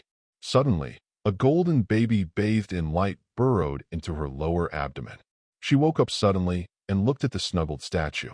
A sacred voice resounded in my ears. "Pure girl, Guangming has heard your voice. You will give birth to a bright child as a virgin and bring more brilliant light to all beings on the earth." Chapter 129. In the bright temple, looking at the sacred statue in front of her, the girl frowned slightly. Is that the god of light just now? Although it was just a dream, everything that happened was so real that the devout girl had no doubts. That is, the great god of light heard her call and gave her the gift of God. "I will give birth to a bright child as a virgin." The girl's cheeks flushed instantly, and she caressed her belly half in panic and half in joy. She could feel that there seemed to be a warm aura lingering there. "Princess." The door of the temple was opened, and several maids dressed as servants walked in. The girl hurriedly turned her head to hide the blush on her face. Looking at her beautiful back, the maids said, "Princess, we know that your belief in the great god of light is devout, but please pay attention to the passage of time. Please follow us back to the palace. Your father and brother are both waiting for you." The girl had no choice but to nod her head, looked at the handsome statue of light above her reluctantly for a while, then got up and walked out. There were many people outside the temple, and from a distance they saw the girl walking out lightly. She looks less than 20 years old, and her body and posture have just matured. Under the pure white palace short skirt, the concave and convex curves outline a seductive youthful breath, and her snow-white arms and calves are as crystal clear as glass. And that graceful and pretty face is even more rosy and lovely, with a noble and dignified birth, and full of the lively elegance of a girl, with a decent smile on the corner of her mouth, which makes people know that this is a distinguished girl with profound education. Under the bright sunshine, the girl's bright eyes like jewels swept over the pedestrians with kindness, walked gently on the road, and got into an exquisite and luxurious carriage. God, is this Princess Creusa? The people on the roadside, men and women alike, looked at the graceful figure sitting on the carriage, feeling like they were in a dream. After a long while, they came back to their senses, exuding incomparable admiration as they stared at each other. It is indeed the most splendid gem in our Athens, inheriting the nobility and purity of the goddess Athena, and every smile of hers can make me willing to sacrifice my life for her. I don't think even the goddesses of Olympus can match our noble princesses in beauty. 9, of course. Otherwise, why does the king of the gods always like to come to the mortal world to hunt for fun, instead of picking the goddesses of Olympus? The people kept talking, and suddenly someone said, "Which city-state prince will marry Princess Creusa in the end?" This. I don't think any mortal can be worthy of our princess. Maybe she will be favored by the gods in the sky. No, even if there are all the gods, I don't think there are many princesses P. Creusa. Maybe only the deputy of the court, the most dazzling star of Olympus, the great god of light, has such qualifications. I think you are right. Princess Creusa is also the most devout believer of the light. If she can be favored by the great god of light, it is a perfect match. Yeah, if other gods marry our princess, even if they are gods, I don't think it's appropriate, because they are also a bunch of vulgar savages. Only the great god of light has such a temperament. He is truly the Holy One, the Great One, the God of the gods. 99. While speaking, all the people present raised their right fists and tapped their eyebrows lightly. The city-state of Athens is the protectorate of Athena, the goddess of wisdom, and has always believed in the goddess of wisdom the most. But since the belief in the god of light appeared, many city-states have converted to the light, and Athens was very resistant at first because they believed in the goddess of wisdom the most pious. But later, the goddess personally issued an oracle, allowing the people of Athens to freely choose to believe in the light. I don't know since when, there has been a saying in Athens. Although the wife of the god of light is the most beautiful Aphrodite, the goddess of wisdom is actually his closest companion. Therefore, believing in light is also believing in wisdom, and light and wisdom are together. As a result, most of the residents of Athens became double believers of light and wisdom. Believe in wisdom and in light. Praising the light in their mouths, looking at the carriage that has gone away, the people continued to discuss. Although it is true that only the great god of light is worthy of our princess, but the god of light is different from other gods and never comes to mortals. Even the goddess Athena seems to have never been with him now. Looking at our princess is still not qualified. Do you remember the priestess of Delphi? She just couldn't get the love of the light, and finally chose to serve the light for life as a virgin. I think if there is no accident, our princess is afraid that there is only such a fate. The god of light is too sacred and great, and it is not within the reach of mortals. These words made everyone sigh. Yes, the incarnation of light, the most merciful Lord, even a noble existence like the goddess Athena cannot fully match. A mortal princess, no matter how beautiful and noble, the gap between the two is insurmountable. Could it be that our noble princess has to take advantage of some other god in the end? No, I don't want to hear about the appearance of a new heir to the king of the gods. The people of Athens shouted. Among the many news about the gods over the years, the most important is that the king of the gods who is in charge of thunder and the so-and-so princess gave birth to a so-and-so hero, which comes every once in a while. Everyone was tired of hearing it. Of course, Creusa, who got into the carriage and returned to the palace, did not know about the discussions of the Athenian people. Along the way, her beautiful face was filled with anticipation and tension, and she kept stroking her abdomen with her slender hands. After returning to the palace, she was called by her father Erechtheus, who greeted her with concern. The ancestor of the Athenian king was the descendant of Hephaestus, the most outstanding craftsman among the gods, and his mother was also a goddess, the water goddess Saeusippe. One of the most famous heroes of many Greek city-states, he cultivated to the stage of golden fighting spirit early, and with the blood of a demigod, he was a powerhouse that was comparable to the gods. When he saw his daughter, he felt something was wrong. Her heartbeat and face were abnormal, but he couldn't see what happened. I just thought it was my own illusion, and I didn't care much. After returning to the palace, Creusa gradually went deeper and deeper. Erechtheus felt wrong. Until this day, his son Pertus told him, "Father, my poor sister, who didn't know that she was deceived by that be asterisk asterisk asterisk asterisk asterisk d, and now her belly has grown." The king was furious and came to his daughter's residence. Seeing the beautiful and demure daughter, her lower abdomen was slightly swelled, and the breath of life was beating in it. "Creusa, my daughter, tell me who did it, and I will hang him on the top of the city and bask in the sun's rays." Erechtheus roared. The maiden was petrified and knelt before her father. "My loving father, king of all the people of Athens, your daughter dare not deceive you. This child was given to me by the great Apollo, the son of light." 35 B asterisk asterisk asterisk asterisk asterisk D. The king was furious and pointed at his daughter in pain. Athens 277 is the sanctuary of the holy goddess of wisdom. Our noblest qualities are purity and honesty. You have conceived a child in an unmarried body, and you have blasphemed against the god of light. To deceive your father is completely against the teachings of the goddess Athena. Erechtheus' eyes almost burst out with fire. He grabbed his daughter on the ground, and suddenly doubts flashed in his eyes.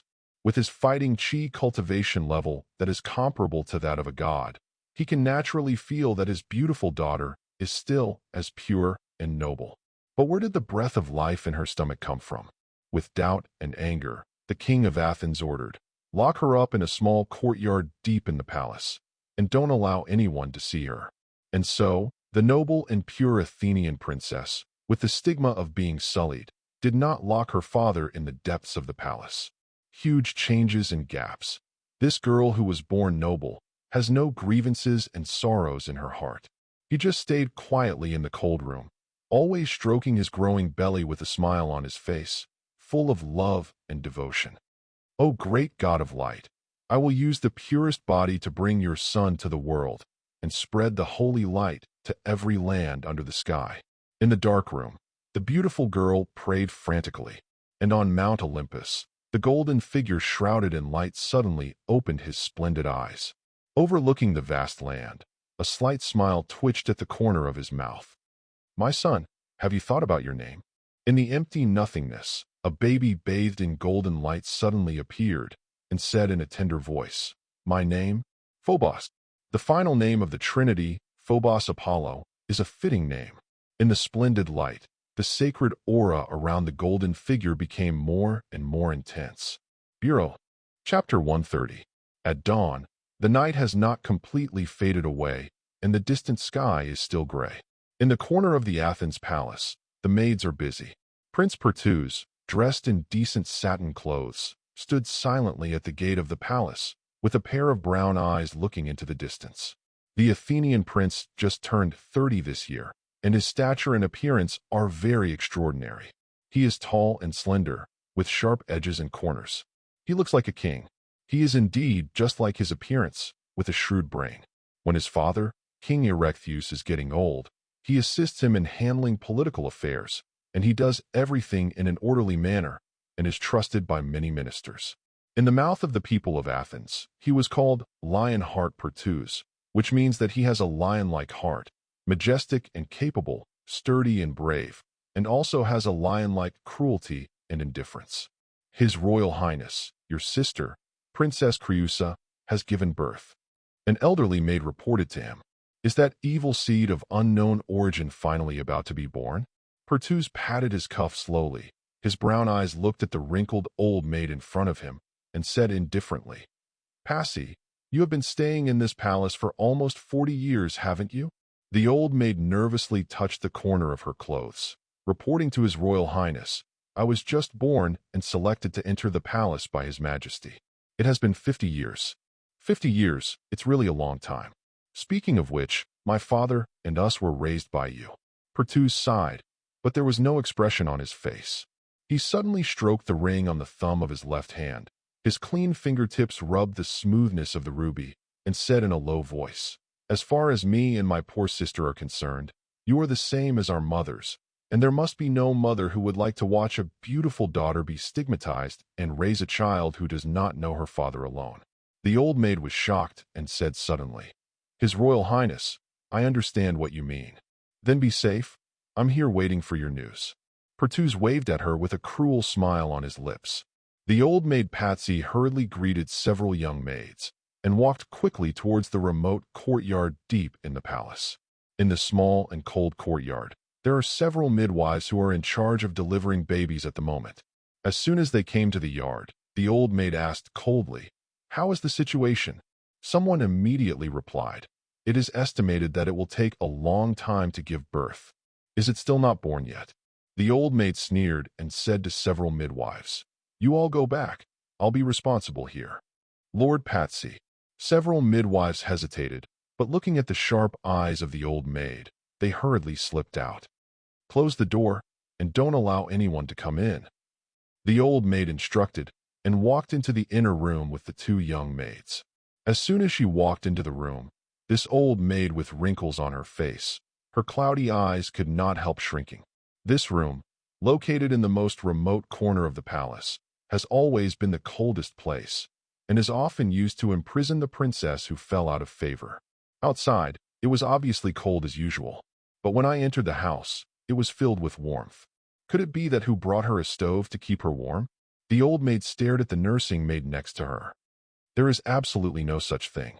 Since His Majesty the King ordered her to be imprisoned here, no one has ever come here to see her. The nursing maid hurriedly shook her head. Then he hesitated and said, "According to our observation, the heat seems to come from her, or from her stomach. Master Patsy, Her Royal Highness, the child she is carrying is not really a child given by the God of Light, right? Otherwise, why would she be able to exude such heat before she was born?" The guard maid tapped her forehead with her right fist. "Believers, nonsense." The turbid eyes of the old maid gave her a stern look. What a great and sacred existence the God of Light is. How could he give her a child like this? As for radiating light and heat in her stomach, this is clearly the characteristic of the descendants of monsters. Born evil. She stamped her feet angrily and walked into the room. Under the reflection of the cloudy eyes, in the small and dark room, in front of the simple hardwood bed, sat a beautiful girl with a simple dress. The long period of silence made the face of this noble princess look as pale as paper, and the rough clothes were even more incomparable to the luxurious dresses of the past. But for some unknown reason, the girl lying on the side of the bed calmly exuded a peculiar charm that was more moving than before, with a pair of jewel-like, clear eyes, bright and full of determination. Slightly thin face, less delicate, but more tenacious, without makeup to set off, exudes a noble and holy temperament.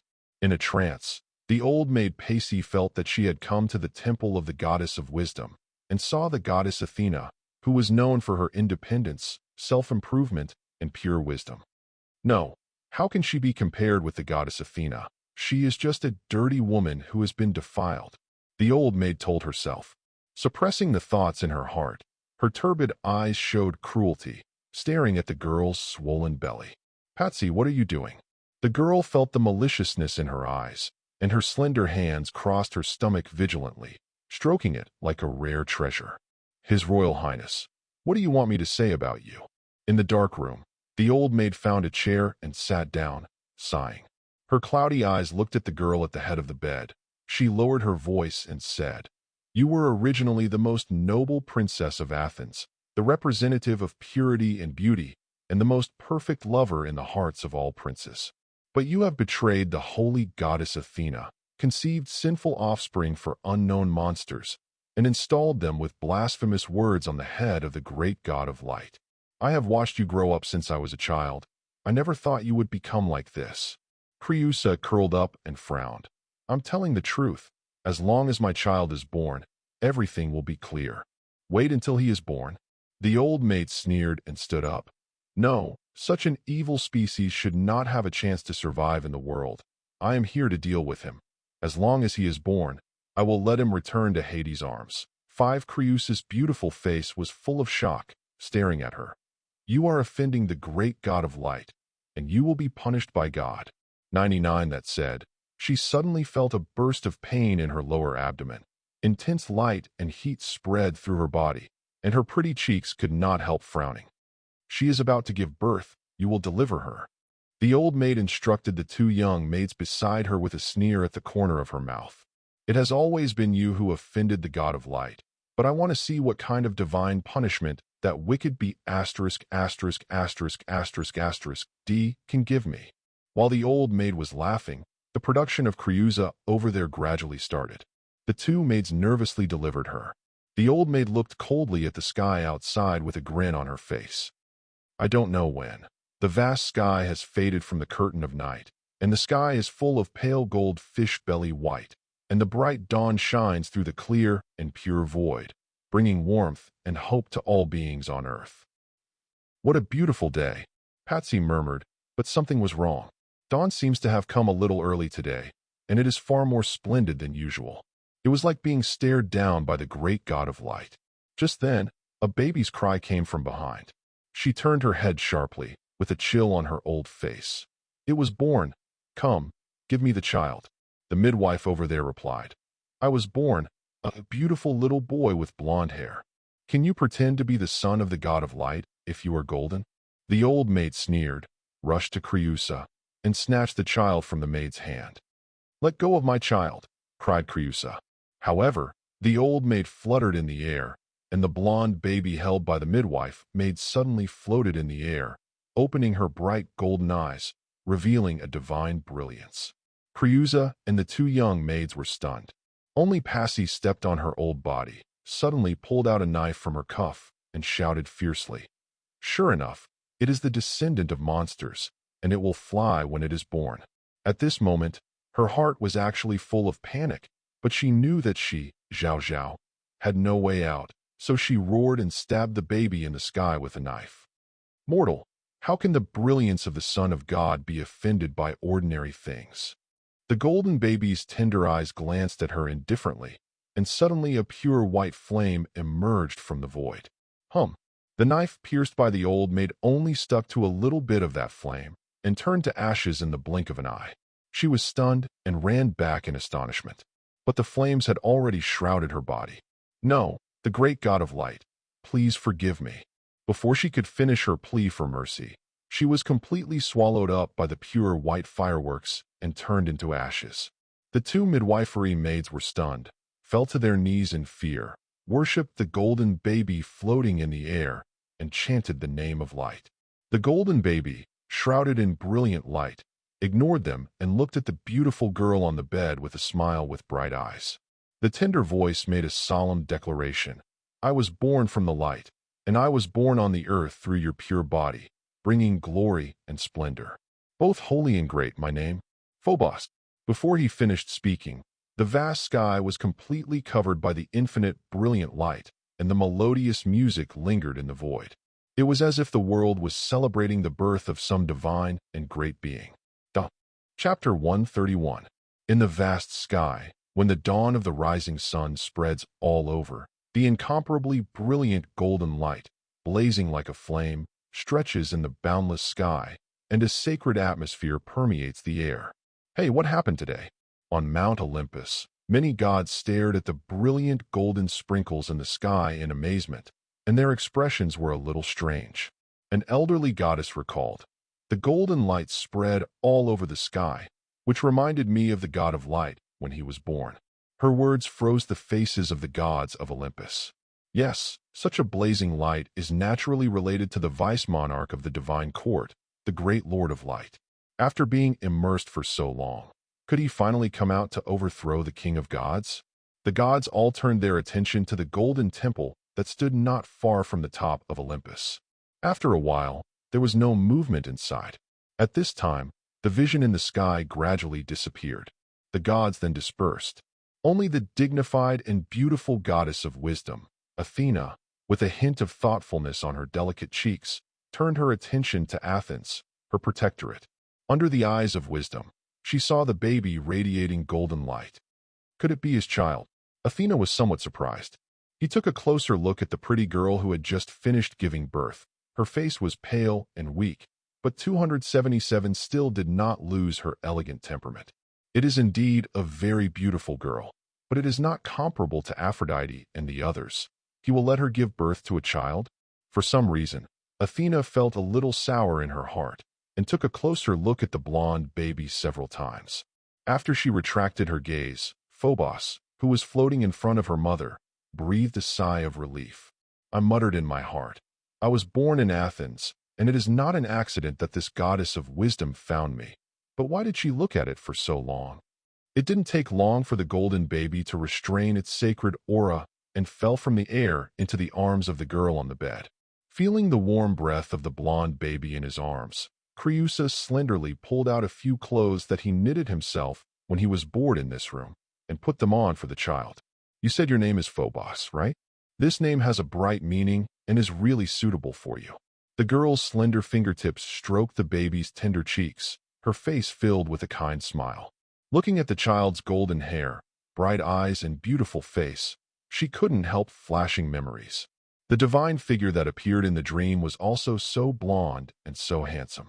Her cheeks were slightly blushing. She hugged the child in her arms tightly and said in a soft voice, "My child, you are the greatest gift that the light has bestowed on me. I know that you are destined to be extraordinary. To have you is truly mine."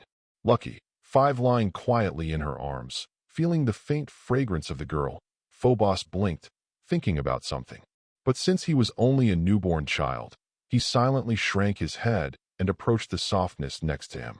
At this time, he noticed that an icon appeared in front of him, which was the icon of the system. Trinity, he and I are one person at the same time. So you followed the system? Phobos whispered. The system interface is opened.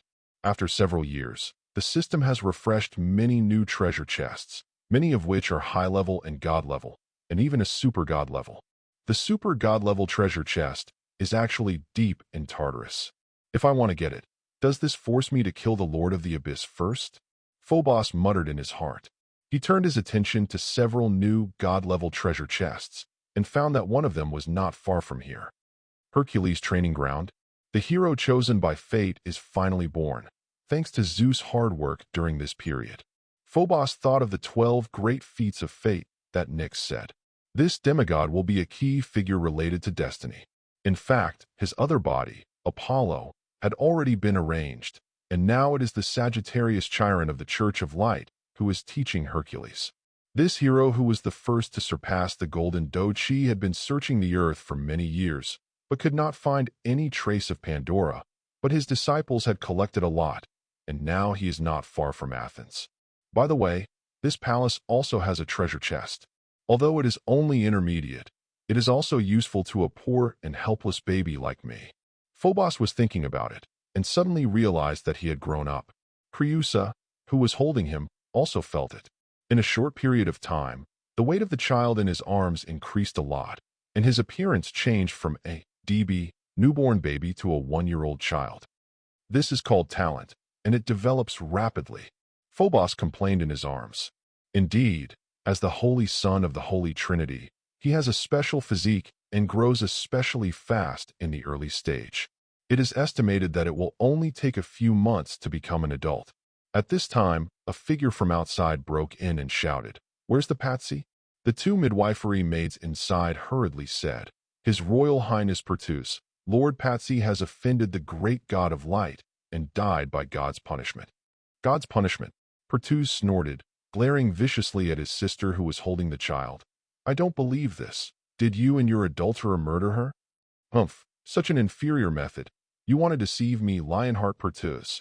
The Prince of Athens snorted coldly and ordered the guards he brought behind him, "Search carefully for me, and make sure to catch that hateful adulterer." Numerous guards rushed into the courtyard at once, searching inside and outside several times, but to no avail.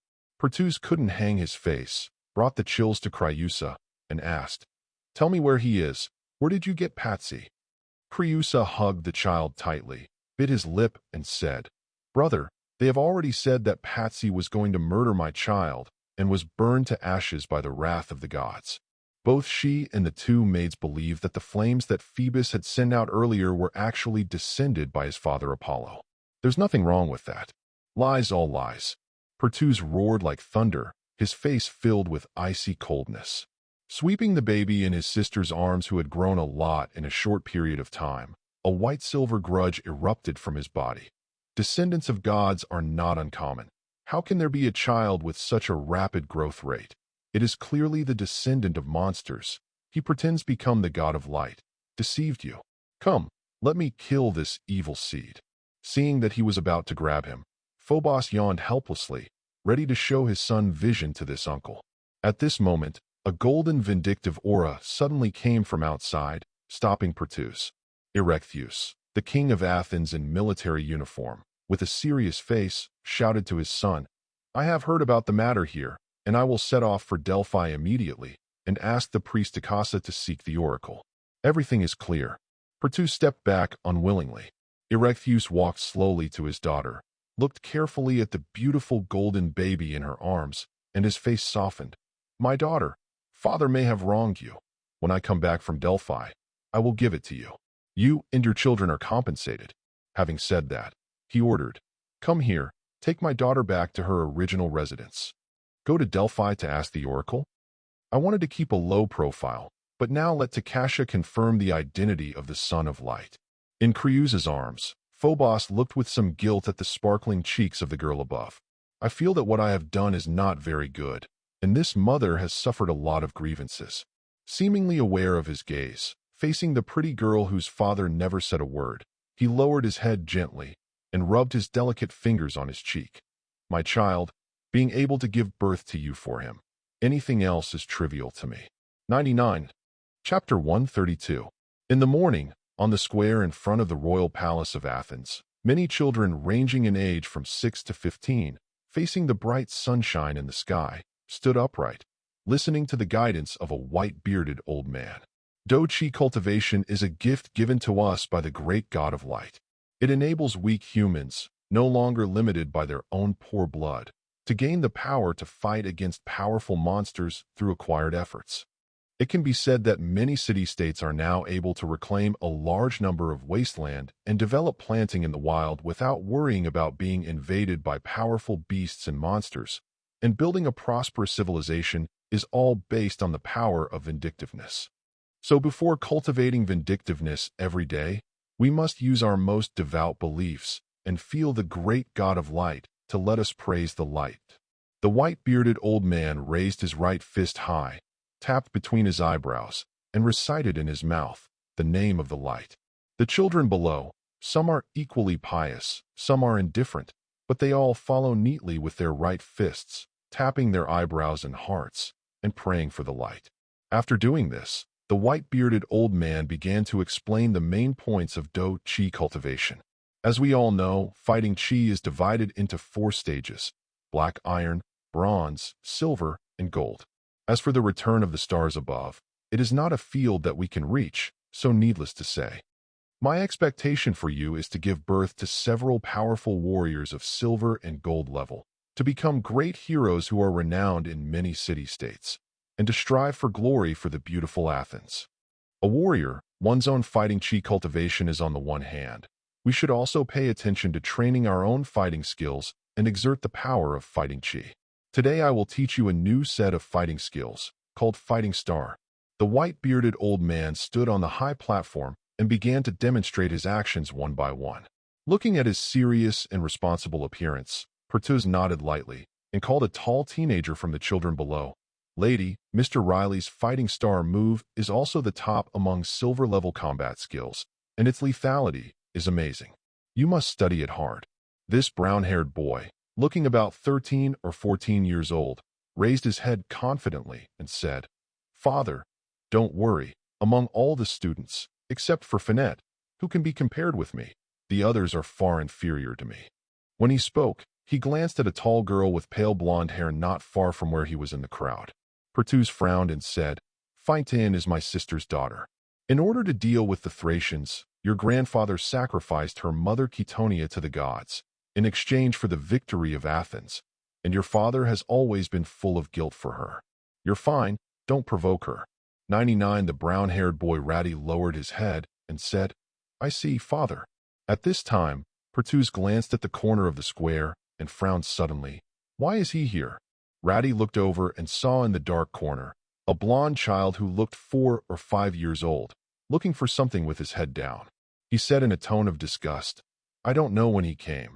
What a freak, he has grown so big in just a few days." 99. Yeah, if it wasn't for the fact that before my father went to Delphi, no one was allowed to do anything to him, he would have died under my vindictiveness. Pertuse glared at the blond boy in the corner. It's here again, not daring to do anything, but looking murderous. In the corner of the square, Phobos rolled his eyes and grabbed the intermediate treasure chest he found. It had been several days since he was born, and he had grown to look like a 4 or 5-year-old child. Only then did he have the opportunity to escape from the arms of his mother, Creusa, and ran here to get this treasure chest. He arranged a magic at random to block the movement, and he opened the treasure chest directly. Ding! You opened an intermediate treasure chest and obtained the source crystal *10 and the platinum stone *1. Looking at the spar and gem that appeared in his hand, Phobos put away the divine origin crystal indifferently and looked at the gem that glowed with white gold. The platinum stone, why is it not called the platinum star? It is a very pure energy body, and it can be used to assist in the cultivation of Do Qi when it is fully absorbed. When he was about to put it away, a young man with short brown hair suddenly came over. Isn't this the cousin of Phobos, who is known as the Son of Light? You are also here to learn Do Qi. Since you are the descendant of the great god of light, Do Qi, this kind of thing can definitely be learned. His loud tone attracted the attention of many young girls around him. This is the child that Princess Creusa gave birth to, and it does look like the god of light in the temple. But he's a freak, he's only a few days old, he's grown so big, and he talks and walks like an adult. Don't jump to conclusions. Wait for His Majesty the King to return to the oracle from Delphi.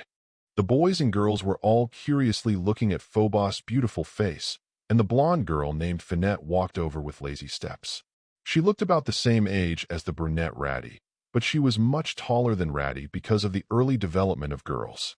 A head of pale gold hair was gently tied with a silver headband, shining brightly in the sunlight, setting off a delicate face.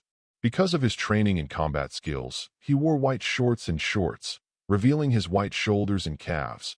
His chest was slightly ups and downs, not large, but full of a girl's unique youthful charm. Lady, have you forgotten your grandfather's request that no one be rude to Phobos? The girl raised her elegant face and stood in front of Phobos. The brown-haired boy sneered. I just invited him to learn Do Qi together. Wouldn't it be a good opportunity to have such a powerful silver warrior as Teacher Riley teach in person? The white-bearded old man above jumped down, squeezed into the middle of the three, stroked his beard and said, Lady, Finette, please stop arguing. Teacher, I am also very curious about this Son of Light. He lowered his head and looked down at Phobos, who had a dull expression on his face, and said kindly, Do you want to learn vindictiveness from me? This is a treasure bestowed by your great father to mankind. 99 fighting? Phobos looked up at him. Well, that's the kind of power.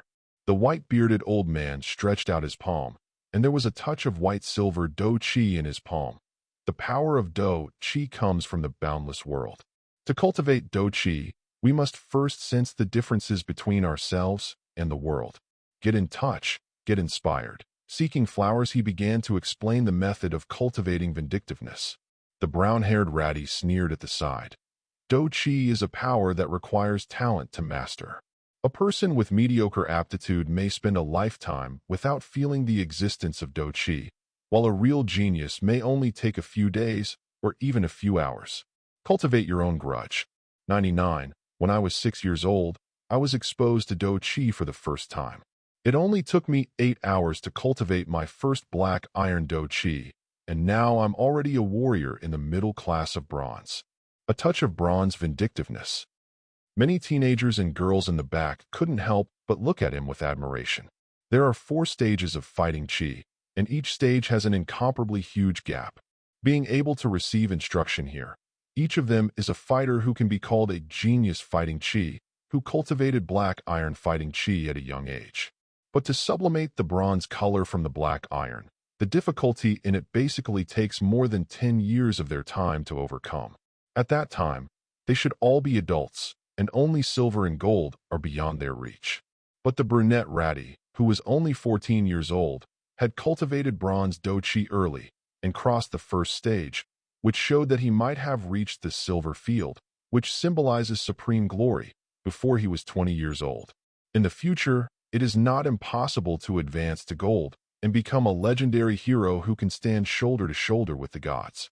This is true genius. Seeing the bronze fighting spirit beating in the palm of the brown-haired boy, the white-bearded old man and Pertuse in the distance couldn't help but nodded. The pale blonde girl with long hair, Finatine, also had a dignified expression. She was the same age as the brown-haired boy, and she had just reached the middle of bronze. I have to say, this annoying guy is still very talented in fighting spirit. Only Phoebus had a strange expression on his face. He clenched the platinum stone in his left hand and stretched out his right hand gently. A dark iron color suddenly appeared in his palm. The brown-haired boy, who was smug at first, suddenly froze. But before he could react, the black iron gas over there was slowly replaced by the heavy brilliance of bronze. This time, even the white-bearded old man and Pertuse stayed there. When you first practiced do chi, you condensed bronze do chi. What kind of talent is this? The beautiful girl with pale blonde long hair and her elegant and delicate lips opened wide. She looked at her side in disbelief. Although she was immature, she could already see an extraordinary and handsome thin figure. Before they could wake up from their horror, the throbbing bronze brilliance over there was replaced by a bright silver color. Immediately, there was a touch of shocking, brilliant golden yellow like a flame jumping out of it. Why do you say something so complicated?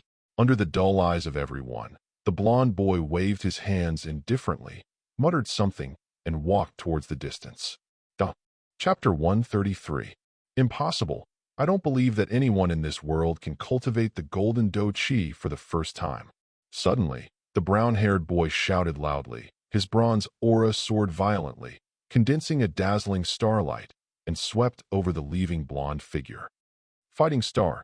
The blazing vindictiveness, with star brilliance, was like a poisonous snake coming out of its hole, swept in all directions, and the surrounding floors shattered and collapsed under the aftermath. "Lady, stop!" the white-bearded old man shouted, his body filled with silver vindictive energy, and he wanted to block. Unexpectedly, another silver ray intercepted him, and the tall figure of Pertuse stood icy in front of him. "Children are just discussing. Why should we interfere more?" the prince said with squinted eyes, his brown eyes fixed on the immature figure with blonde hair. He is also completely unbelieving that there will be someone in this world who can cultivate the golden do chi in an instant. Do you think you are the god of light who came into the world? Under the sluggish gazes of many young girls who have not recovered, the stern figure of the brown-haired boy with twinkling stars violently fell towards the fair-haired boy. The child sighed softly. The posture, 277, is deviated and the strength is not concentrated. You have made too many mistakes and omissions. 39 in the light sigh. The golden vindictive aura of Phobos was beating slightly, and it also condensed an equally dazzling star, which shot out slowly. Boom. The two stars struck, the golden light was dazzling, and the bronze light dimmed in an instant. The brown-haired boy screamed and flew out. Ratty. 35 Pertuse's face changed wildly, and he stepped forward to catch his son. The white-bearded old man over there looked at the starlight flashing on the blonde boy with shock on his face. He actually learned my fighting star all at once. Do chi is both dispersed and solid, like many small stars revolving around a big star, forming a system. My fighting star can still be used like this. This silver warrior, who is well known in many city-states, his old face is full of shock and enlightenment. "Scumbag, how dare you hurt my son?" Holding the fallen son, Pertuse let out a thunderous roar, alarming everyone present. Suddenly, the silver vindictive energy gathered on the prince's body, bursting with the most dazzling rays of light, slashed sharply at the golden-haired child. The cold, killing intent almost froze the space. Finally dared to do it. Phobos raised his eyes. The splendid platinum stone in his hand was completely integrated into his body, and the splendid golden grudge rolled towards Pertuse. Bang! The fighting chi attacked, and the powerful chi vigor made the Prince of Athens stumble and kneel on one knee. "It's impossible. Even if you cultivate the golden qi all at once, how can a child who is only a few days old be able to exert its power? Pertuz roared frantically, and Bain qi attacked again. At this moment, a brilliant starlight suddenly descended from the sky, covering his figure. Phobos looked up at the sky in silence. I saw that under the bright sun, there were suddenly splendid stars. A demure girl wearing a silver-white sacred garment suddenly appeared in the sky, her clear eyes full of devotion to the light, overlooking the Pertuz below, and shouted coldly, "Offend the majesty of God with the fighting spirit bestowed by the God of light, and your sins cannot be forgiven. In the name of the priest of light, I will deprive this God of grace." Priest Takasha, the white-bearded old man, and many young girls below looked at the holy girl shrouded in starlight respectfully with excitement and shock. This is the founder of the Church of Light, who was favored by the God of Light, the first human being to practice Do Qi, and the star of the sky that has rarely broken through the golden field and has been titled Constellation so far. No one who cultivates fighting Qi does not know her name. No one who believes in the light does not remember her words. She is also known as the saint closest to the light. And at this moment, she actually came in person.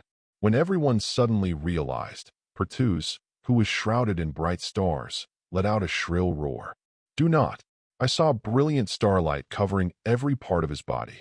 The original stern and rich silver fighting spirit slowly faded away, revealing the thickness of bronze, and then the swarf of black iron appeared again, and finally the swarthy luster completely disappeared. The Lionheart Pertuz, who was still full of the aura of a strong man just now, was determined and brave. His handsome face seemed to be a few decades old for a moment, and he collapsed to the ground pale and haggard. The beautiful girl who was haunted by the divine aura in the sky, without even looking at him again, slowly lowered her body and walked to the front of Phobos. Staring at the very similar bright blonde hair and tender and handsome face, the priest of light suddenly trembled, bowed his head, and said respectfully, "Great Son of Light, please forgive your servant for being late." He really is the Son of Light. Although the moment Takasha appeared, it was expected, but when they really heard this title, many young girls still had disbelief. Looking at the familiar priest in front of him, Phobos smiled slightly at her. The smile made Takasha tremble. Why is it so familiar, so similar? Is he really just the Son of God? When the Temple of Light received the oracle, she was full of surprise that the Princess of Athens gave birth to a child to the God of Light, and there was no news before. The great God of Light is not the king of the gods, and likes to secretly let mortals give birth to children for him. But at this moment, seeing the blonde child in front of her, she deepened her doubts. This appearance, this smile, is clearly similar to the blonde boy who gave her a new life for hundreds of years. Just one more mature, one more immature. When she fell into contemplation, a golden light and shadow came quickly from behind, and the Athenian king Erechtheus caught up with the priestess of light only after panting. Looking at his old son Pertuz, who was paralyzed on the ground below, the gold-level warrior was stunned and seemed to realize something. He walked over to Pertuz with a gloomy face and sighed. The vindictiveness has been abolished, and the vitality has been removed for 20 years. This is the price of offending the majesty of the light. My child, you are no longer the heir of Athens. The future king should only belong to the Son of Light. 5. The king suddenly looked respectfully at the golden child in front of the priestess. Don't be curious about my identity. It doesn't make sense to figure it out. In the bright palace, Phobos rolled his eyes and said. In front of him, the dignified priestess kept staring at him up and down, as if trying to see flowers. Hearing his words, Takasha finally determined something, knelt down reverently, and said, "Follow your will." After the salute, Takasha lowered her head and said, "Erechtheus came to the door. After I received the oracle, I rushed here immediately. I couldn't make other arrangements. Now I am going to canonize your mother as the Virgin in the name of the Church." Okay, Phobos nodded, and he really needed to make some compensation for Creusa. Takasha continued, "You don't seem to want to be too conspicuous, so I only intend to publicize your identity as the Son of Light in a small area. I don't really want to attract attention, but things are not that easy." Phobos' eyes flashed with a hint of depth. The reason for the existence of the identity of the Holy Son is to complete the trinity of the divine arrival. If this divine technique is complete, it will be extremely helpful for promotion to the highest level. Another consideration is that his identity as the deputy monarch of the court and the Lord of Light is too attractive, and if he wants to do something, he will always be stared at. And with the vest of the Son of God, you can avoid the 4.4 eyes of some people and explore some secrets, such as Pallas, such as the mysterious magician, such as Prometheus of the Caucasus Mountains, and the mystery of Erebus, the god of darkness. Therefore, he was not prepared to publicize the identity of the Son of Light at first, and he did not issue an oracle. However, the mother who was born of the Sun must be a pure virgin who devoutly believes in the light. This requirement is too deceptive. It's not easy not to get noticed. After thinking about it, he said, "Did Chiron accept a student named Hercules recently?" 35. Well, Mr. Chiron is now not far from Athens, teaching Hercules. He seems to be the blood of the king of gods. When it comes to the last sentence, Takasha hesitates. She naturally knew the contradiction between her god and the god king. As a member of the Church of Light, Chiron taught the son of the king of God, and he was suspected of joining the enemy. Phobos smiled. Don't worry. After all, the great god of light is also the son of Zeus. Let Chiron come to Athens and accept me as a student. Chapter 134. In the main hall of the royal palace of Athens, Creusa, who was wearing a gorgeous princess costume, stared at the shrewd old man in front of him with an elegant smile. "Sage Chiron, it's great that you can teach my children. I have heard your story from the bard since I was a child." Perth said respectfully. Looking at the handsome blonde child below, Chiron hurriedly said, "It is my honor to be the teacher of the Son of Light. I praise the light, and I am willing to entrust his son to me." 35 half man, half horse, with his hoofs bent, he squatted down graciously and looked at Phobos' handsome face and said softly, "I have had many students and disciples. Most of them have achieved extraordinary achievements, but I believe that you will be the greatest of all my students." When he spoke, King Erechtheus, who had been sitting silently above the palace, said, "Sage Chiron, children should be cultivated from an early age. My daughter's child is growing too fast. You should bring it to teach you earlier. It's better to set off today." His father's words made Creusa's face change, and he said puzzled, "Father, Phobos is indeed growing very fast, but there is no need to be in such a hurry." She was full of doubts. Since her return, her father, Erechtheus, has reinstated her title of princess and treated his children almost like royal heirs. But she was always in words, urging her to leave Athens quickly and enter the Church of Light as the 31st Virgin Mary. And now he urged her children to leave with Chiron. Also feeling that something was wrong with the king, Chiron smiled and raised his head and said, "The place I live now is not far from Athens. If the princess misses her child, she can come and visit often." As he spoke, he led Phobos to the outside. Creusa reluctantly stroked Phobos' head, pinched his cheek, and said softly, "My child, you were born less than 10 days ago, and you will leave my side and follow Chiron. Sage, you have to be obedient and take care of yourself." Phobos nodded obediently, but his golden eyes swept across the Athenian king Erechtheus above. After his son and Chiron left, Creusa came to his father with an anxious face. "My esteemed father, something must have happened. Please don't deceive your daughter." Looking at his daughter's beautiful eyes, the king sighed. "My daughter, it's not that the father is ruthless and wants to separate you and your children. It's just that we in Athens are about to usher in a huge disaster, and you can only survive the disaster if you leave early." "A huge disaster?" Creusa opened his mouth in surprise, as if thinking of something. Erechtheus nodded solemnly. "That's it." Phobos followed Chiron to the outside, his little face thoughtful. Chiron's old face was also thoughtful. At this time, a beautiful girl with pale blonde long hair came forward. It was Finette, the daughter of her mother and sister. She changed out of the capable training clothes and put on a long white one-piece dress. She was slender and graceful. The long pale blonde hair, tied into a braid, is delicately placed on the top of the head, making the girl's height look close to that of an adult, and setting off the beautiful face as delicate as porcelain is crystal clear. Seeing her from a distance, The maids and guards in the palace stretched their eyes. His Royal Highness Phoenician has become more and more beautiful, so that he has the style of His Highness Quitonia. 35 Several older maids whispered.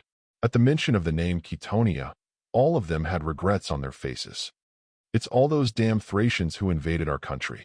In order to defeat them, His Majesty the King can only save Athens by sacrificing His Highness Quitonia to the gods.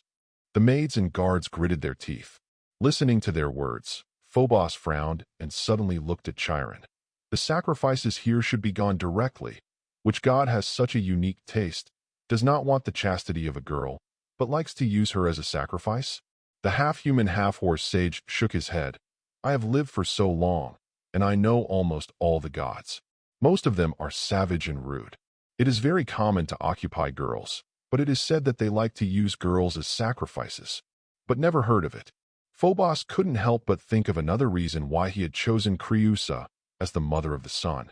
In addition to her being a virgin who devoutly believed in the light, because of his other body, she felt a strange breath in her, which seemed to be very close to fate. Otherwise, in fact, there are still many virgins who devoutly believe in the light. Suddenly, his golden eyes were aimed at the girl with pale blonde long hair in front of him. In a trance, he saw a ray of fate again. Her name is Pandora. Although I lied that I sacrificed your sister to the gods, I actually sacrificed the box in her hand in exchange for the victory of Athens. The old face of Erechtheus was full of pain. Creusa was stunned, staring at his father. Pandora, the most perfect woman who was created by our ancestor, Hephaestus, the god of fire, blessed by the gods and brought eternal disaster to mankind? The box in her hand, isn't that? The girl's face was full of fear. That's right, it's the box that symbolizes disasters and nightmares.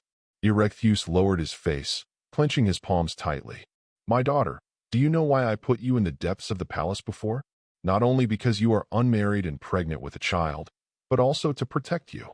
When you sacrificed your sister to that box, that woman once told me that the price of saving Athens was not just her life, but our entire family. It's a curse. You and I are going to die.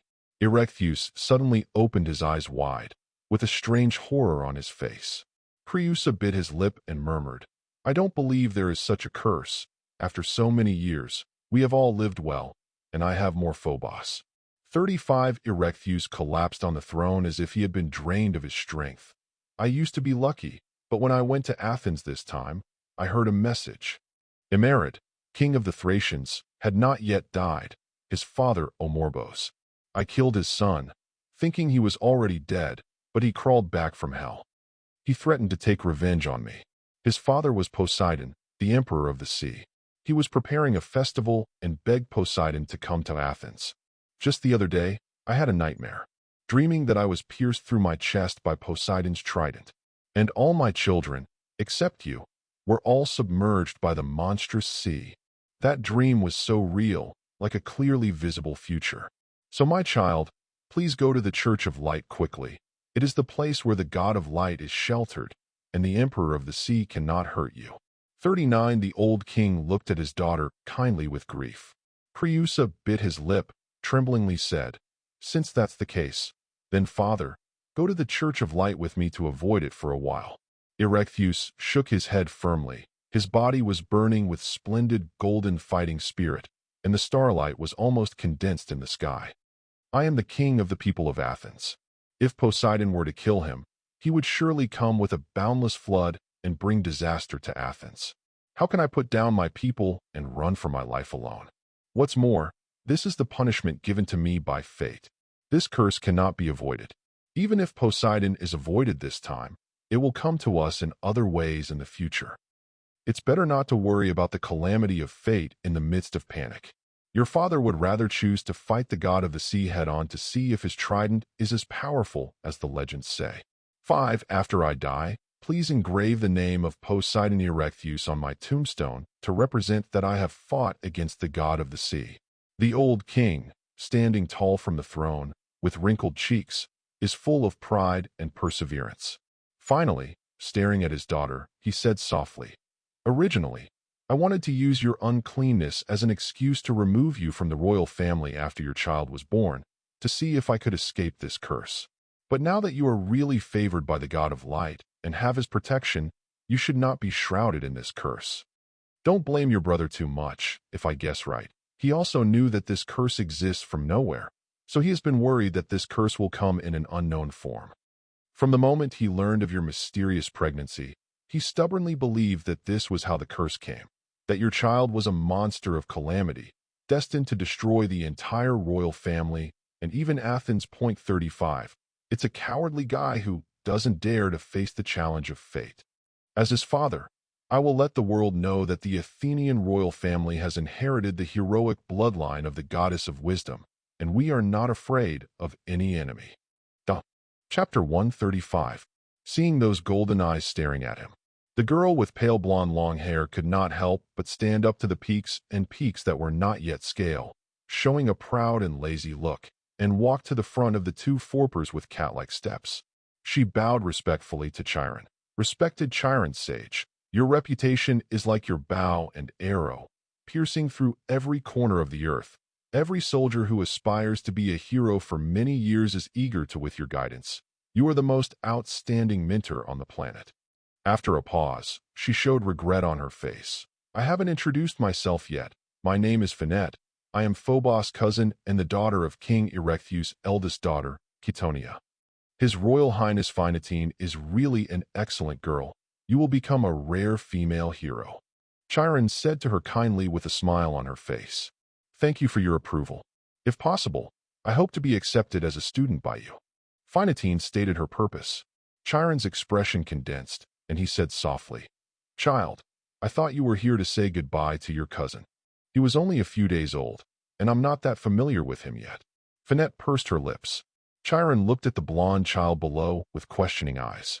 He actually didn't know the identity of Phobos, but he could feel that this was not just the son of light.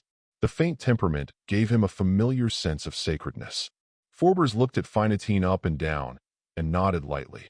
Although the aptitude is a little worse, but the length is still good, you can take it with you. 99 in fact, he was more curious about the thread of fate entwined around Finette. Phobos' old-fashioned words came out of his tender voice, which caused Finette to smile and pursed her lips. Don't think that if you are the son of light, you can make the sages of Chiron respect you. The sages of Chiron are the descendants of the legendary second-generation god King Kronos. Even the father of the god of light, Zeus, the king of the gods, can only be regarded as his brother. In terms of seniority, even the god of light is the descendant of Chiron sages. 9. Although the girl is young, she is very knowledgeable and has a very clear understanding of the relationship between many gods. Chiron smiled. Just live a little longer. No matter how long an old guy like me lives, he can't compare to the greatness of the god of light. His brilliance is destined to travel in the sky, the earth, the sea, and the sea, in the heart of all spirits. The half-human, half-horse old man tapped his right fist between his eyebrows and praised the light. The sage of Chiron is really a devout believer of the light. Finetine exclaimed, If you want to be a teacher, go back and pack up and let's go together. Phobos waved to her. Finetine looked at Chiron and saw that the latter's face was full of smiles, apparently agreeing to herself. I feel a little strange. Who is the teacher and who is the student? Why does the Chiron sage seem to listen to what this blonde kid wants? Without thinking too much, she immediately said, I have nothing to pack and no one to say goodbye to. Just let the maids tell the grandfather Wang. Anyway, he is urging us to leave Athens every day. Phobos noticed a flash of sadness on her porcelain cheeks when she said no one to say goodbye. The place in front is my residence, and now there is only another student of mine, Hercules. He is the son of the god King Zeus, and he is very talented. Now he is only 20 years old, and he has already cultivated the golden fighting spirit. In the wilderness, Chiron walked steadily with 4 hooves, pointing his left hand ahead. Forbes and Finetine stared at the past. Next to a secluded forest, a few simple bamboo houses were built faintly. On the contrary, there is a huge martial arts field in the depths, and there are faint shouts and huge whistling sounds. Like a beast is hunting there. Chiron smiled and said, Hercules is the most powerful one, which is probably derived from the blood of the gods in his body. We demigods often have some peculiar talents. For example, I am best at archery, Hercules is strong and powerful. Listening to Chiron's words, Phinatine hooked her chin with her index finger. Speaking of us, the royal family of Athens is also a descendant of Hephaestus, the god of fire and craftsmen. So the whole family often has skilled craftsmen who are good at forging weapons and carving gods. The attributes of Dochi are also on the hot side. Having said that, she looked at Phobos, who had grown taller in a short period of time, and asked in a condensed voice, "Speaking of which, you are also a demigod. So what are your different talents? Show it off." Different talent. Phobos thought for a while. It looks good, and it's more edible, so it should be considered. It doesn't matter if you look good. What does it mean to be more edible? Are you greedy for the god of light? This is blasphemy. It is blasphemy. The girl with pale blonde long hair said solemnly. Hearing her words, Forpers was shocked. He could feel that Finite was just joking, but being able to say such a joke showed that there should be more extreme believers of the light now, who can accuse anything that shines on him as blasphemy. This is to make it into the rhythm of the medieval Holy See, and it still has to be restrained. Phoebus said in his heart. He didn't want his church to eventually become the kind of church of light on earth where Western fantasy novels became villains. While Phobos pondered, the three of them arrived at Chiron's residence.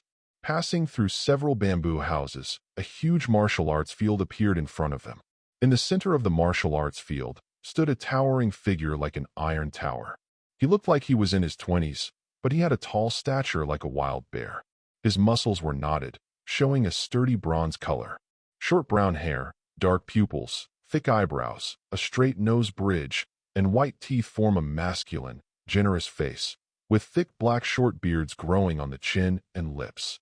Holding a big iron ball in one hand, he roared and practiced in the martial arts field, walking like the wind, fast and steady. Bright eyes fixed on the two iron balls, and Finette's face was full of surprise. This is an iron ball made of black iron, and it is at least hundreds of thousands of pounds alone, right? He didn't use a bit of vindictiveness? The girl's pretty face was unbelievable. Chiron chuckled and said, "His strength can surpass that of the gods. The weight of black iron is still not enough for him. It's a pity that I can't find heavier minerals for him to exercise." Their arrival was quickly noticed by the young man in the field. He lightly dropped the iron ball in his hand and trotted over. "Teacher, you are back so soon. I thought you would stay in Athens for a few more days." 35 As he spoke, he looked at Phinatine and Phobos next to him and said in surprise, "Teacher, didn't you say that you were going to collect the newly born son of light? How can you bring back two? And they don't look like they were just born." "Look," he muttered, showing off his muscular arms. "You know me. I'm Hercules, the man destined to be the greatest hero in the world. Look at my muscles. This is the arm of a viper sent by the gods after being born to strangle. Am I amazing?" Hercules was smug, posing, and looking like he was complimenting me. Finette was attracted by the second sentence. "You strangled the viper sent by the gods when you were born?" Hercules exclaimed. He approached, saliva splattered, and he said incessantly, "I am the son of Zeus, the king of the gods. You must know the reputation of my father. I like to find lovers everywhere and give birth to many children. I am such a product that my mother was Amphitrite, the queen of the king of Thebes, whom Zeus made to bear me, which was soon discovered by his goddess Hera. 35. So Hera sent poisonous snakes to kill me. But when I was only a few months old, I strangled both snakes to death in my sleep. We should have a common language, Zhao Zhao, on this point." 35 Phobos murmured in his heart, thinking of Pai Tong, the lord of snakes and pythons that Hera sent to murder him when he was just born. Hera is getting more and more alive. He used to be able to instruct Pai Tong, a high-level god, but now he can only fool people with two ordinary poisonous snakes. He thought again. On the other side, Chiron looked helpless because he was obviously strong and brave, but he liked to show off his disciples and introduced Phoebus Phinatine. If it is an ordinary person, it must be more interested in the beautiful Phinatine. But Hercules was not an ordinary person. After hearing Chiron's introduction, he approached Phobos with a curious face. "Let me see how Han can grow so big in less than 10 days after birth. Wow, your face is so beautiful, much prettier than that little girl. I am the son of Zeus, and you are the son of the god of light. Speaking of which, I am your uncle. So hurry up and say uncle first. I will teach you how to exercise your muscles. Muscle is the spirit of a man. It's not enough to grow so thin. You have to eat more and exercise more. If you don't know how to cultivate grudge, muscle strength is more important. You must know that even your father, the god of light who is known for his elegance and beauty, is the strongest in the flesh among the gods. Chapter 136. Looking at Hercules who kept showing off his muscles, Phobos took small steps to Chiron. The half-human half-horse son of Cronus coughed lightly. Hercules, Phobos and Phinatine will be juniors and juniors in the future. You have to take good care of them. Don't worry, whoever dares to bully them, I will hit them with my fists. Hercules patted his chest with his rough palms while gesturing his muscles. At the same time, he scratched his head in confusion and said, Teacher, you said that both Phobos and Phanet are my juniors. But who is the older and the younger? Phaeton immediately stood up proudly and signaled that the gap between her and Phobos was decreasing, but she had an advantage in her height, and she had a rather immature figure, as if this was not an obvious thing. Do you dare to compare my height again in half a month? Phobos whispered in his heart, not happy to bother with this little girl. So he became the youngest apprentice. Phaeton patted his head excitedly as if he had won some great victory. Follow senior sister in the future. You must be obedient. What an immature girl. The blond boy rolled his eyes, feeling quite in his heart. The body of the Holy Sun gave him the greatest feeling that he seemed to have returned to the 277 that he had just crossed into this world when he was a young boy. In Olympus, he is the deputy of the court of gods, the great lord of light, and he may become the king of the gods at any time. But standing too high, and gradually lost the ease when he was on the ocean with his sister and Hecate. He has become the greatest and most sacred deity, but he is no longer the boy he used to be. I can understand why there is such a thing as the emperor's private visit in a microservice. The blond child laughed at himself. Quietly, he walked to the edge of the Hercules arena. There is a golden god-level treasure chest, shining brightly. Over the years, I have also figured out the rules of where treasure chests appear. The more advanced the treasure chests are, the more well-known or dangerous places they will appear. Hercules is obviously that kind of famous guy, so appeared beside him. 39 Forpers put away the treasure chest. It was not until night when Chiron and the others fell asleep that he took it out in his room. Ding! You have opened a god-level treasure chest and obtained the source crystal asterisk 3000, the sequence 0 potion sun. Sequence 0, potion, sun? Staring at the bottle of golden liquid that suddenly appeared in his hand, the blond child's eyes narrowed. Generally speaking, treasure chests will open 3 kinds of things. In addition to the usually fixed source crystals, there are 2 other pieces or artifacts or magic. If there are 2 pieces, it can only mean that the single piece other than the divine origin crystal is very precious. 1 is better than 2. Potion. I remember that in the game copy, there is a world of drug addiction and acting to become a god. That world seems to be based on the Kabbalah tree of life theory and mysticism, and mixed with Cthulhu elements. The original creator created the universe and fell into a deep sleep. He has split 3 pillars for worlds, 10 sources, and 22 ways of God. Anyone who can gather all these will have the opportunity to become a new creator. Most of the 3 pillars and 10 essences have been transformed into the old days and the outer gods, and the 22 ways of the gods, respectively sequence 9 to sequence 0, have corresponding potions, and most people can only start from sequence 9. Drink the medicine, then use the acting method to digest it, and then drink the potion of the next stage. From this, it gets closer and closer to the initial, and eventually becomes the god of sequence 0. There are only 22 gods in the 22 ways. Because of the characteristics of making sequence 0 potions, there are only 22. The sun is one of the 22 sequence zeros, symbolizing the light and heat of the universe, a powerful god who can control all energies. Phobos dug out the memory of the copy in his mind. Looking at the potion in his hand, his eyes lit up. The gods of the game copy, because the number is fixed, are not like the proliferation of gods in the Greek world. They are still very compelling. He estimates that he will not be worse than the top gods, and even in terms of pure power, it may be stronger. It's just that they were all drugged, and their abilities are not very comprehensive. Some aspects are powerful, and some aspects are very mediocre and not very balanced. I was worried that I would be found to be related by borrowing the power of another body, but now I can try it. Phobos whispered. However, he remembered that the dungeon world had to take potions step by step, and he would lose control if he was not careful. He skipped 9 to 1 and directly drank 0, which was a huge risk. But that's because the people there are only ordinary things without the potion, and I am a god of the original level, and my spirituality is strong. Phobos was not afraid of anything. However, it is estimated that this method is used to become a god, so I first used the power of the other body to block the surrounding space, and then took a sip. The golden liquid smelled of roses, and disappeared without a trace as soon as it entered his throat. Immediately, Phobos felt like there were countless suns in his body, igniting brilliantly. The dark space around was instantly illuminated. A stream of heat, a wisp of light, burst out in his body. He felt that his body was separated from matter and became a fiery ball of fire, and his mind and the whole world became one. With every move, it can pull all the energy in the vast universe, interfere with the rotation of the stars, and the fluctuation of the magnetic field. It is the absolute master of energy and light and heat. At the same time, a deep babble appeared in his mind.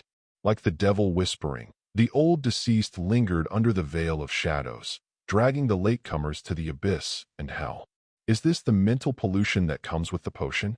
Phobos let out a cold, low hum. The powerful spiritual body burst out, and the original level of strong will forcefully turn these ravings and murmurs into nothingness.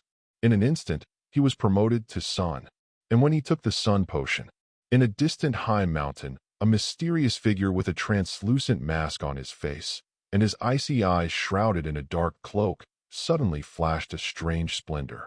I finally found something related to the breath of the sun. He was about to do something when the brows under the mask suddenly wrinkled. It seems that some powerful force is blocking the breath, but the other party doesn't know my existence, so I sensed a slight fluctuation. Haha. Since you have taken it, you always have to use it, and I will find you. In the deep laughter, the body under the cloak of the mysterious figure stretched out its smooth tentacles, filled with terrifying horror. Chapter 137. In the warm morning, Finette stood quietly in the martial arts arena, listening to her teacher Chiron teach combat skills. At the same time, his jewel-like bright eyes swept not far away. There, the tall young man with short brown hair was whispering to another young man with dazzling blonde hair and seemed to be having a good time chatting. It's really two guys with no aesthetics. A beautiful girl like me is beside me, and they are talking about going fishing together in the afternoon. The girl with pale blonde long hair was very tasteful in her heart, and glared fiercely at the handsome blonde figure in the middle. Seeing that he has grown to a height similar to his own, his body exudes a fiery aura and a handsome temperament, and his every move is filled with radiance that makes the girl's face darken. Looking down at the place under his neck that was still so unsatisfactory and difficult to scale, he pouted and turned his eyes back to the centaur, half-horse teacher. Although I am famous in many city-states for my archery, archery is a long-range attack.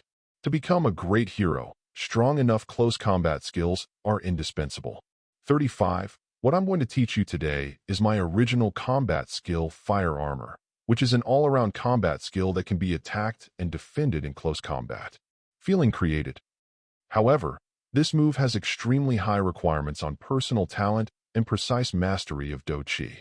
Generally, only a part of the fire armor may be condensed at the beginning. Don't be discouraged.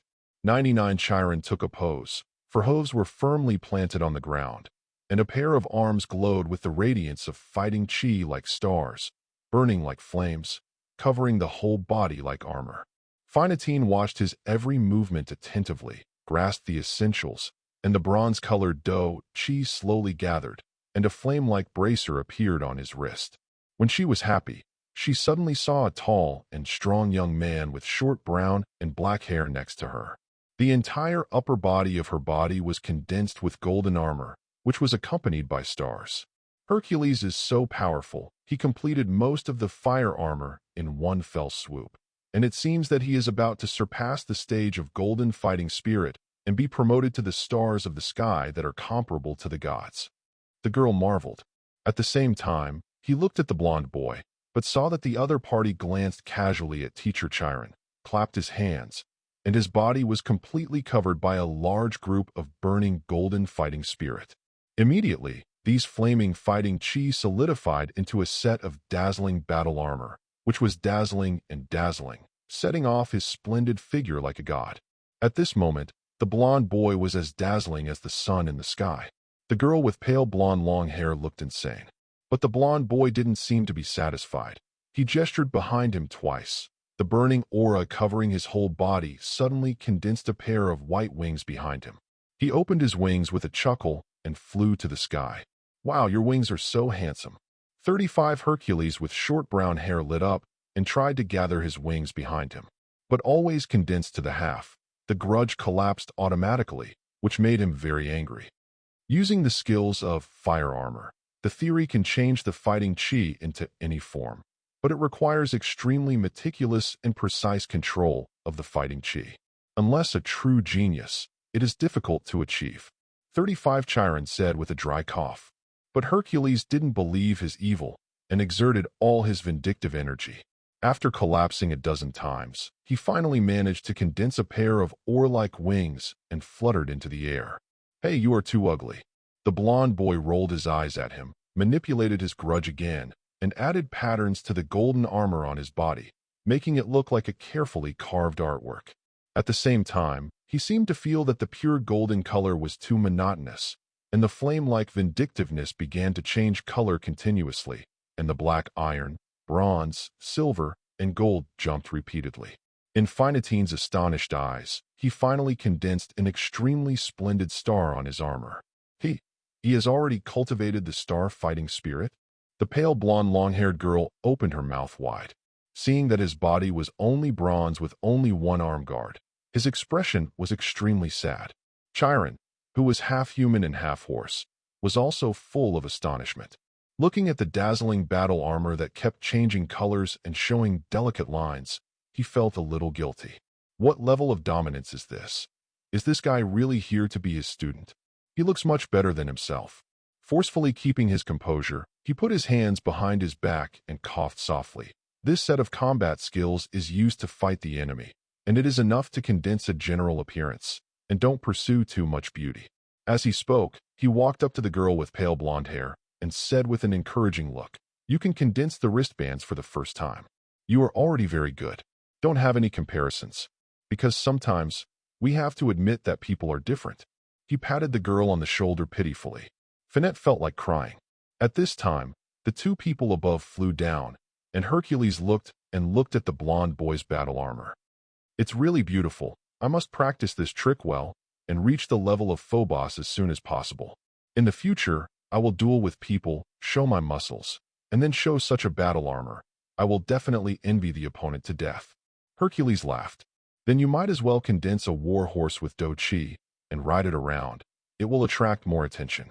The blonde boy complained. Do Chi transforming horse, to understand. I remember when I was on Earth, Do Chi was originally the energy code for the warrior profession in the Western fantasy background, corresponding to magic. As a result, there was a certain horse breaking the Sky TV series, and the stock of fighting chi into a horse could not pass. The blonde boy still remembered that. In order to correspond to magic, he named the training system he developed from the power of ether, Do Chi, but he didn't think much about it at first. Seeking flowers, I felt something was wrong afterwards.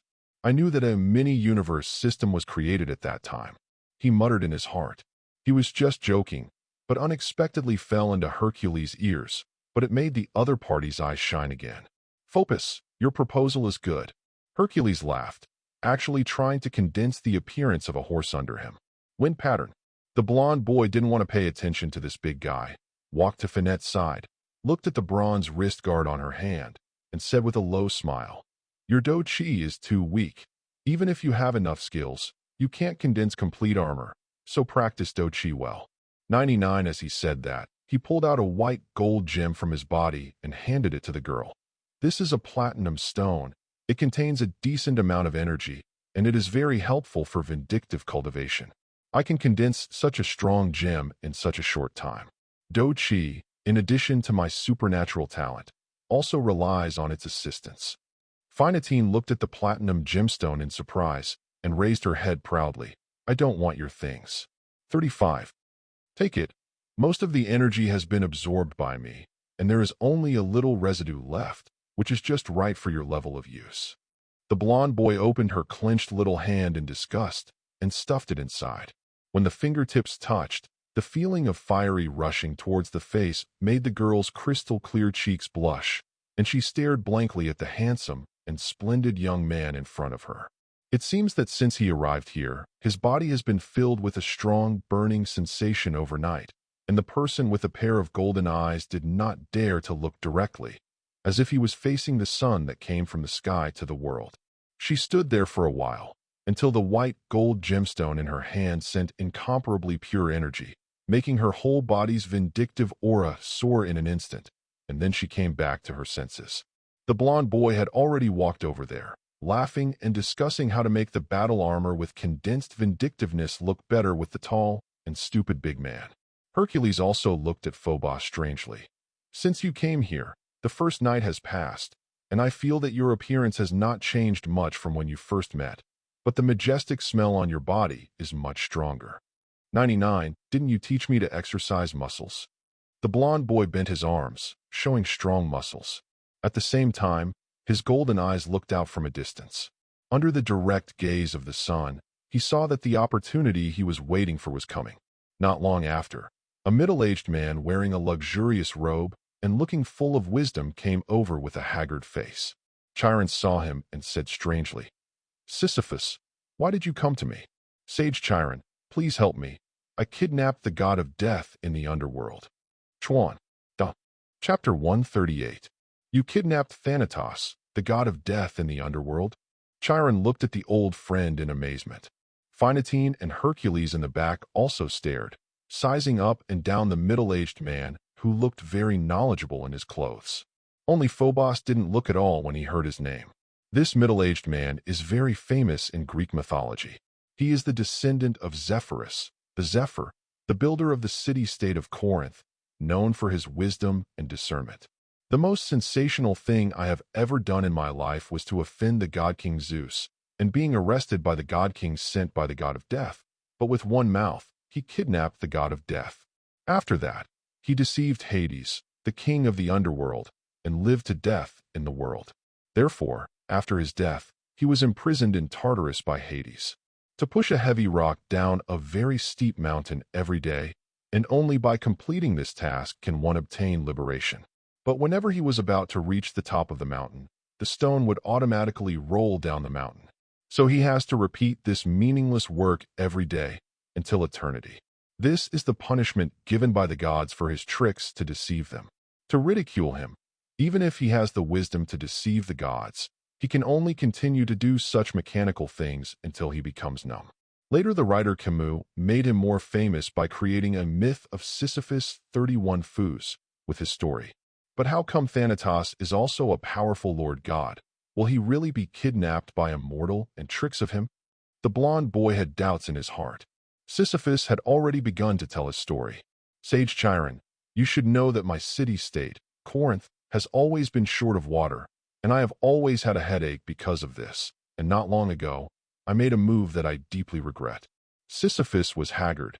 He looked at Hercules next to Chiron and said, Is this the student of your son of Zeus? Chiron nodded. Sisyphus smiled bitterly and said, You should also be aware of the character of the king of the gods, Olympus. He has relationships with many goddesses and women in the human world, and some time ago, I accidentally found him kidnapped. Igena, daughter of the river god Aesopus. The river god is the god in charge of water sources on land, so I was worried, and I used this as a deal to let him get enough water for my city-state. But I also offended the god King Zeus. 99. And then he sent death to kill you? Chiron guessed. Sisyphus said in a low voice. Actually, it was his son Hermes who was eyeing me. This messenger of the gods also served in the underworld and had a very good relationship with the god of death. So he asked the god of death to deal with me. A mortal. And then you kidnapped the god of death. Hercules looked up and down the king, who didn't look strong and was full of surprise. It doesn't look like a powerful demigod, nor does it look like a strong man who has cultivated vindictiveness to the level of the stars. What's more, even if the stars return to their place, it is impossible to defeat Thanatos, the son of the night at the main god level, who is in charge of death. Don't look at me like that. I really don't have that ability, but I did bind the god of death. Sisyphus smiled wryly. With recollection, he took out a card from his arms. Some time ago, I met a mysterious magician who used a card called Tarot to fortune me, saying that my destiny was destined to be with death produces entanglements, and eventually sinks into the deepest depths of death.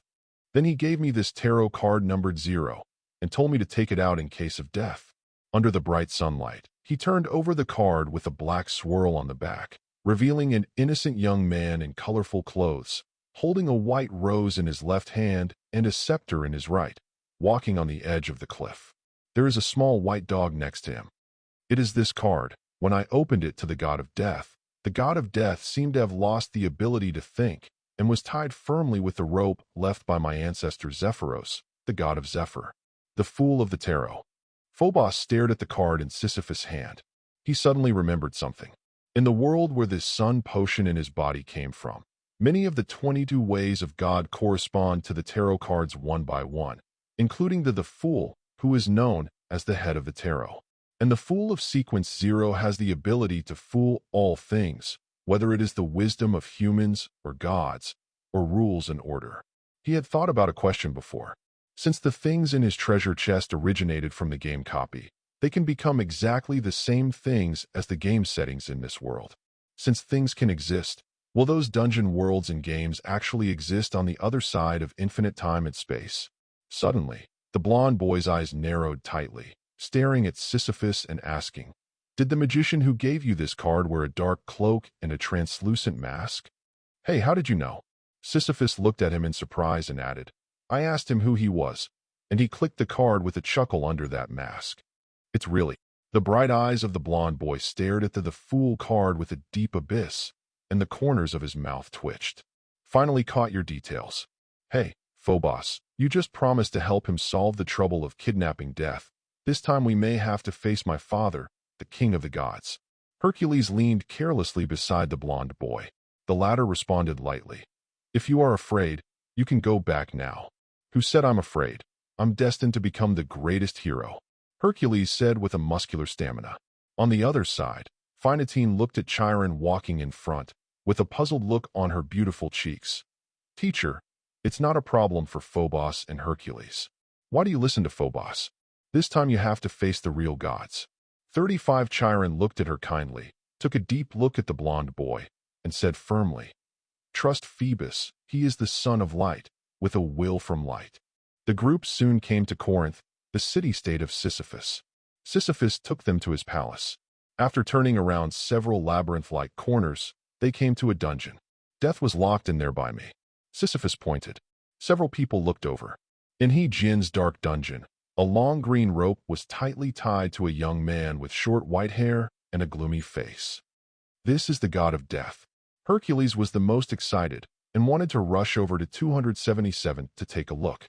At this moment, the eyes of the blond boy in the corner suddenly lifted, and 2 fiery flames shot out. When Chiron and the others changed their expressions, a swift figure suddenly appeared in the dark dungeon. "Blonde hair, who are you? You can actually see my traces." The man roared wildly, exuding a majestic divine power from his body, slamming over Finette and the others. Phinatine and Sisyphus swayed and were about to fall to the ground. "The power of sleep. You are the brother of Thanatos, Hypnos, the god of sleep," Chiron cried out. Besides Phobos, only he and Hercules, with their strong bodies and deep fighting spirit, still barely awake, but also wobbly, about to fall asleep. A brilliant golden light, like the sun, suddenly bloomed in the dungeon. The blond boy was bathed in the blazing brilliance of the sun, illuminating the dark dungeon as bright as day. This brilliance seems to contain the power of purification and blessing. After being illuminated, Chiron, Phinatine, and the others all woke up at once. Under their astonished eyes, The blond boy was shrouded in the brilliance of the sun. Then a blazing force condensed, turned into a long golden rope, tied the sleeping god firmly, and threw it beside the white, short-haired death god in the dungeon. At this time, Thanatos, the god of death, woke up in a daze, saw the long face of his brother Hypnos, and asked in confusion, "Hypnos, why are you here?" Chapter 139. Is this really Hupelos, the sleeping god? Finette's bright eyes were fixed on the blond boy who was as bright as the sun, and her beautiful face was unbelievable. Chiron nodded silently. As an old sage, he naturally knew the god of death and the god of sleep, the gods who often wandered in the world. Seeing him nodding, Finette and Sisyphus couldn't hide their shock on their faces and looked absently at the blond boy who was gradually receding from the light on his body. Hypnos, the god of sleep, is the son of Nyx, the goddess of the night. He and his brother, the god of death, are very ancient gods, and their strength is by no means inferior to the main god of Olympus. But in front of this young boy who had just lost his childishness, he was knocked down almost instantly. How can that be? When the two of them were shocked, Chiron also looked deeply at the blond boy who said nothing. But Hercules had a big head, and with a naive smile, he embraced Phobos' shoulders. "I didn't see it. You are so powerful. Is it the power given to you by the god of light? Alas, I have long heard that the god of light of Olympus is a ruthless character even more powerful than the king of God. And now I believe this sentence, that's it," the brown-haired youth sighed. "You are the man who wants to be the greatest hero, so don't look like this, okay?" The blond boy patted him with a smile. Hercules nodded heavily. "Well, I can feel that my great journey is about to begin. I will definitely become a great hero who shocked the world. Whether it is a mortal or a god, it will shock me. 35, it doesn't matter if it is shaken or not. Can you let us go first?" Hypnos, the god of sleep in the cell, mourned. This aroused contempt from his brother, Thanatos, the god of death. "Hypnos, don't ask them. We are the noble children of the night, the most powerful subordinate of the deputy Hecate, and the closest friend of the messengers of the gods. You still mention that B************* D Hermes." Sleeping god continued to cry, pointing at Sisyphus. "If that guy hadn't been lazy and let you come over and arrest this mortal, you wouldn't be tied here, and I don't need to. Because I came to save you. I was also tied up." The brother's words made Death grit his teeth. "I shouldn't mention that guy Hermes. He is obviously the fastest among the gods, and he hasn't come to save me yet. Humph, I will break up with him when I go back." Having said that, he stared at the dark pupils and called out to the Forpers. "Our brothers are actually the people of Deputy Lord Hecate, not with Hermes, and have nothing to do with the king of the gods. This time it was Hermes who seduced me with 2 bottles of fine wine from Dionysus, and I promised to be tricked by him. As long as you let me and my brother go, I promise not to trouble you again." 39. Good wine from Dionysus? Chiron couldn't help licking his mouth. Dionysus, the god of wine, also studied with him for a period of time. During that time, he had good wine every day, but unfortunately, after Dionysus left, there was no such good life. Hearing Thanatos' words at this moment, he couldn't help but be full of aftertastes. On the other side, Hercules asked suspiciously, "Who is the deputy Lord Hecate? I only know that the deputy lord of the court is Apollo, the god of light."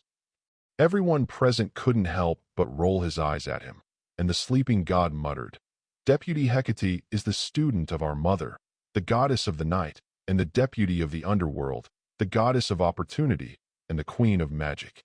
Magic? It's the set of things passed down by the god of light and Do-Chi. I have also learned it. It's hard to learn, and I can't understand a single symbol. Hercules was a little excited. The sleeping god said contemptuously, "That's because of your innate talent. Magic was created by goddess Hecate and the god of light. One of them is the queen of magic and the other is the god of magic." "Oh, it sounds like a couple," Hercules muttered, looking to the side. "Phoebus, you should know about this goddess of opportunity, right?" The blond boy smiled and said, "That is a very gentle and lovely, excellent goddess. I can guarantee that my father has always been very fortunate to have known her. You are the son of the god of light." The brothers Thanatos and Hypnos stared at him. Then everyone is still their own. Let's spare our brothers. Sleeping god looked at him pitifully. The with short white hair over there snorted coldly. My brother, please show some courage. You will lose your mother's face.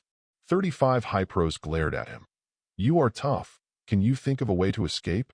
That be asterisk asterisk asterisk asterisk asterisk D of Hermes also said that Ares would help me, and there is no shadow yet. 5 Before he finished speaking, Phobos' golden eyes suddenly flashed. Immediately, a blazing light like the sun blasted into the distance. Bang! I saw a burly figure walk out, waving a shield in his hand, resisting the blazing light. Ares, you are finally here. Hypnos cried happily. If it weren't for his hands being bound, he would have waved his hands high. Ares, the god of war, one of the 12 main gods of Olympus. Finette cried out in horror. Although the god of death and the god of sleep are also very ancient and powerful gods, they are not well known when compared to the god of war who is in charge of war and ranks among the 12 main gods. Phobos can defeat the god of sleep, but can he really fight the god of war, who claims to be invincible? Phinetine's bright eyes stared at the handsome figure bathed in golden light, full of worry. On the other side, Ares held a shield in one hand, resisting the rays of the sun, and swung a big sword in one hand, rushing fiercely towards the blond boy standing in the air. His body was filled with the arrogance of blood and fire, the traces of swords, the brutality of war, the horror of death. All kinds of pictures emerged one by one. The powerful evil spirit is like a monstrous firework, and it will destroy the entire palace when it evaporates. Phinetine and Sisyphus only felt the sturdy and boundless aura of war, which had completely enveloped them, and they would tear their bodies and souls to pieces in the next moment. That burly figure holding a sword and a shield is so terrifying and invincible. Chiron and Hercules both had solemn expressions on their faces, brewing strong fighting spirit, ready to go up to fight Ares at any time. But just as the majestic aura of war filled the air, the tiny suns flew out of the golden figures, radiating endless light and heat. In an instant, one after another bright light, like a sharp sword of light, smashed the warm map intertwined with blood and fire, and shattered it completely. Ares roared in disbelief, swung the great sword in his hand, slashing the surrounding radiance. However, he saw the bright light trembling in the sky, turning into golden chains, which bound him firmly. Impossible, who are you?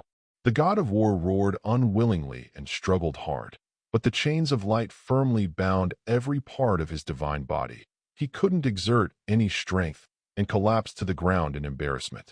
Phinetine, Sisyphus, and the others stared blankly at this scene, unable to react for a long time. They felt that they seemed to have missed something, and the god of war was still ferocious in the last second, filled with terrifying power. But why is it tied into a sack the next moment? It is difficult for them to react from these two pictures. Alas, Ares hasn't grown in these years. The blond boy above sighed in his heart. Can't help but think of the scene when he defeated Ares for the first time, when he seemed to be the upper god. At that time, Ares was already the third-order main god, but now he has just reached the fourth-order main god. Really good fight as always. The blond boy threw him beside the god of death and the god of sleep with no interest.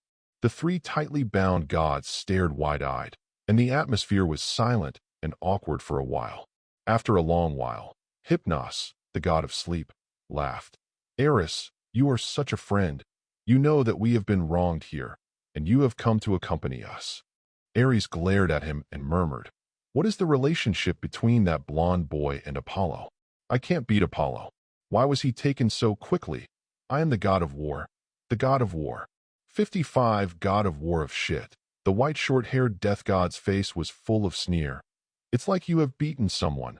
First beaten by the goddess of wisdom, then by the god of light, and then by the goddess of hunting. I'll pull you over and beat me up. You haven't seen it for so many years. 35 Damn, I'm going to kill you. Ares felt that his personality, Zhao Zhao, was greatly insulted and struggled to lean towards Thanatos. His hands and feet were not strong, and he directly opened his mouth and bit the throat of the god of death. The two brothers, Death and Sleep, hurriedly cooperated to hold him down. Looking at the three of them, Chiron and the others were full of absurd expressions. and just when Phobos used the power of the sun to defeat Ares. On the distant mountain peak, a mysterious magician with a dark cloak and a translucent mask on his face evoked a smile at the corner of his mouth. Finally found it. It's actually in the city-state I visited last time. It's easy. As he murmured, the ground beneath his feet suddenly overlapped with Corinth, like two grafted branches. In just an instant, he came to the periphery of Corinth. At this moment, the space around him was suddenly blocked by a vast force. In the temple of light of Olympus, a stalwart figure shrouded in golden light appeared in front of him in an instant. In the splendid brilliance, the handsome and elegant golden figure has a faint smile on the corner of his mouth. The visitor who does not belong to this world, I also caught you. Chapter 140. The golden book of light carries divine brilliance. Turning page after page on the other side of the sky, the blazing light is like a burning flame, spread like gold, blocking time and space. Under the dark cloak, there was a mysterious figure with a translucent mask on his face, and his empty eyes were icy and focused on the golden figure walking out of the depths of light. The god of light of Olympus, it seems that I am still being targeted by you after all, he said calmly in a determined tone. In the bright light, Apollo's golden eyes locked him firmly. What should I call you, the fool from another world?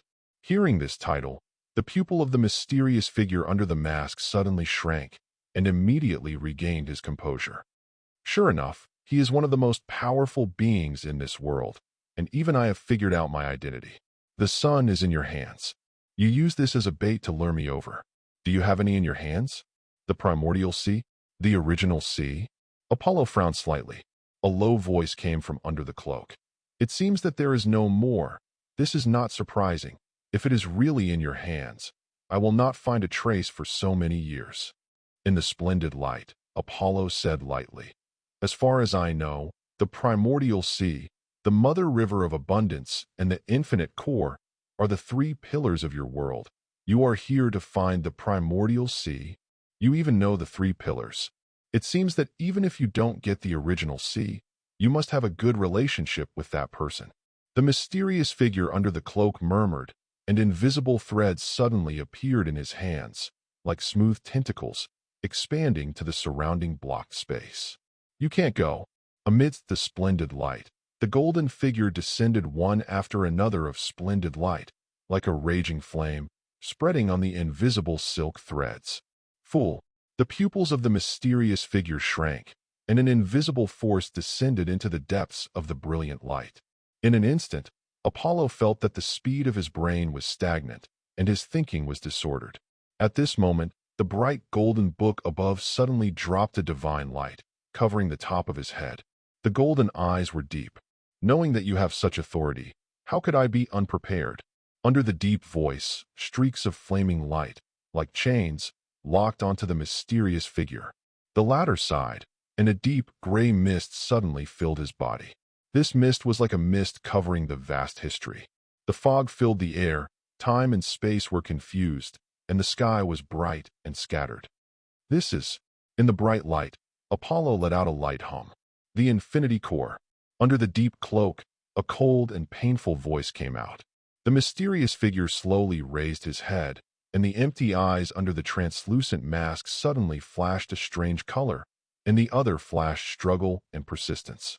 His voice was very strange, full of chills and gentleness, as if two wills were fighting fiercely. Gradually, that gentle will prevailed, and he said in a hoarse voice, "Since you know the three pillars, you should be clear that the full pathway is included within the scope of the infinity core. The original creator split into three pillars, for worlds, 10 sources, and 22 paths of gods. 35, according to my observation, the sequence 0 at the top of the god's path is generally higher than the main god of your world and lower than the original. But sequence 0 not only includes the characteristics of sequence 0, but also includes sequence 9 to sequence 1. With 0 or 1, almost every sequence 0 has won the extraordinary power of sequence 1 of this pathway. So each one is at the top of the sequence. The gods are infinitely close to the primordial. Here you are. 99. And the old ones and outer gods, which are ranked above the sequence and fused with origin quality, are comparable to your top primordial, close to the highest. Above the old days and the outer gods, the three pillars of the universe are truly comparable to the so-called supreme. Accommodating the primordial sea can become the pillar in charge of the astral world, and it can also contain 5 paths of gods. 0. Accommodating the infinite core is to master the spiritual world, to dominate time and space, and it can be called the space-time ruler. I am half a pillar that holds part of the infinity core. With the power of the key to the door, I can open the barriers of the world, come to you, look for the past, and look for the future. 35. dB. Speaking of this, the gentle voice gradually subsided, replaced by the cold and indifferent horror voice. Under the translucent mask, his eyes were full of scarlet and cold, and he made a low voice like babbling. I am the king of time. I am the king of the sky. I am the vast fog that covers the infinite history, the ultimate core that connects the finite and the infinite. Humble other gods, you can't match my greatness. Smooth tentacles stretched out slowly under his cloak, and the deep mist carried the vastness and heaviness of history, crushing and dying to the infinite light. Time and space seem to encounter the Supreme Master. Under those tentacles, they are arbitrarily dominated and enslaved, like a stormy wave, violently biting the deepest part of the light. Half a pillar, it's interesting. 35. The golden eyes suddenly lifted, and they saw that the tentacles that were not slippery controlled the time and space to crush them, and a flaming mottled rust sword was blazingly cut out. At the same time, the golden book in the sky bloomed with magnificent power, suppressing time, suppressing space, and delaying the movements of the tentacles. Laugh. The monstrous flame light, with a fiery edge, cut through the gaps in time and space, and slashed sharply on the tentacles suppressed by the power of the golden book of light. In the fiery red light shuttle, space and time are divided, and tentacles are cut off.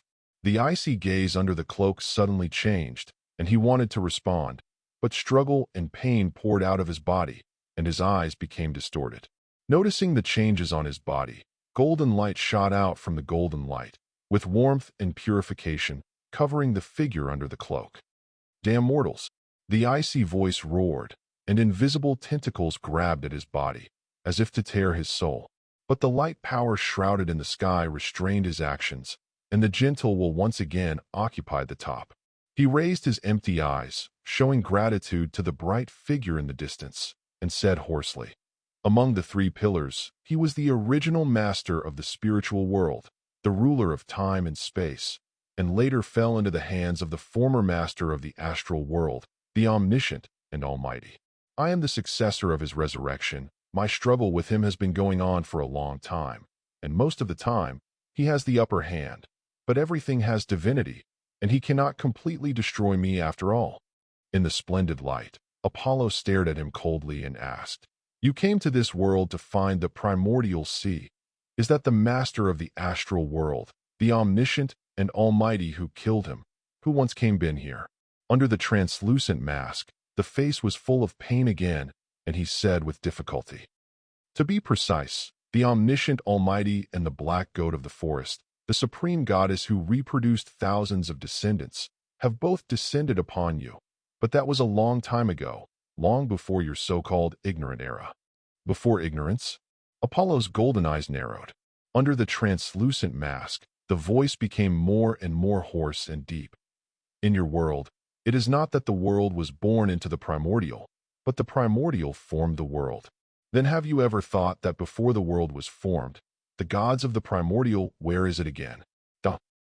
If you're enjoying the story so far and want to hear the next parts, don't forget to like the video. It really helps the channel grow. And if you'd like me to continue the series, drop a comment below letting me know. Your feedback and support keep these audiobooks going strong. Thanks for listening, and I'll see you in the next one.